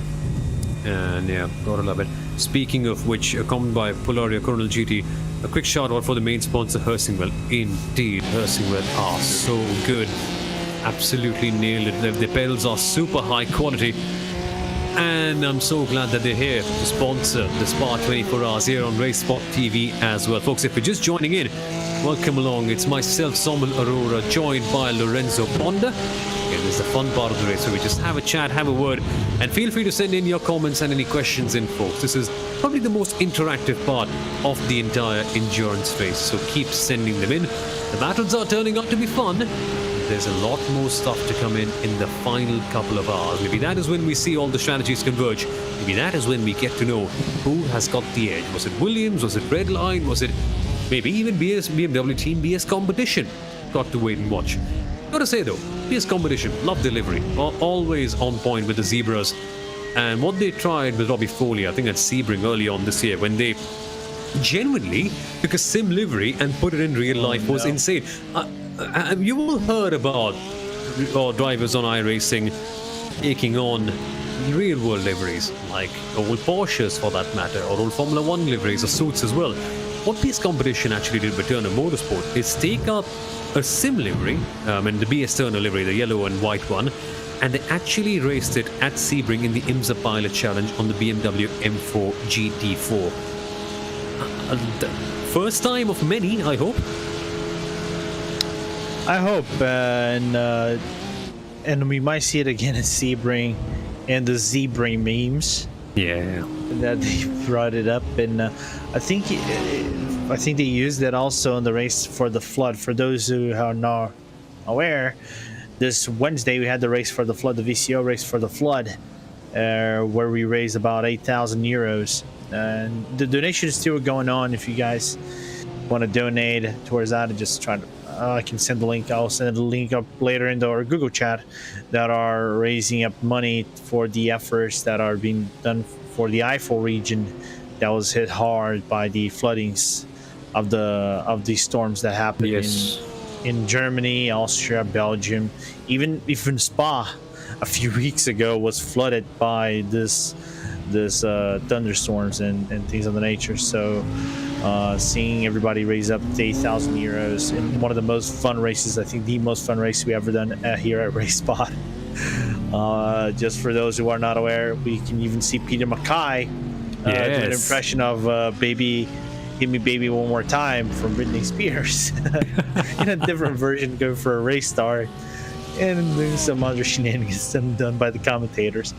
But back to this, and it's good to see, some of these teams still fighting. But I think one thing I want to bring it up, every team, I think going from first all the way down to 10th, I think 10th is Team Matska, has done a full stint of in the pit stop. So everybody doing 109s. I think we might have hit a threshold that everybody's now going for double stints in the even hours, in the odd hours. But of course, everything can change as things go by.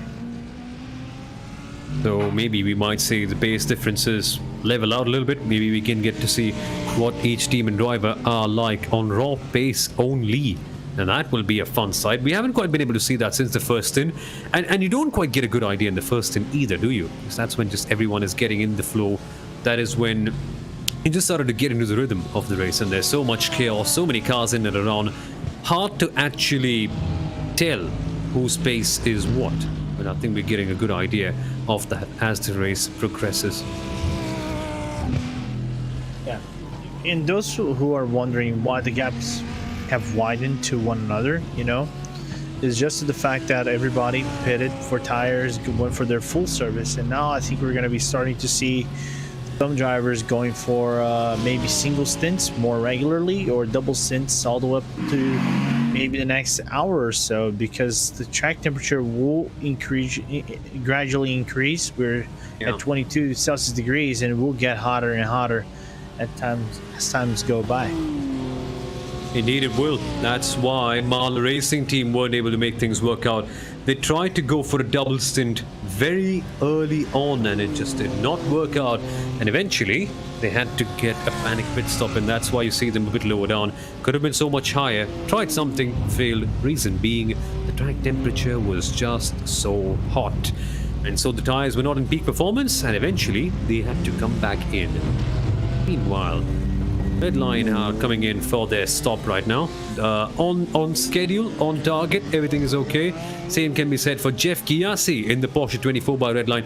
Hey, is he going for a driver swap now? If he does, could be it, you know. Yeah, chat would be happy to see a certain certain Dutch guy named Max Verstappen in the car. Like he's a Dutch guy. Is he fast? Just to get maybe, I think so. I never seen him drive. Just kidding. I never made. I drove against Max once. I was humiliated on track. Not surprising at all. But Jeff is actually due to go for one more stint, and after he's done with that, then that's when Max comes. Yes, so keep a note of it, guys. One more hour until Max Verstappen comes in, and then the views will shoot up, the chat will become energetic. I love it.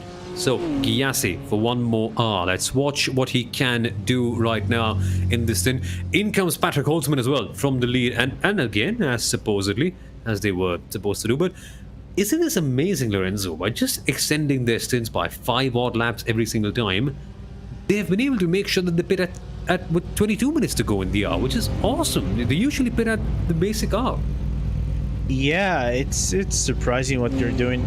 I'm trying to remember which race they did something similar to this. There was a race they did a similar strategy as now. I don't know if it was the Nürburgring or if it was the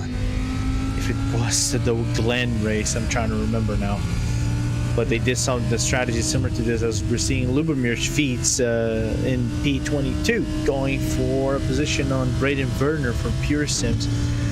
And I was talking about Lubomir, one of the Bila Aeronix racing team drivers, probably streaming right now on Twitch as well, the number 9. And great to see that, again, the PGZ Motorsport contending for top 20 and getting some good performance out of it as they make the move in Pure Sims, because they go for the pit lane. PGZ Motorsport gaining another position, currently in the number 21. It's coming towards them. It'll take a little bit of time. Things will get better all the way through. Got to keep on watching, got to keep on waiting for these endurance races. I love that you get to wait, right? I love that we have to wait and just understand how strategies will work out. Lots of stuff to keep a keen eye on. Well then, things are calming down right here in the 24 hours of Spa, and when things calm down, we pull out a random thing to speak about from the bag. And I love this, that we have so much to speak about on iRacing. Well, it's speaking about endurance racing, Lorenzo. Now, this right here, again, we discussed early on, there's a community aspect to it. Everyone loves it. Safety ratings can get quite well. Now, iRacing have come up with a new update where not 7, but 8 different car models can now be created, or can now be used when creating hosting sessions. Oh, your thoughts on that? And maybe we can finally see the whole GT3 grid together at once. Yeah, this is the first time we're seeing the full GT3, not legacy, but the current GT3 gridding, because the Ford is still part of the GT3 field. The only cars who are part of the legacy is the BMW Z4, and I'm trying to remember if there's another car, GT3 car, on part of legacy. I'm trying to remember. I think it is only the Z4. But seeing the cars being part of the GT3 outing for the first time, I think, in a long time, it's cool. It's really good, a good addition. I think what adds more is for the IMSA side of things, because back in the day you only had a 2-car GT3 field, and now with the addition of the Porsche, you have 3. Yeah. So it's good. It's good to see that mix of cars going around the track and brings up of an even playing field, because you got the 3 best cars in GT3s that are on the current balance of performance driving out at IMSA. Of course, a car will be superior to another one on the track as the BS competition comes into the pit lane. It's Phil Dennis in the car, and I think I'm going to confirm here that's his first stint, so he's going to be remaining on the car for the next one. But seeing the full grid lineup for the GT3s being available to use is nice to see. I can't wait to see if they're going to add more cars and then add a bigger grid size to, you know, make things more interesting and try to bring closer to what the real life Spot 24 is, because they use GT3 Cup cars in the Spot 24 as well. Exactly. And that will be fun. I think rather than GT3s, I think GT3s already have a few good cars coming in right now. I know we iRacing fans are just very demanding. We just keep on asking things and keep on asking for new cars here and there. But it's good that we see new GT3s coming in. I think we just need a little bit more focus on GT4s and the other classes right now. Of course, in the real world, GTE is, can I say it's in a coma? It actually is. It's in a very weak circumstance, but we can do more of GT3s, GT4s, so maybe next on the iRacing list might be GT4s all the way. But again, demands, Lorenzo, what would you like to see on the iRacing service next? And also, folks, you can answer the same question in the chat as well. What would you like to see next on iRacing? Any track, any car, any particular feature? Again, AI Racing is a part now, so that's one good thing. Yeah, good question. What do I like to see next? I said this in the iRacing community that we have in our Discord. The one thing I'd pay if they announced it, I would go ballistic here in my house. Probably would scream and mom would kick me out of the house, but I would buy it nevertheless. Would be Toronto. Give me Toronto racetrack. I love that track. Like, it would probably be a heck of a work because I think it has more assets than the Chicago one that they just released it. Yep. But it would be an amazing track. I love Toronto. It's not an easy track, but to drive it and see the Indy cars go around. Of course, you're not going to Toronto because it was right in the middle of the COVID restrictions in Canada, and especially in the Ontario area, and so it's not to see being added still to the sim is that for me. But if they could add that to the sim, that would make a Brazilian real happy here. What about you? That's a good question. I'd love Toronto. That would be amazing. A good addition to add on the iRacing service. But I like the fact that there's AI racing, so that's a big plus. Maybe we can see more of GT4 cars. I'd absolutely love to see more of that coming in. Some more TCRs as well, right? That would be superb. Seeing maybe the Seat, maybe the Hyundai Veloster coming in, that would be a whole lot of fun. By the way, Sven Olahasa is behind the wheel of the Bila Racing Team Euronics car, and that is going to be an interesting stint coming up for Sven. Of course, 24H Esports champion Sven Olahasa for Bila Racing Team Euronics. They won by quite the margin, and I'm going to keep a very keen eye on them. Could be pushing hard towards Marla Racing Team and the likes to see what can happen over there. Do you reckon they have a chance to come up closer to BS competition, perhaps? It's a long shot. It's a really long shot. Both cars, both the Bila and the red line cars have a long shot because their gap is just too far. It's nearly a full stint away. It's 50 seconds, so it's a tricky one for them to navigate. But if I have to give the best shot, it has to be Sven Haas's car because he has, I think he's right on par what the Team GB and the BS competition are actually doing. But it's still very hard to reach. It demands a mistake. Mugello is one suggestion right here for content added on the iRacing service. I agree with that. Mugello would be absolutely stunning, won't it? Maybe seeing some nimble cars, maybe some GT3s right there would be a whole lot of fun. Maybe even the Formula 1 cars that we have on iRacing. And that brings us on to a question, Lorenzo, that I've got in my mind. Electric technology in iRacing. Now, we've got, of course, the LMP ones that have the hybrid power boosts.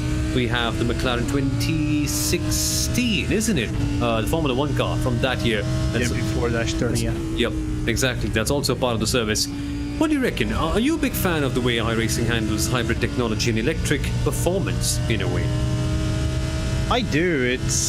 I don't use much hybrid cars though. For me, it's not a thing that I like to kind of manage. Is not my thing, but it's a very interesting one for those who kind of manage it. But it's more of a pure like for those who are used to it. It's hard to get into it though. I think the MP4-30 is even more complicated than that because you got the MGUH, you got the MGUK, and some other aspects. Now you're gonna see Van go for the move on Jeff Giassi on the inside, going to Blanchimon, and he's going to pinch him out on the entry of Blanchimon. But it's not it can be better implemented. People could say yes, but for now it's good where it stands. Electric though is a whole different story, and how it is would be implemented here is a whole different thing that. We still have to see if they ever bring an electrical car, like a full electrical car, into the service. And the reason why they're biding their time, the reason why they are waiting, is that they have to make sure that it's the most realistic as it possibly can be, right? iRacing is not like a mod on any other simulator where you just add the sound, remove all the gears, and yes, you have an electric car. It's far different from that. The detail to which iRacing simulates things is absolutely intense. Bumps, track temperature changes, rubber wearing down, even the cars for that matter, damage as well. How the setups work on it's far, far more detailed. So yeah, it's incredible. So that's why they're waiting, and I think they should wait as well. But as we see more series like Pure ETCR come up, as we see Electric GT Championships come up as well, I think it'll be quite the addition to iRacing. But I'm totally fine if they wait it out as long as they do it well. And that's one thing that iRacing has done. They've taken their time, but they have done it quite a fair bit well. Well, thank you so much for everyone in the chat for all the YouTube comments. Keep them coming in, folks. Keep on asking all your questions. Welcome to RaceSpotTV podcast, in a way, over here at the Spa 24 Hours. We absolutely love it. But yes, a huge shout out to Hugo Luis, working on the cameras and directing for almost 17 hours. Mind-blowing stuff what Hugo can do. Hey, if you allow Hugo, he probably would go for the full 24, but I think Hugo would type it like, no, please no. He has enough suffering as it is, as now we're seeing Ruben Bonga, the Bonga train, going for an overtake on Jimmy Antunes from the R9 competition. That was really close. What a send. Really close indeed, and Maniti Racing move up into P number 12, which is a bit nice to see. By the way, Arnash competition, that has to be in competition from one of the best liveries for today. Got to absolutely admire the way this looks. Beautiful. I love pink. I'm a big fan of pink, but I don't know why racing teams don't do it very often. This is nice. But what do you guys think about this? What do you guys think about the liveries on offer? Which one is your favorite? Lorenzo and I have already picked our take, and we would love to know yours as well. And you can't be biased, by the way, chat. Don't be shy. Yeah, you can, absolutely. We're not allowed to be that way over here. You can totally go for it. By the way, our quarter early report on Max Verstappen is here. And of course, Verstappen, he's not in the car yet. He will be coming in 45 minutes. He will be driving for the number 911 Team Redline Porsche 24 car. And Jeff Giassi is behind the wheel of that car, by the way. And if you really love Max Verstappen, if you're really a big fan of him, keep a track of Jeff Giassi right now. Keep a track of what he's doing. If you want to follow Max, keep an eye on the other drivers as well, because you might be here for Max. You might leave with being a fan of a few other drivers as well. There's a very good chance that you might end up being a fan of what Team Redline Red are doing right now. Absolutely dominating what they're doing on the grid right now. And how have they pulled up this gap to the Redline Blue car, Lorenzo? Because I think when we came into the commentary box a few hours ago, the blue car was the one that had the advantage. They had a few odd seconds to the red machine, but here we are, and things are absolutely flipped over. Yeah, it is flipped over because when they came into the pit lane, I think Holtzman had a really good drive in his first stint, and thus opened up a small gap to Chris Lulam. But I think the second gap is what helped Holtzman even more than so, because Lulam hasn't been able to put the same consistent laps that the Holtzman been doing. Thus, the gap widening from 7-8 seconds and things like that all the way up to 11 seconds now, as Bonga has now to defend from Jimmy Antunes right here, and going through Lecumbe and now Malmedy all the way down to Brussels. But I don't think Antunes has the car to match what Bonga has been doing, because Bonga has the better tires. Bonga has the better tyres indeed. Maniti Racing on the fresher rubber will be faster, so keep a keen eye on them. Maniti have been, well, let's just say Maniti have had a bit of a tumultuous race so far, starting very high up, then having an incident on the first lap. That's where their comeback drive has begun, and so it's good to see them coming back in a position like this in P number 12. Ruben Bonga, quite the driver behind the wheel of that Maniti car. But yes, Lorenzo, question from the chat: are favourites to win this race? I think it's pretty evident, isn't it, right now? Yeah, I picked the number 72, but I'm not gonna say for what for, because like I mentioned, there has been some broadcasts lately. I've been killing some teams and drivers. In the sim, of course, not in real life, because I'm not a murderer. But my commentator curse streak has been pretty hot lately, so I will try to refrain from picking who's gonna win this. Just gonna say what car, but what for is a different perspective. You make up what you guys can make up in the chat.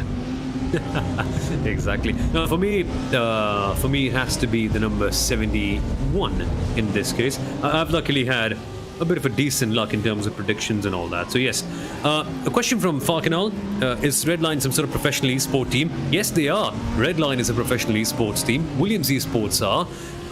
Beeler Racing TV Ronix are. Maniti Racing are. Ronin Simsport are. Basically, all the teams that you see here, most of them professional teams. Very few, though, are professional drivers, is what I mean to say. Very few drivers are actually able to make their daily income and run their house, basically, through sim racing. The folks at Redline, some can. Coanda, I think quite a few of them are sustainable itself. I know Brian Lockwood from Racecraft Esports is one of those drivers who can do that as well.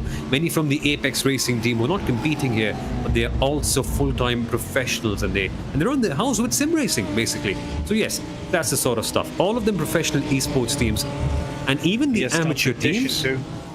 Yes, competition too as well. Good point. For some reason I'm forgetting them a lot here today, but yeah, there's that as well. Who else? Oh, all of them. Essentially all of them. But even the amateur teams, the way they prepare, the number of hours they put in, the kind of preparation they go in with data, the analysis, choosing the right setups, the right aero balance of the car, and even for that matter, what sort of tire strategy they go for. Amazing. More than amateurs is what I mean to say. But yes, is Jimmy Broadbent driving? Jimmy Broadbent, he isn't. As far as I can tell, he isn't. Not so much on this stint as well. I don't think Jimmy Broadbent does lots of endurance racing, does he? He does. I think he did. I'm trying to remember our last endurance event that I think he was a part of, but I cannot remember. The job blinks on my mind. I don't remember if he did 24 hours, but still, he's been busy. And let's just say that in the least, he's been busy with Brett Carr driving with Jim Hepworth in the Praga R1. So he's doing his endurance bits, but not in the virtual side anymore. He's been occupied with real road commitments. Nice to see Jimmer going for that transition and doing a very smooth transition at the current moment. Being coached by Gordy Butch, by the way, which is, of course, he's not driving, but a driver that we normally see on Top Sports. Indeed, yeah. Good defending right there from the 912 car with Sim RC. Oh, I love this. I absolutely do. Sim RC versus Team Redline is a battle I've been waiting to watch for a long, long time. If you can't tell already, I'm a big Sim RC fan. I love how the way they execute their race strategies and everything. And so, He is trying, and they are pushing hard to get this done. We'll keep an eye on this one. But there's a question, of course, from the chat, and it's a good one. I think we can spend some time discussing that as we watch Simasi trying to get closer. Here's from Tanish Ambure. Love to see lots of Indians in the chat here today. Must have, yeah.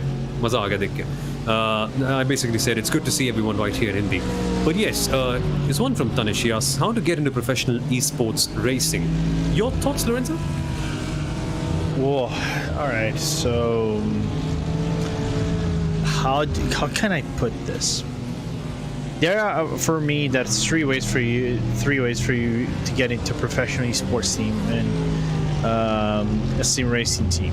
First and foremost, you have to have natural skills and be fast and work up to the iRacing ranks of going from your initial iRating, go to 7K, 6K, 7K, 8K iRating, and then participating in the professional leagues and things like that, and built up just because you have natural skills, you are acquainted with the car, and you can make the easy transition for virtual with your gear.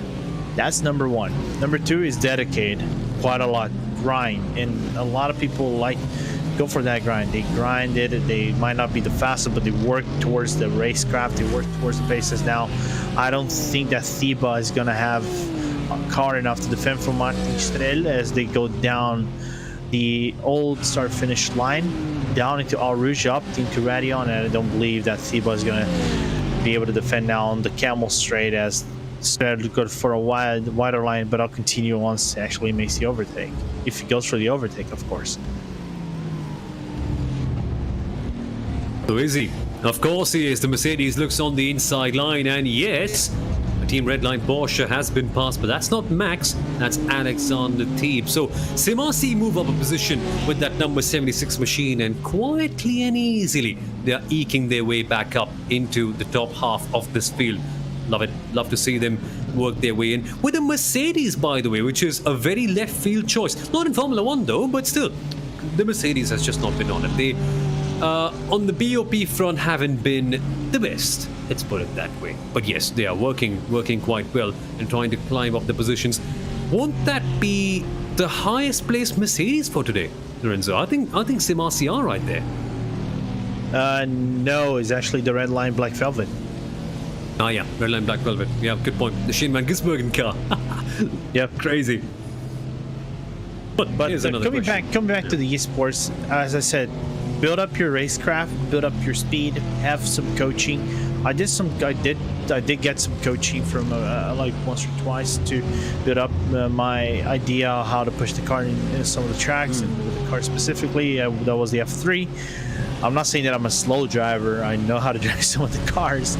I'm not the fastest though, not by a long shot. But yeah. third, and I think the easiest one, open up your own esports team. Get some real fast drivers and get into the splits. You might have to pay their salaries though, but that's a way. That's a way for you to get into a professional esports team.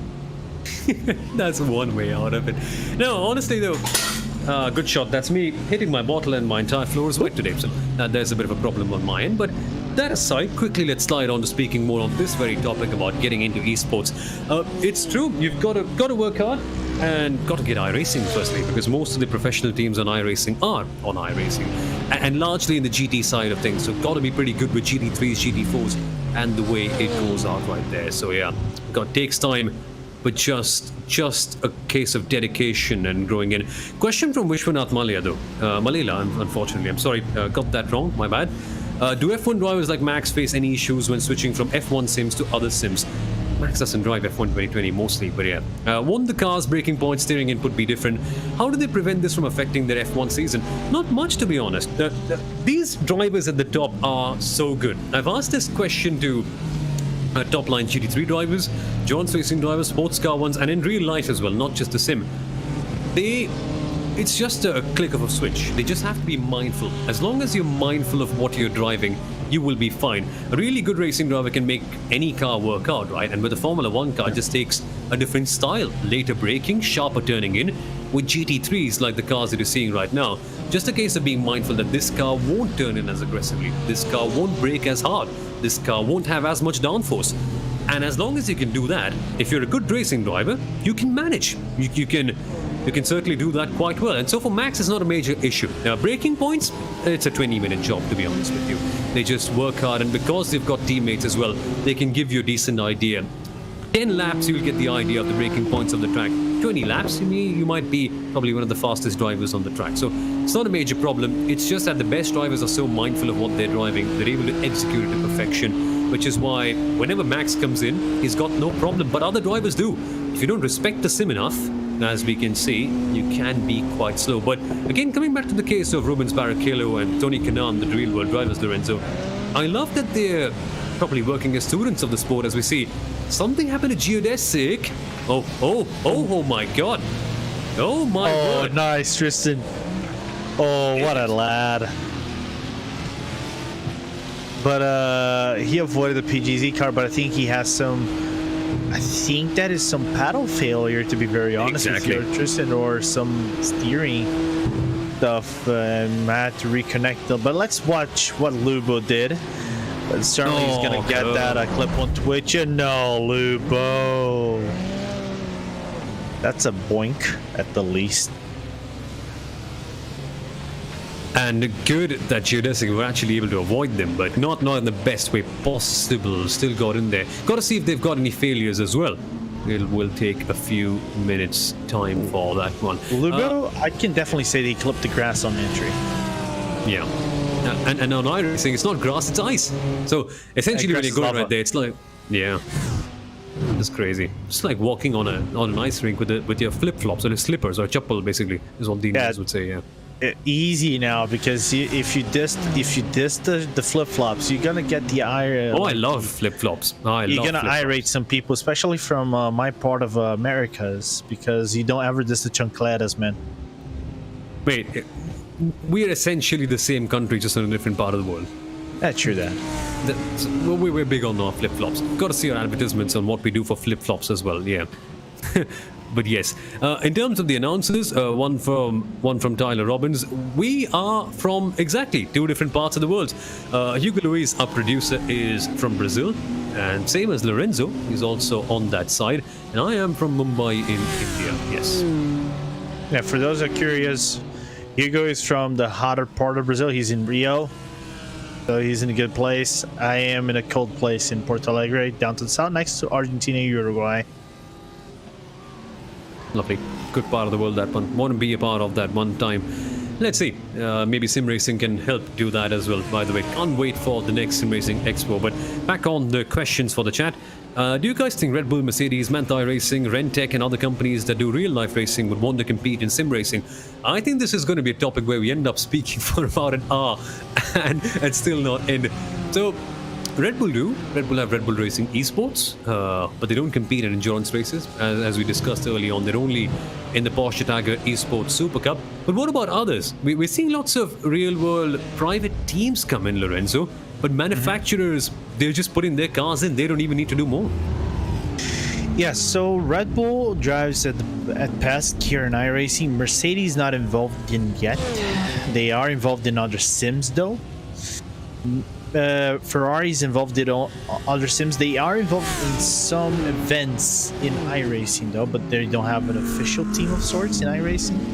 Manthey Racing actually has a team in iRacing. I cannot remember who the drivers are, though, but I did see Manthey drive an event once. Remtech, I don't know about it, and but there are teams that are from the real side that actually brings up drivers. Williams is the best case you guys can make from like F1 teams and teams at the top tier that are bringing drivers into the sim, whether it's this sim or other sims.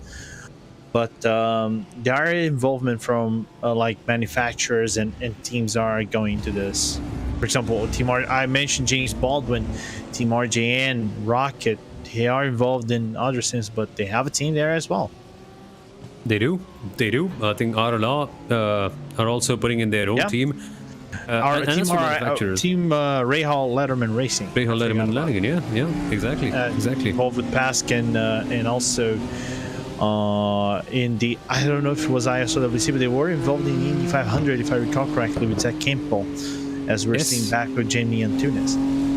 Exactly. So love it. The involvement is getting bigger. As for manufacturers, though, as for a Mercedes, as for a Porsche, as for a BMW, depends. BMW are quite involved with the BS competition team and the BMW Sim 120 Cup, which we do have on RaceSpotTV. Watch that stuff; it is mind-blowing. Not biased because it's RaceSpotTV, but still, it's amazing. There's that Porsche have the Porsche Tiger Esports Super Cup, the World Championship of iRacing there as well. They don't need teams per se, but when required, say for the Le Mans 24, for instance, that's when Porsche tied up with, I think it was Red Line, wasn't it, where they went for the R Factor 2 race. So yes, there's that. No. Porsche, I think, was also tied with the VRS Coenda. Yeah, Coenda. Because exactly. Josh Roger actually won with the VRS Coenda back then. Exactly. Yeah. Rogers it was, wasn't it? And Backham was on another car. Exactly. Yeah. Good fun that one. Also, more stuff about Williams. Williams Racing apart. Yes, they are a part of the Formula One team, well and truly. But as we mentioned early on, they created their own character. When someone in the iRacing or the sim racing community speaks about Williams, we don't think of the Williams F1 team anymore.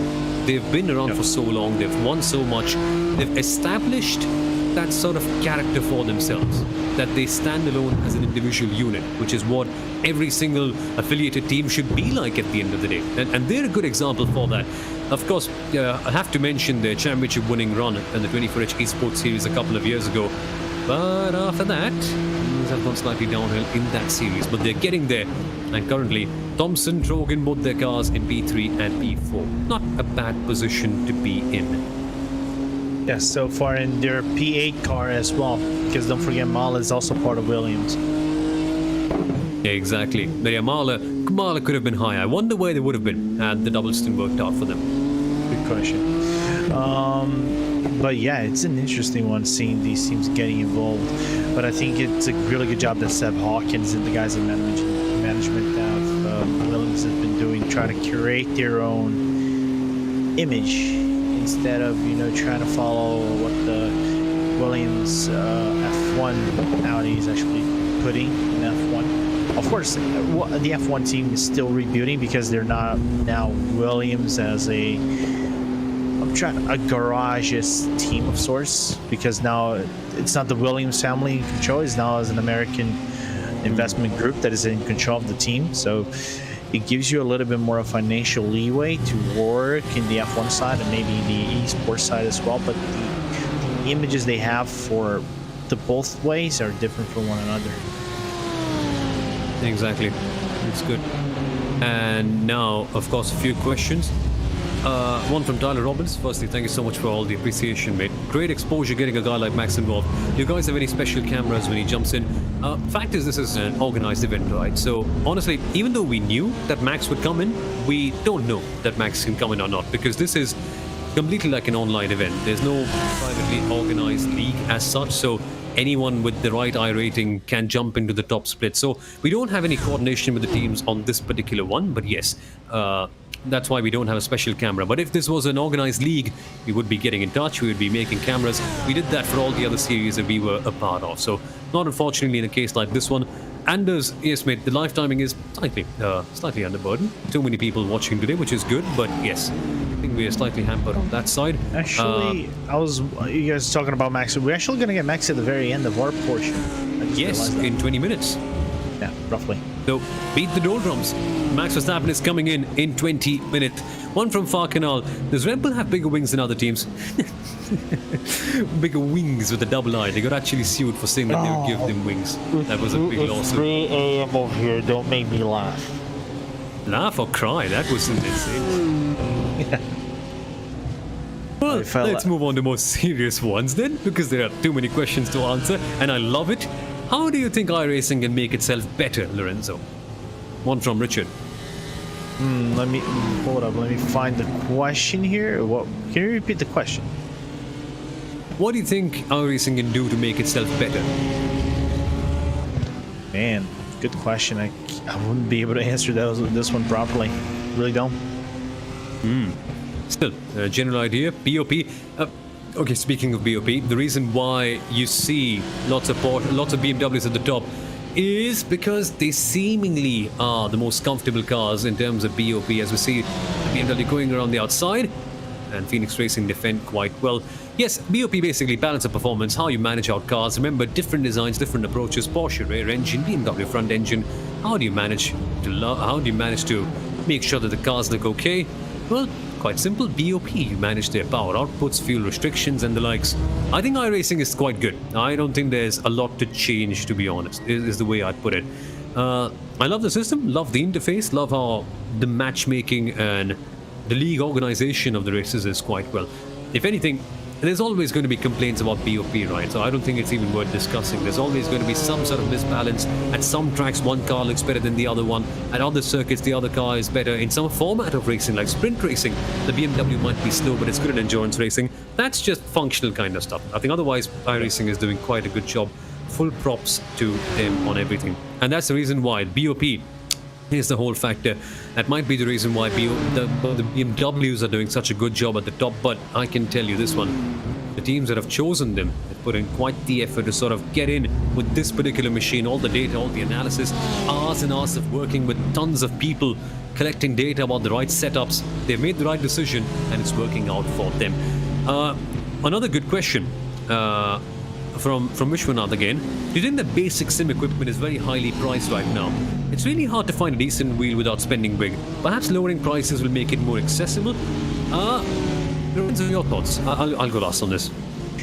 All right, so this is the point of where I'm probably going to say I think lowering the price, it has to come with demand, and the problem is we had. I think the best thing, it doesn't, don't take this out of context, people. I think the best thing that could have happened to sim racing was the COVID situation. Believe it or not, it gave the biggest boom in sim racing probably we ever had in years, right? Of course, 2019 was a good year, in 2018 as well, but the amount of people, this actually was brought up in a conversation I was having, as we're seeing Martin Estrella trying to close the gap and there is the Impulse car right behind, but Estrella is still trying to reach his Stanaway. As we're seeing the Bila Racing Ironics going for the pit lane, as I think Sven's going to handle that car to someone else, or he's done with the first stint. He's probably going to go for a second one.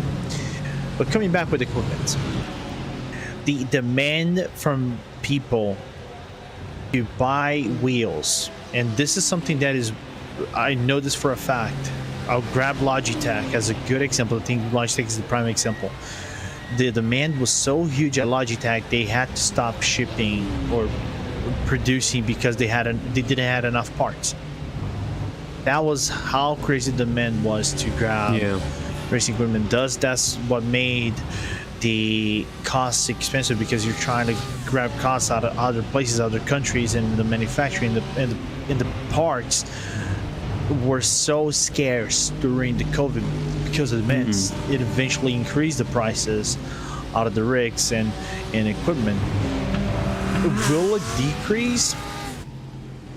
It would be amazing.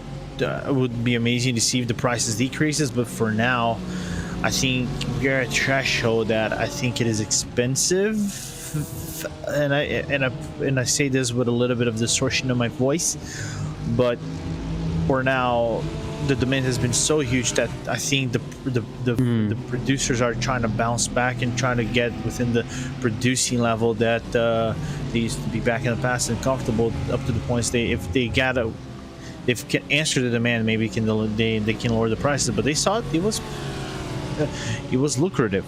If they lower the prices, it would be like good, but I'll not see that. I think it's gonna be expensive to the point that it won't become niche, but it will become a little bit costly for you to get into, even to buy like a T300 from Trustmaster or a G29 from Logitech, for example. Yep, exactly. But you also race on Logitech G29, don't you, Lorenzo?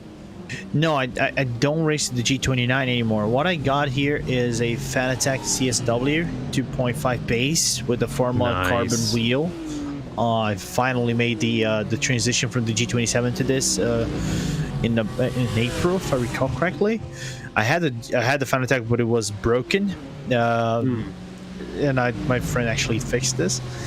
But I have a paddles from a Brazilian manufacturer that does a real high-end paddle that try to mimic what some of the top manufacturer does, but it provides some real great range, and it's real good, real flexible. The service has been great, and I had no complaints from what I've been using so far. So it isn't cheap, but it gets me around for what I want to do. Yeah, works out. I've got the G29, and coming to prices of sim racing, it is a simulation of the most expensive sport in the world, by far. And the fact that we can get a glimpse of it, even if it is for, say, $500,000, whatever it is far better than paying $500,000 or $1 million for that matter. That's just the way it is, right? So it's a lot on its own, but in relation, it is quite cheap. So yeah, it's still quite something. With the VR and all that as well, you can add it up. You can get a very good experience for a quarter of the price of what you get in real world racing. So I think on its own, in relation to what it's trying to simulate, I think it will be very cost effective. I can make an analogy to this, to be very honest with you, grabbing from going to these topics. If you grab a basic equipment like a G923 or G920 or something like that, we're still seeing Strel right behind the red line cars. Yeah. And now finally right behind Richie Stanaway, chasing him down. What happens is that with the basic equipment, you can get up to certain really good level in iRacing. You can get up like to 6K, something like that, with the basic equipment. But to drive against these drivers, there is a certain amount of high level equipment that you need to get, like a Heusinkveld pedal. The amount of detail that Heusinkveld provides you in terms of their paddles, it's nearly a match today in hardwares. So it demands you to either train harder, like train to double the amount of what the normal drivers are doing with the top equipment, or you get a top equipment and then try to adapt to that, and you probably would be at the same speed as them. But with these, what the better equipment gives you is more accuracy and comfort to be as fast or push as fast or be consistent with the fast times that you have with a better equipment. Because with lesser equipment, you might have to make adjustments on that lesser equipment or get acquainted with it and find the tweaks to get up to the speed and then be consistent with it, which is much harder. Yeah, no, exactly. 100% true.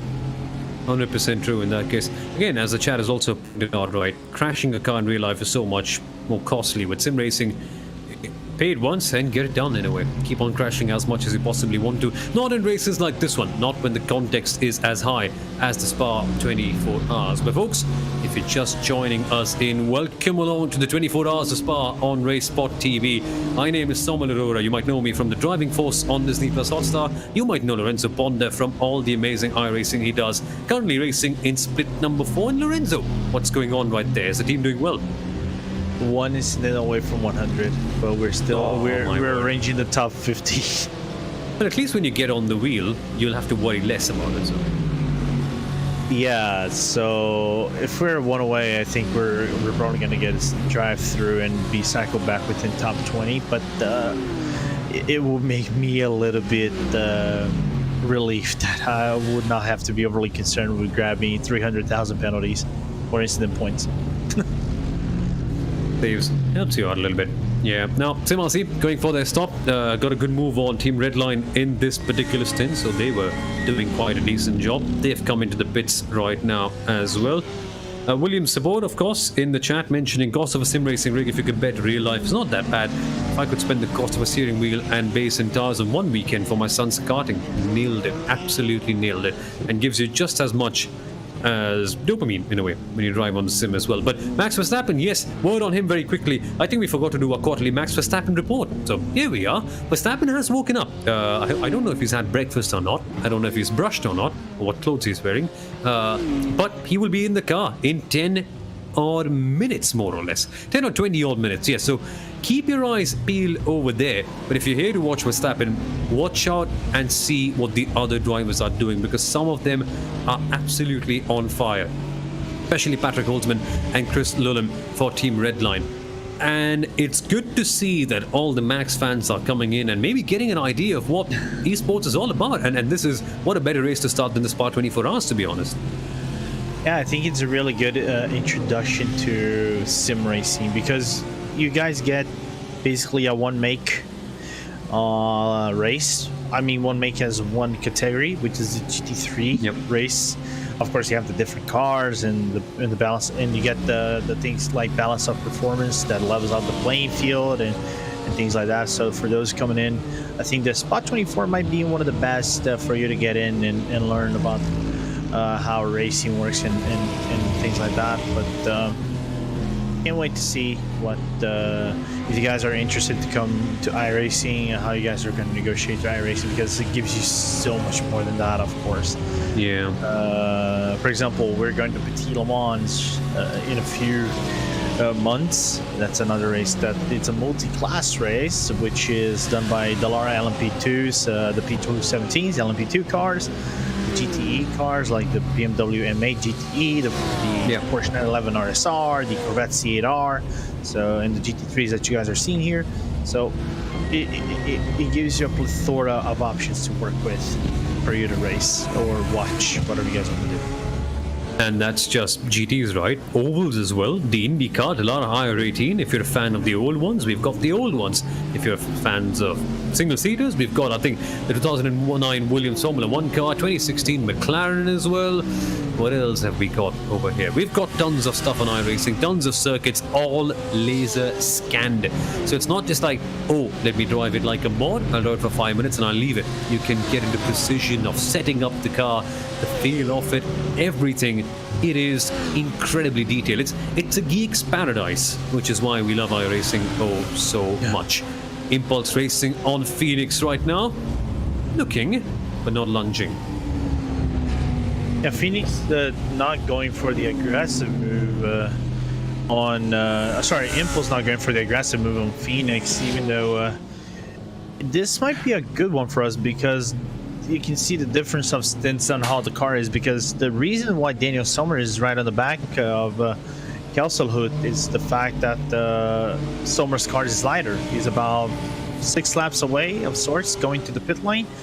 So he has the opportunity to climb up the spot, and then when he comes into the pit lane, he might be in a comfortable position of saying, oh, I overtook that guy, so we can reset our strategy over here and make sure that the long run we might be ahead of them at the end of the race.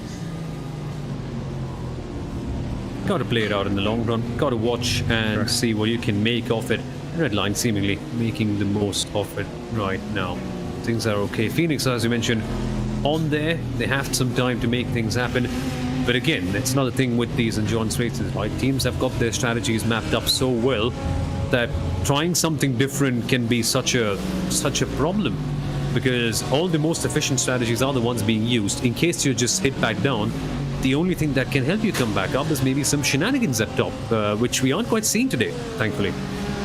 Yeah, we haven't seen, quite frankly, many shenanigans. I think it's a spin here and there, or a human mistake while braking or something of the nature. So everybody is on top shape. Like I said, I think of all races we had this season so far, this might be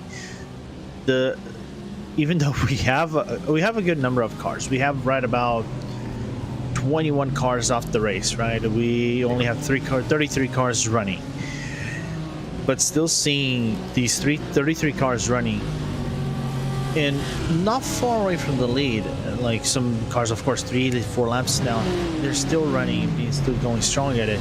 They're not having many issues. For me, so far, is the cleanest race we ever had in this 24-hour outing by a long shot. And I like it. I like that it's been that way. It's given us more time to focus on strategy, more time to focus on individual battles and the stories around the sport, which is what we love so much. I like the fact that there are so few shenanigans here today.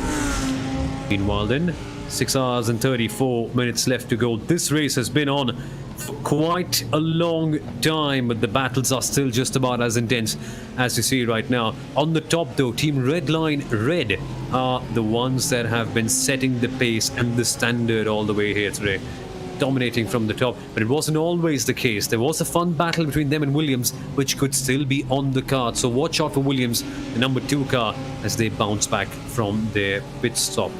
They'll be in here sometime soon, but they've got to make some moves, and that'll mean more entertainment. That can mean Williams versus BMW Team GB. That can mean Williams versus the 911 car. That can mean Williams versus BS competition. And how exciting does that sound right here? By the way, fun stats. In the real world, Spa-24 R, so the last 5 years, in 2020, the race was won by 911 GT3R. In 2019, it was also won by 911 GT3R. 2018 was an M6 GT3, and in 2017 it was won by an Audi R8 LMS. And on iRacing, things are quite the opposite here. Yeah, it's 2 BMWs, 1 Porsche, 1 other BMW, then you have another BMW, Lamborghini, and then you go to another BMW, and you round out with a Mercedes and a Porsche. For me, what makes me real sad, I think, was the 2020 edition. Was it 2019 that a Lamborghini was driving and was leading pretty much the majority of the race until Dennis Lim crashed. And I explicitly, I sent a PM to Dennis on Discord later because there was an interesting graphic of seeing the driver space they usually do in the SRO in the GT World Challenge. And Dennis was by far the fastest driver in the Lamborghini, the orange Triple F team. But his crash was such an odd one. I know he was disheartened, man. He was really disheartened. I sent him a support message later on. And it's good to see him back with Barnwell for this event. Sorry, not Barnwell, but the Audi with the WRT Audi team. I completely forgot it. It was with the Audi team. Even I knew that personally before going to Spa. But seeing like this variation of cars, it's really good. You know, it gives you a good idea of teams. Everybody has a chance to win, but Spa is such unpredictable in real life as it is in the virtual world. But BMW are actually the kings around the track. Because I think they want. I was doing this research. I think they won 24 times the Spa-24 race in comparison to Porsche. That's a lot. That is an absolute manic advantage that BMW have had. And I can't wait. Spa-24 in the real world also coming in soon. It'll be fun. Now then, 6 hours and 31 minutes to go. We are going to see Max Verstappen coming in 10 minutes. So keep your eyes on that, folks. Yes, so far, so good. Marla Racing Team box as well. Marla, of course, sister team for Williams, had a bit of an issue with strategy early on, which is why Marla are not in the top 5. Yeah, that's the way it is going out for them right now. Teams due a stop: BMW Redline Red, BMW Redline Blue, Porsche 24 by Redline, BMW Team GB, I think they've done. But yes, all the teams and drivers will be coming in for their stops rather soon. Again, it is the morning. We had the night a few hours ago. We transitioned into the happy hour that many people like to call it. And at Spa, things will get busy right now. We're gone past with that dark stage where things were troublesome. And here we go then. Here they are in the pits, Lorenzo, I think. Are they not? No, they're still outside. No, they're still... no. Oh, no. Is it what I think it is? Is it what I think it is? I think it is. Oh my word. Oh my word, guys. Are you sure that they've... But they seem to be on the track right now. I mean, the timing is looking fine, but... No, let me look real quick because Yep. Ladies and gentlemen, Jeff Giassi's internet just crashed. Boom, boom, boom, boom. Nope, it isn't. Mac's car isn't okay. That's Jeff Giassi's car that has lost the internet. That is the number 911 Porsche. That is the car of Max Verstappen. And so, Verstappen will be behind the wheel of that car, no worries. He'll have to get back in, the car will be towed to the pit lane, and Max can very, very quickly go out there, change in and get into the car, but they will be losing time. Here we see the car being towed in the pit lane. He's back in the... Max is now in the car though. Is right now, and there we are. And there we are, Super Max behind the wheel of the Porsche. The moment you all have been waiting for is right here with 6 hours and 29 minutes to go.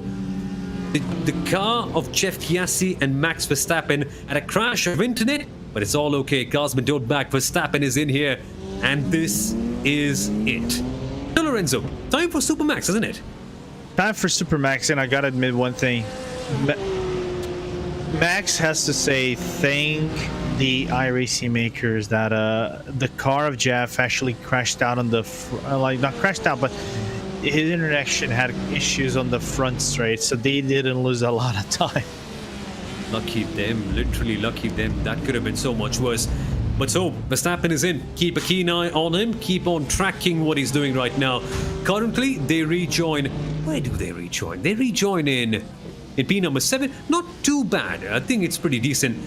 But, yeah, exactly. What I'm really keen to see is this battle with Max Verstappen and Biela Racing Team Euronics. For P number 6. I'm a huge admirer of how Biela Racing Team Euronics conducts their races. And you have the Formula 1 World Championship leader coming in with that Porsche, trying to attack. Which way will that battle go on? Max is super experienced. Max has, in fact, I think won a race as well in the BMW Sim GT Cup as well. Max has a World Championship level license, so it's not like he's just a Formula 1 driver who doesn't know what to do on a sim. He is competent, he is experienced, but is he in a GT3 car? Yeah, and what's mind-boggling is that he is fast. This is the thing that I've always asked myself, because I know that Max sometimes drives without, much training. I keep wondering how much practice does Max put into a race like this. And even if he doesn't, even if Max Verstappen is not able to put up enough practice, which is given, right? He's a Formula 1 driver. Such a busy schedule when he comes back in, but firstly, full respect for him to come back in and actually take out time for competing in the 24 hours of Spa. Did the same at the Nürburgring as well, so shows you he's one of us, a racer at heart, and he loves his esports. And well, he's back in the car, and there is a chance that Max would have put in far less practice than all the others. But what I'd really love to see early on in that part of the race as well, Lorenzo, even though the practice might be less, Max still had enough pace right there, enough to compete in. Yeah, I'm trying to remember which race.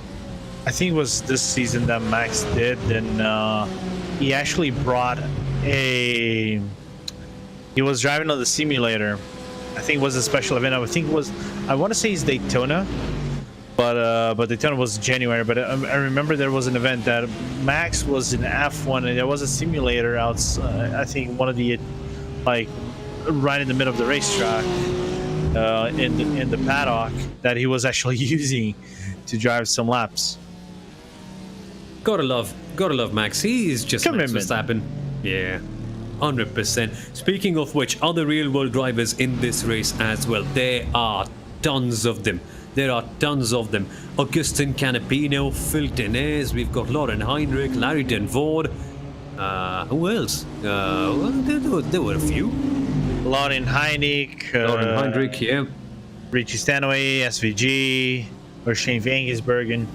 Shane Van Gisbergen as well, yes. Did you say Canapino though? I said almost Canapino. Yeah, Canapino was there as well for the Williams Racing Team, BMW Team GB. There is that. I am a big fan of how all the real-world drivers have become a mixed driver of sorts. I think there's a term that BS Competition uses for its drivers. They call them hybrid racers, and that's one thing I remember very, very specifically. And I think Rainer Talva was also one of those young drivers who's racing right there. Chris Lullen, by the way, Formula 4 racer. We've got Lorenzo Colombo, also Formula 4 racer. Chris Lullen, I think, was the vice champion of the FIA World Karting Championship as well, also for the Red Line team that is leading right now. So that is in second place right now. So yes, tons of real-world drivers, tons of professional sim drivers.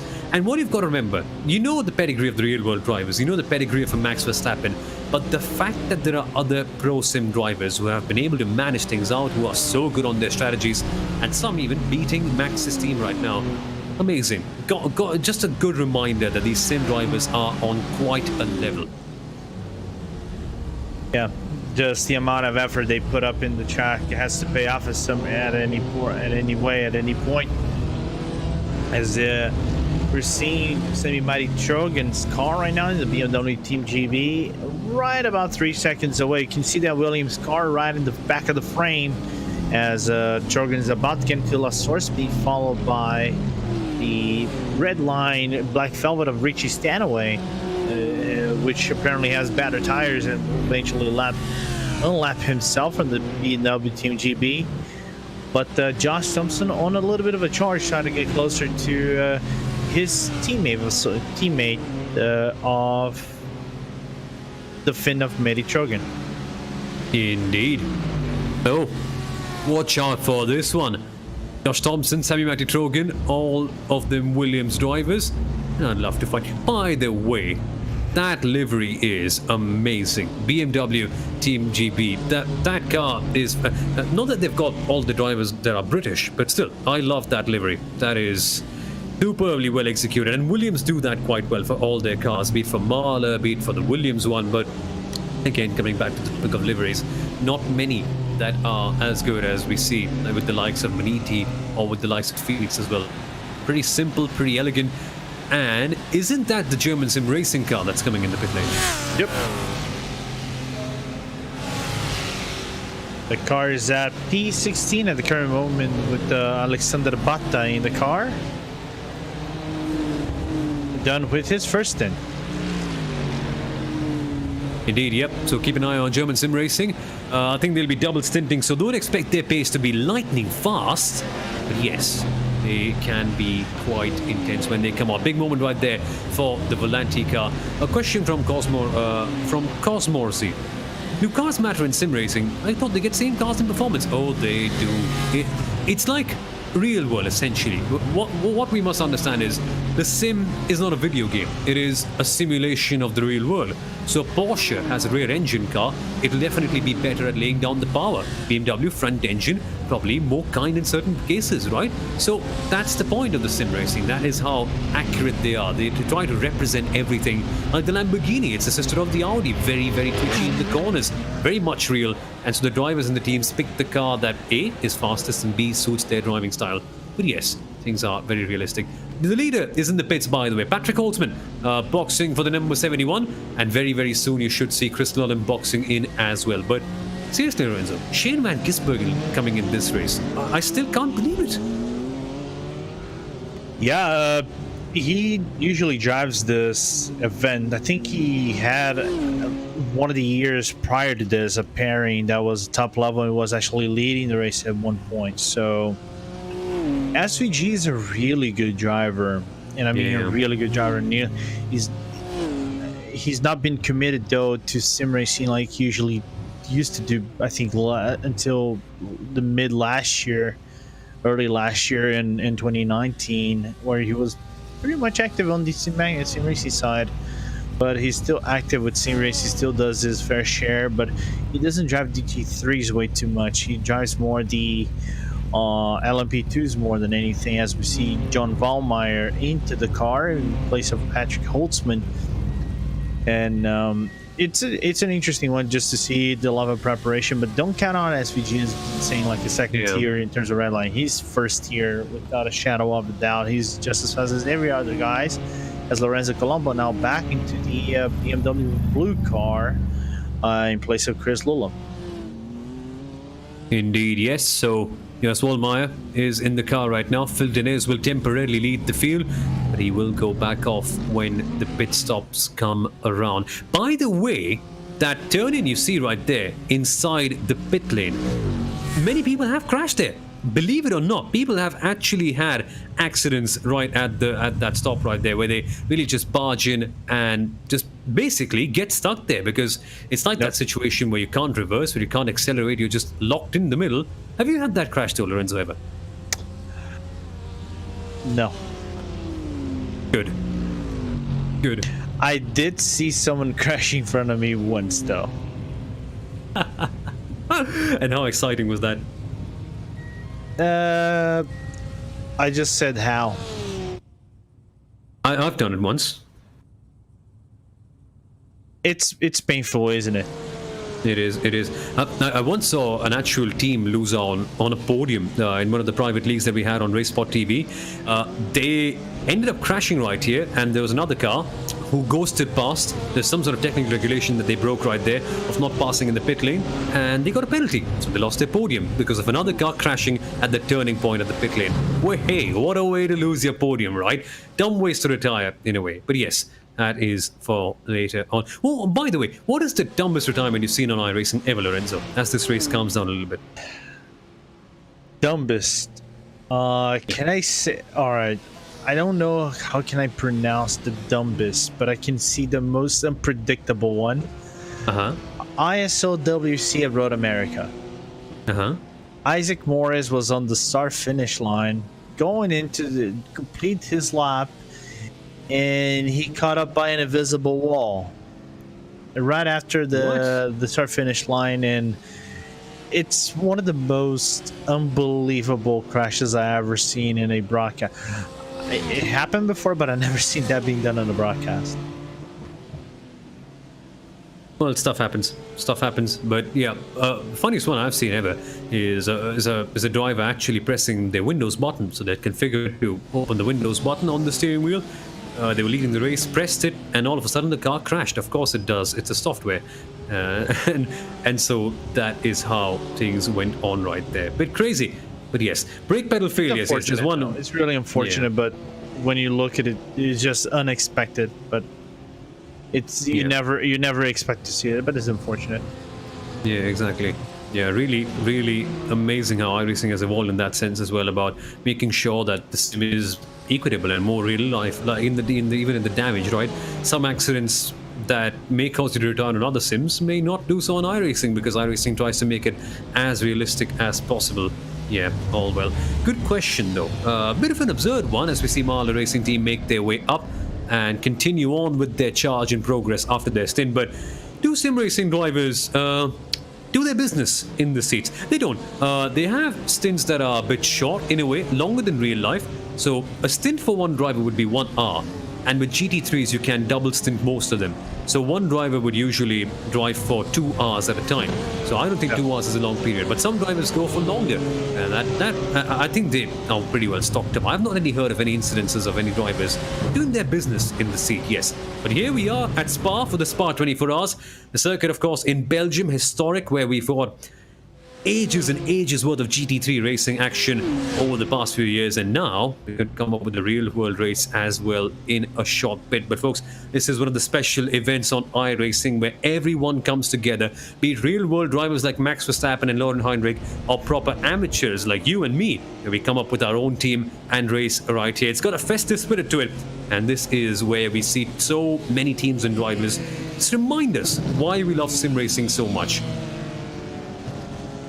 Yeah, it's downrightly insane to see that no, I'm not gonna say the commitment, but everybody at Spa, you know, getting around, learning about how this race is going, everybody watching, having some fun, everybody driving, trying to drive their best and trying to extract the best out of the car and see where they will finish up. Again, we can say that the strategies are still offset by a few laps now, because I think everybody is now on the same double stinting as they're currently on for now. But expect to see the possible single stints in here maybe in the next 2 hours. We're not going to be here though. It's going to be Stefan Schlaka and Connery Maddock in a few minutes, but expect to see some single stints maybe in the final 3 to 4 hours of this race, where if teams go for some different strategies like they used to do in the very start of the race, it's gonna be interesting, because I don't think it will pay off. But I've seen so many crazy things in terms of strategies in sim racing. I wouldn't be surprised if someone pulls it off, try to go for the win. And speaking of strategies as well, that is what's worked out. The reason why it didn't quite work out for Marla Racing Team, the car you see right now, they tried to double stint in this hot weather early on in the race, and you can't quite do that. The tire drop-off was huge, and so Marla Racing Team had to box in early on, had an extra stop, so that's why they are they're a bit further back. Let's just put it that way. You usually expect them to be higher up, but still doing a very good job considering how things have gone for them so far.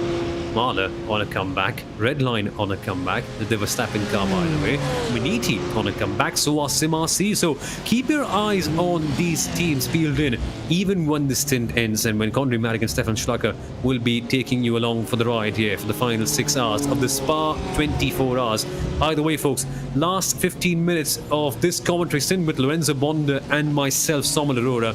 Got any questions? Shoot them away. It's been a fun time over the last 6 hours, and I have had a gala time right here, especially watching how Williams have been closing that gap in. And Lorenzo, it's amazing that over the last 6 hours, Williams, the number 55 car, they're getting right there, the BMW Team GB, but the gap between the number 2 and the 71 red line has just been the same all the way through. Yeah, and I'm just curious to see one thing about the Mala going back, and when they had that damaged wing. I am not sure, to be honest. I'll just quickly check my notes to see if they had any contact early on, but yes, Marla did not have a crash as such. Nope. Again, you've got me wondering, where have they had that damaged wing? And rather, how much is it impacting them right now? Because Marla are in a strict fight in the midfield with the likes of Maniti, with the likes of Simasi, and they need that pace. They do need that pace, and looking at laps right now, everybody's going to do 217 and 218s, but it doesn't look like at the early portion that is affecting that car, but that bent wing to the right side, it does affect a little bit of downforce. And I'm not the biggest specialist of talking downforce and things like that, but it might affect in terms of top speed, but it might affect in terms of stability, trying to carry around through some corners and lose a little bit of a tenth maybe here and there. But it does damage you in the long run if you're trying to battle for positions and things like that. So it's unfortunate to see that wing being bent, but in the rest of the field, everybody's kind of like cycled out because of these off strategies. But like right now, I think we've reached a plateau that maybe when we get to 4 hours left in the race, I think it's going to be a little bit more. It's either widen because the wide strategies for some of the teams might be working, they space themselves out, or some of the risks of they take it in the track and see if they can actually match up to the other guys' teams. For example, Williams does a strategy that is different from everybody else, climbs up one spot, 1-2, and then gets to a very aggressive position where they can maybe go for the win. Still, these off strategies are too early to call to say who has a big advantage, but for now, the 7172 kind of have it sealed.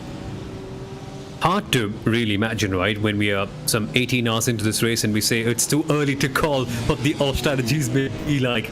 That's just a 24-hour race for you, whether it is in real life, whether it is on iRacing. And nowadays, the gap between real life and iRacing is actually cutting down. The simulation is amazing, the tires, the way they manage everything, the setups and everything, all so superb on that aspect. So the drivers really getting a hard time. It's not just a video game, of course it isn't. The way they simulate, the way they practice, the way they prepare, even the hours that go into setting up the car. Yeah. And I'm just kidding. You probably know where I was going to go with this, but it's continue on. The simulation is just at another level. And so Marla Racing Team that you see on your screen right now in P number 9, currently trying to get something. And yes, a good point by Williams support. A big thank you to brands like Marla coming out there and supporting sim racing. Makes a world of difference, really does. And nothing's happened to Max Verstappen so far. He's just in the car, he's clocking in his lap times, starting off his stint right now. It's been on for 20 minutes, but yes, and dynamic weather in iRacing. There's dynamic time on iRacing, as if you can rewind a few hours and check. We were thick in the darkness, then we came up to the sunlight, and now we are properly right here in the morning at Spa. So yes, dynamic weather, but not rain so far. The thing is, it's good that we don't get it right now. There's no rush for rain as such in iRacing. As long as we get it, and we get it well, that's the main thing. We don't mind if it sort of comes up a bit later. So yeah, dynamic weather certainly there on iRacing. And it does impact your tires so much, Lorenzo, because now it seems unlikely that a team and driver might potentially double stint here. It might not be a good idea right now. No, it's not. If we can have the track conditions for you guys. Right now, it's 20 degrees Celsius on the ambient and 27 on track. And it's 10 a.m., 10:20 in the sim for now. So it's only going to get hotter and hotter and hotter. We might reach the 40, maybe 43s at 1 p.m. In the sim. So if that gets up to that level, even at 30s, you cannot think about double stinting tires. It gets complicated for you to maximize the tires. Safan says they're gonna double stint up to 35 Celsius on the track temp. And I agree with him. That's the threshold where anything after that is just downright just risky for you to maximize the performance out of the car, because after that everything just dips. Yeah. Everything literally dips. You cannot get a really good performance out of it. You're gonna get, instead of a 1 second drop off in time, is gonna be 1.5 seconds, 2 seconds, just because the rate of the wear aligned with the track temp and the abrasion of the track is just gonna be way too much for you to handle.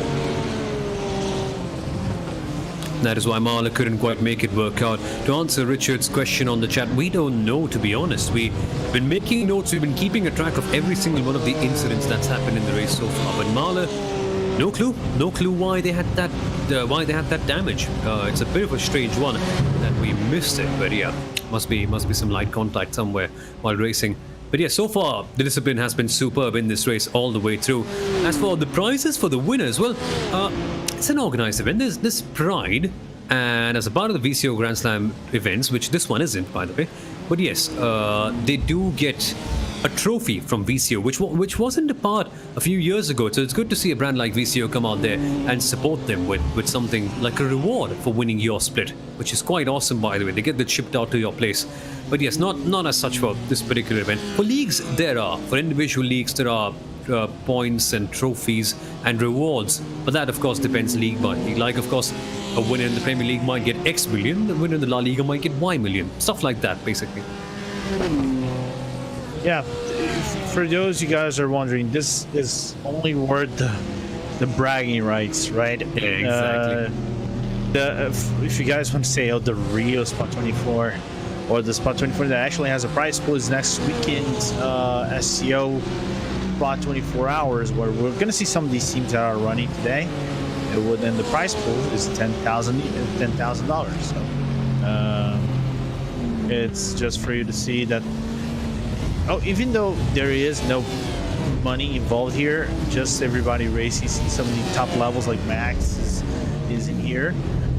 Shows you the commitment of the guys to grab the victory of one of the most prestigious events in sim racing. Exactly. And other notable drivers include Shane Van Gisbergen. We have got Lauren Heinrich. We have got Larry Ten Voord. All those big ones. Lorenzo Colombo is there. Chris Lallam, I think, vice champion of the FIA World Karting Championship. He's a part as well.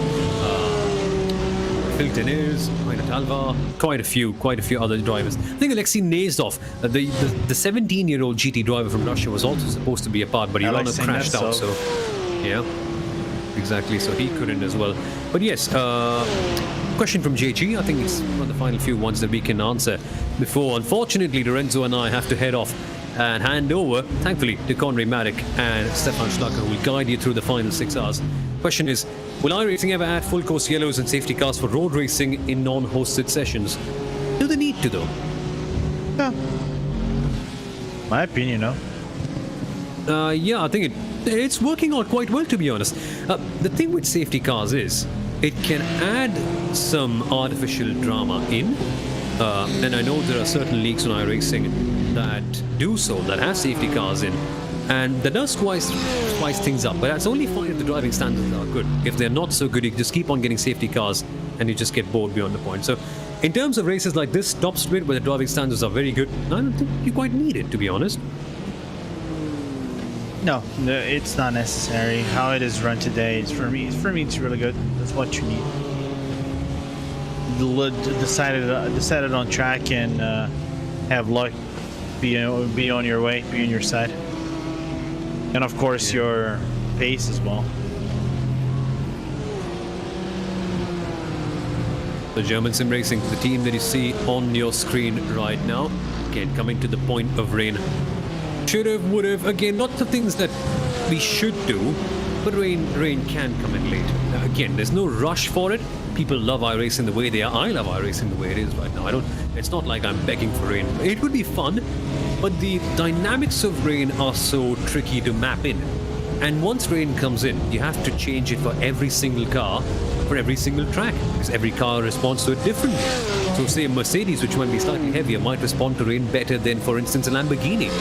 So you have to tinker with every single car's balance, their performance, how drainage works at certain tracks, puddles as well, because there might be some parts of Spa that might be higher up than the others, so they might not accumulate water, but the lower parts may do. And that is hard work. So I don't mind if iRacing takes their time with rain, as long as they do it well. That's the main case on something like that one. Yeah, it will come eventually. We know that they are thinking about implementing weather changes and things like that. It's been mentioned so many times. Just a matter of when. It's not an easy transition to add weather to iRacing. Yeah. So then, final few minutes on this commentary stint with Lorenzo Bonda and myself, Samuel Aurora. It's been a pleasure. It's been good fun. But yes, let us remind you of exactly what is going on in the race right now. The red line number 71 is absolutely acing it. When we started our commentary stint some 6 hours ago, it's like a long time, but it hasn't quite felt like it when we have been doing it. Red line number 71 were behind the 72. They have been clawing their way back, they have been fighting hard, and together, both of them have been making such a major gap out to the Williams Racing team. And another good question before we wrap off as well. How does driver swap work in iRacing? It's not a new question, mate. Totally alright. It got me quite curious as well. Lorenzo, how does a driver swap work virtually? It's quite an amazing technology, isn't it? It is. It's really simple. If you are within the session, you log in the session, get into just watch your teammate. What he's gonna do? He's gonna come into the pit box, go into your pit stall. Once he stops the car, there will be a button right at the top of your screen saying remove driver, and the driver is removed unless he gets out of the car. Press ask and gets out of the car, and there will be a green button say race, and the driver swap is done. And it kind of emulates what the real life driver swap does, which is kind of like take about 30 seconds for you to get out of the car, get into the car, put your seatbelt, try to adjust your seat position. Of course, you don't do that virtually, only if it is on your real life chair, but that's how it is done. Real simple. Pretty smart. Yeah, exactly. Awesome stuff. This technology, right? Technology, how amazing it is that we can have driver swaps and literally teams that are racing from different parts of the globe right now. The commentary box, which is almost full right now. Hugo Luis directing from Brazil, Lorenzo directing from Brazil, myself from India, Stefan from Austria, Connery from the UK. It's a whole worldwide mix. And while we were there before as well, I think Ryan Walker from the UK as well, and we had David Haynes from Australia. Literally opposite ends of the world all the way through. Yeah, it's the commentary things and the broadcasting production things are not just local, like local or national. These international people. Sim racing is international. Why can't we be international as well? Exactly. Mr. Worldwide is what Pitbull would say. I'm not a big fan, but still, you get the idea. But folks, only a minute left to go on this stream, and don't worry, the fourth part of this race, the link to that has been mentioned in the chat, so you can switch over right there in a minute or two. That's where you will see part 4 with Conry Maddock and Stefan Schlacker on the commentary box for that particular part of the race as they take you through that final part of that race. And it'll be fun, it'll be crazy, it will be immensely interesting to see if Williams can fight back. But Lorenzo, your picks, bold predictions is what we're looking for right now from you. Picks. All right. The way this is going, 72 might fight this one out, but it's going to be tight. Looks like 71 might have this in the bag, but too early to call. Indeed, yes. That will be fun to see how things can go. Williams are the team I'm watching out for this one. Also look for some fun comebacks all the way through. Watch for SimRC, watch for the likes. This right here will be fun. But folks, part 4 has started, so don't forget to switch over right there. This stream will be done on part 3 and part 2. So folks, thank you so much for watching this part, and now swiftly we switch right there to part number 4.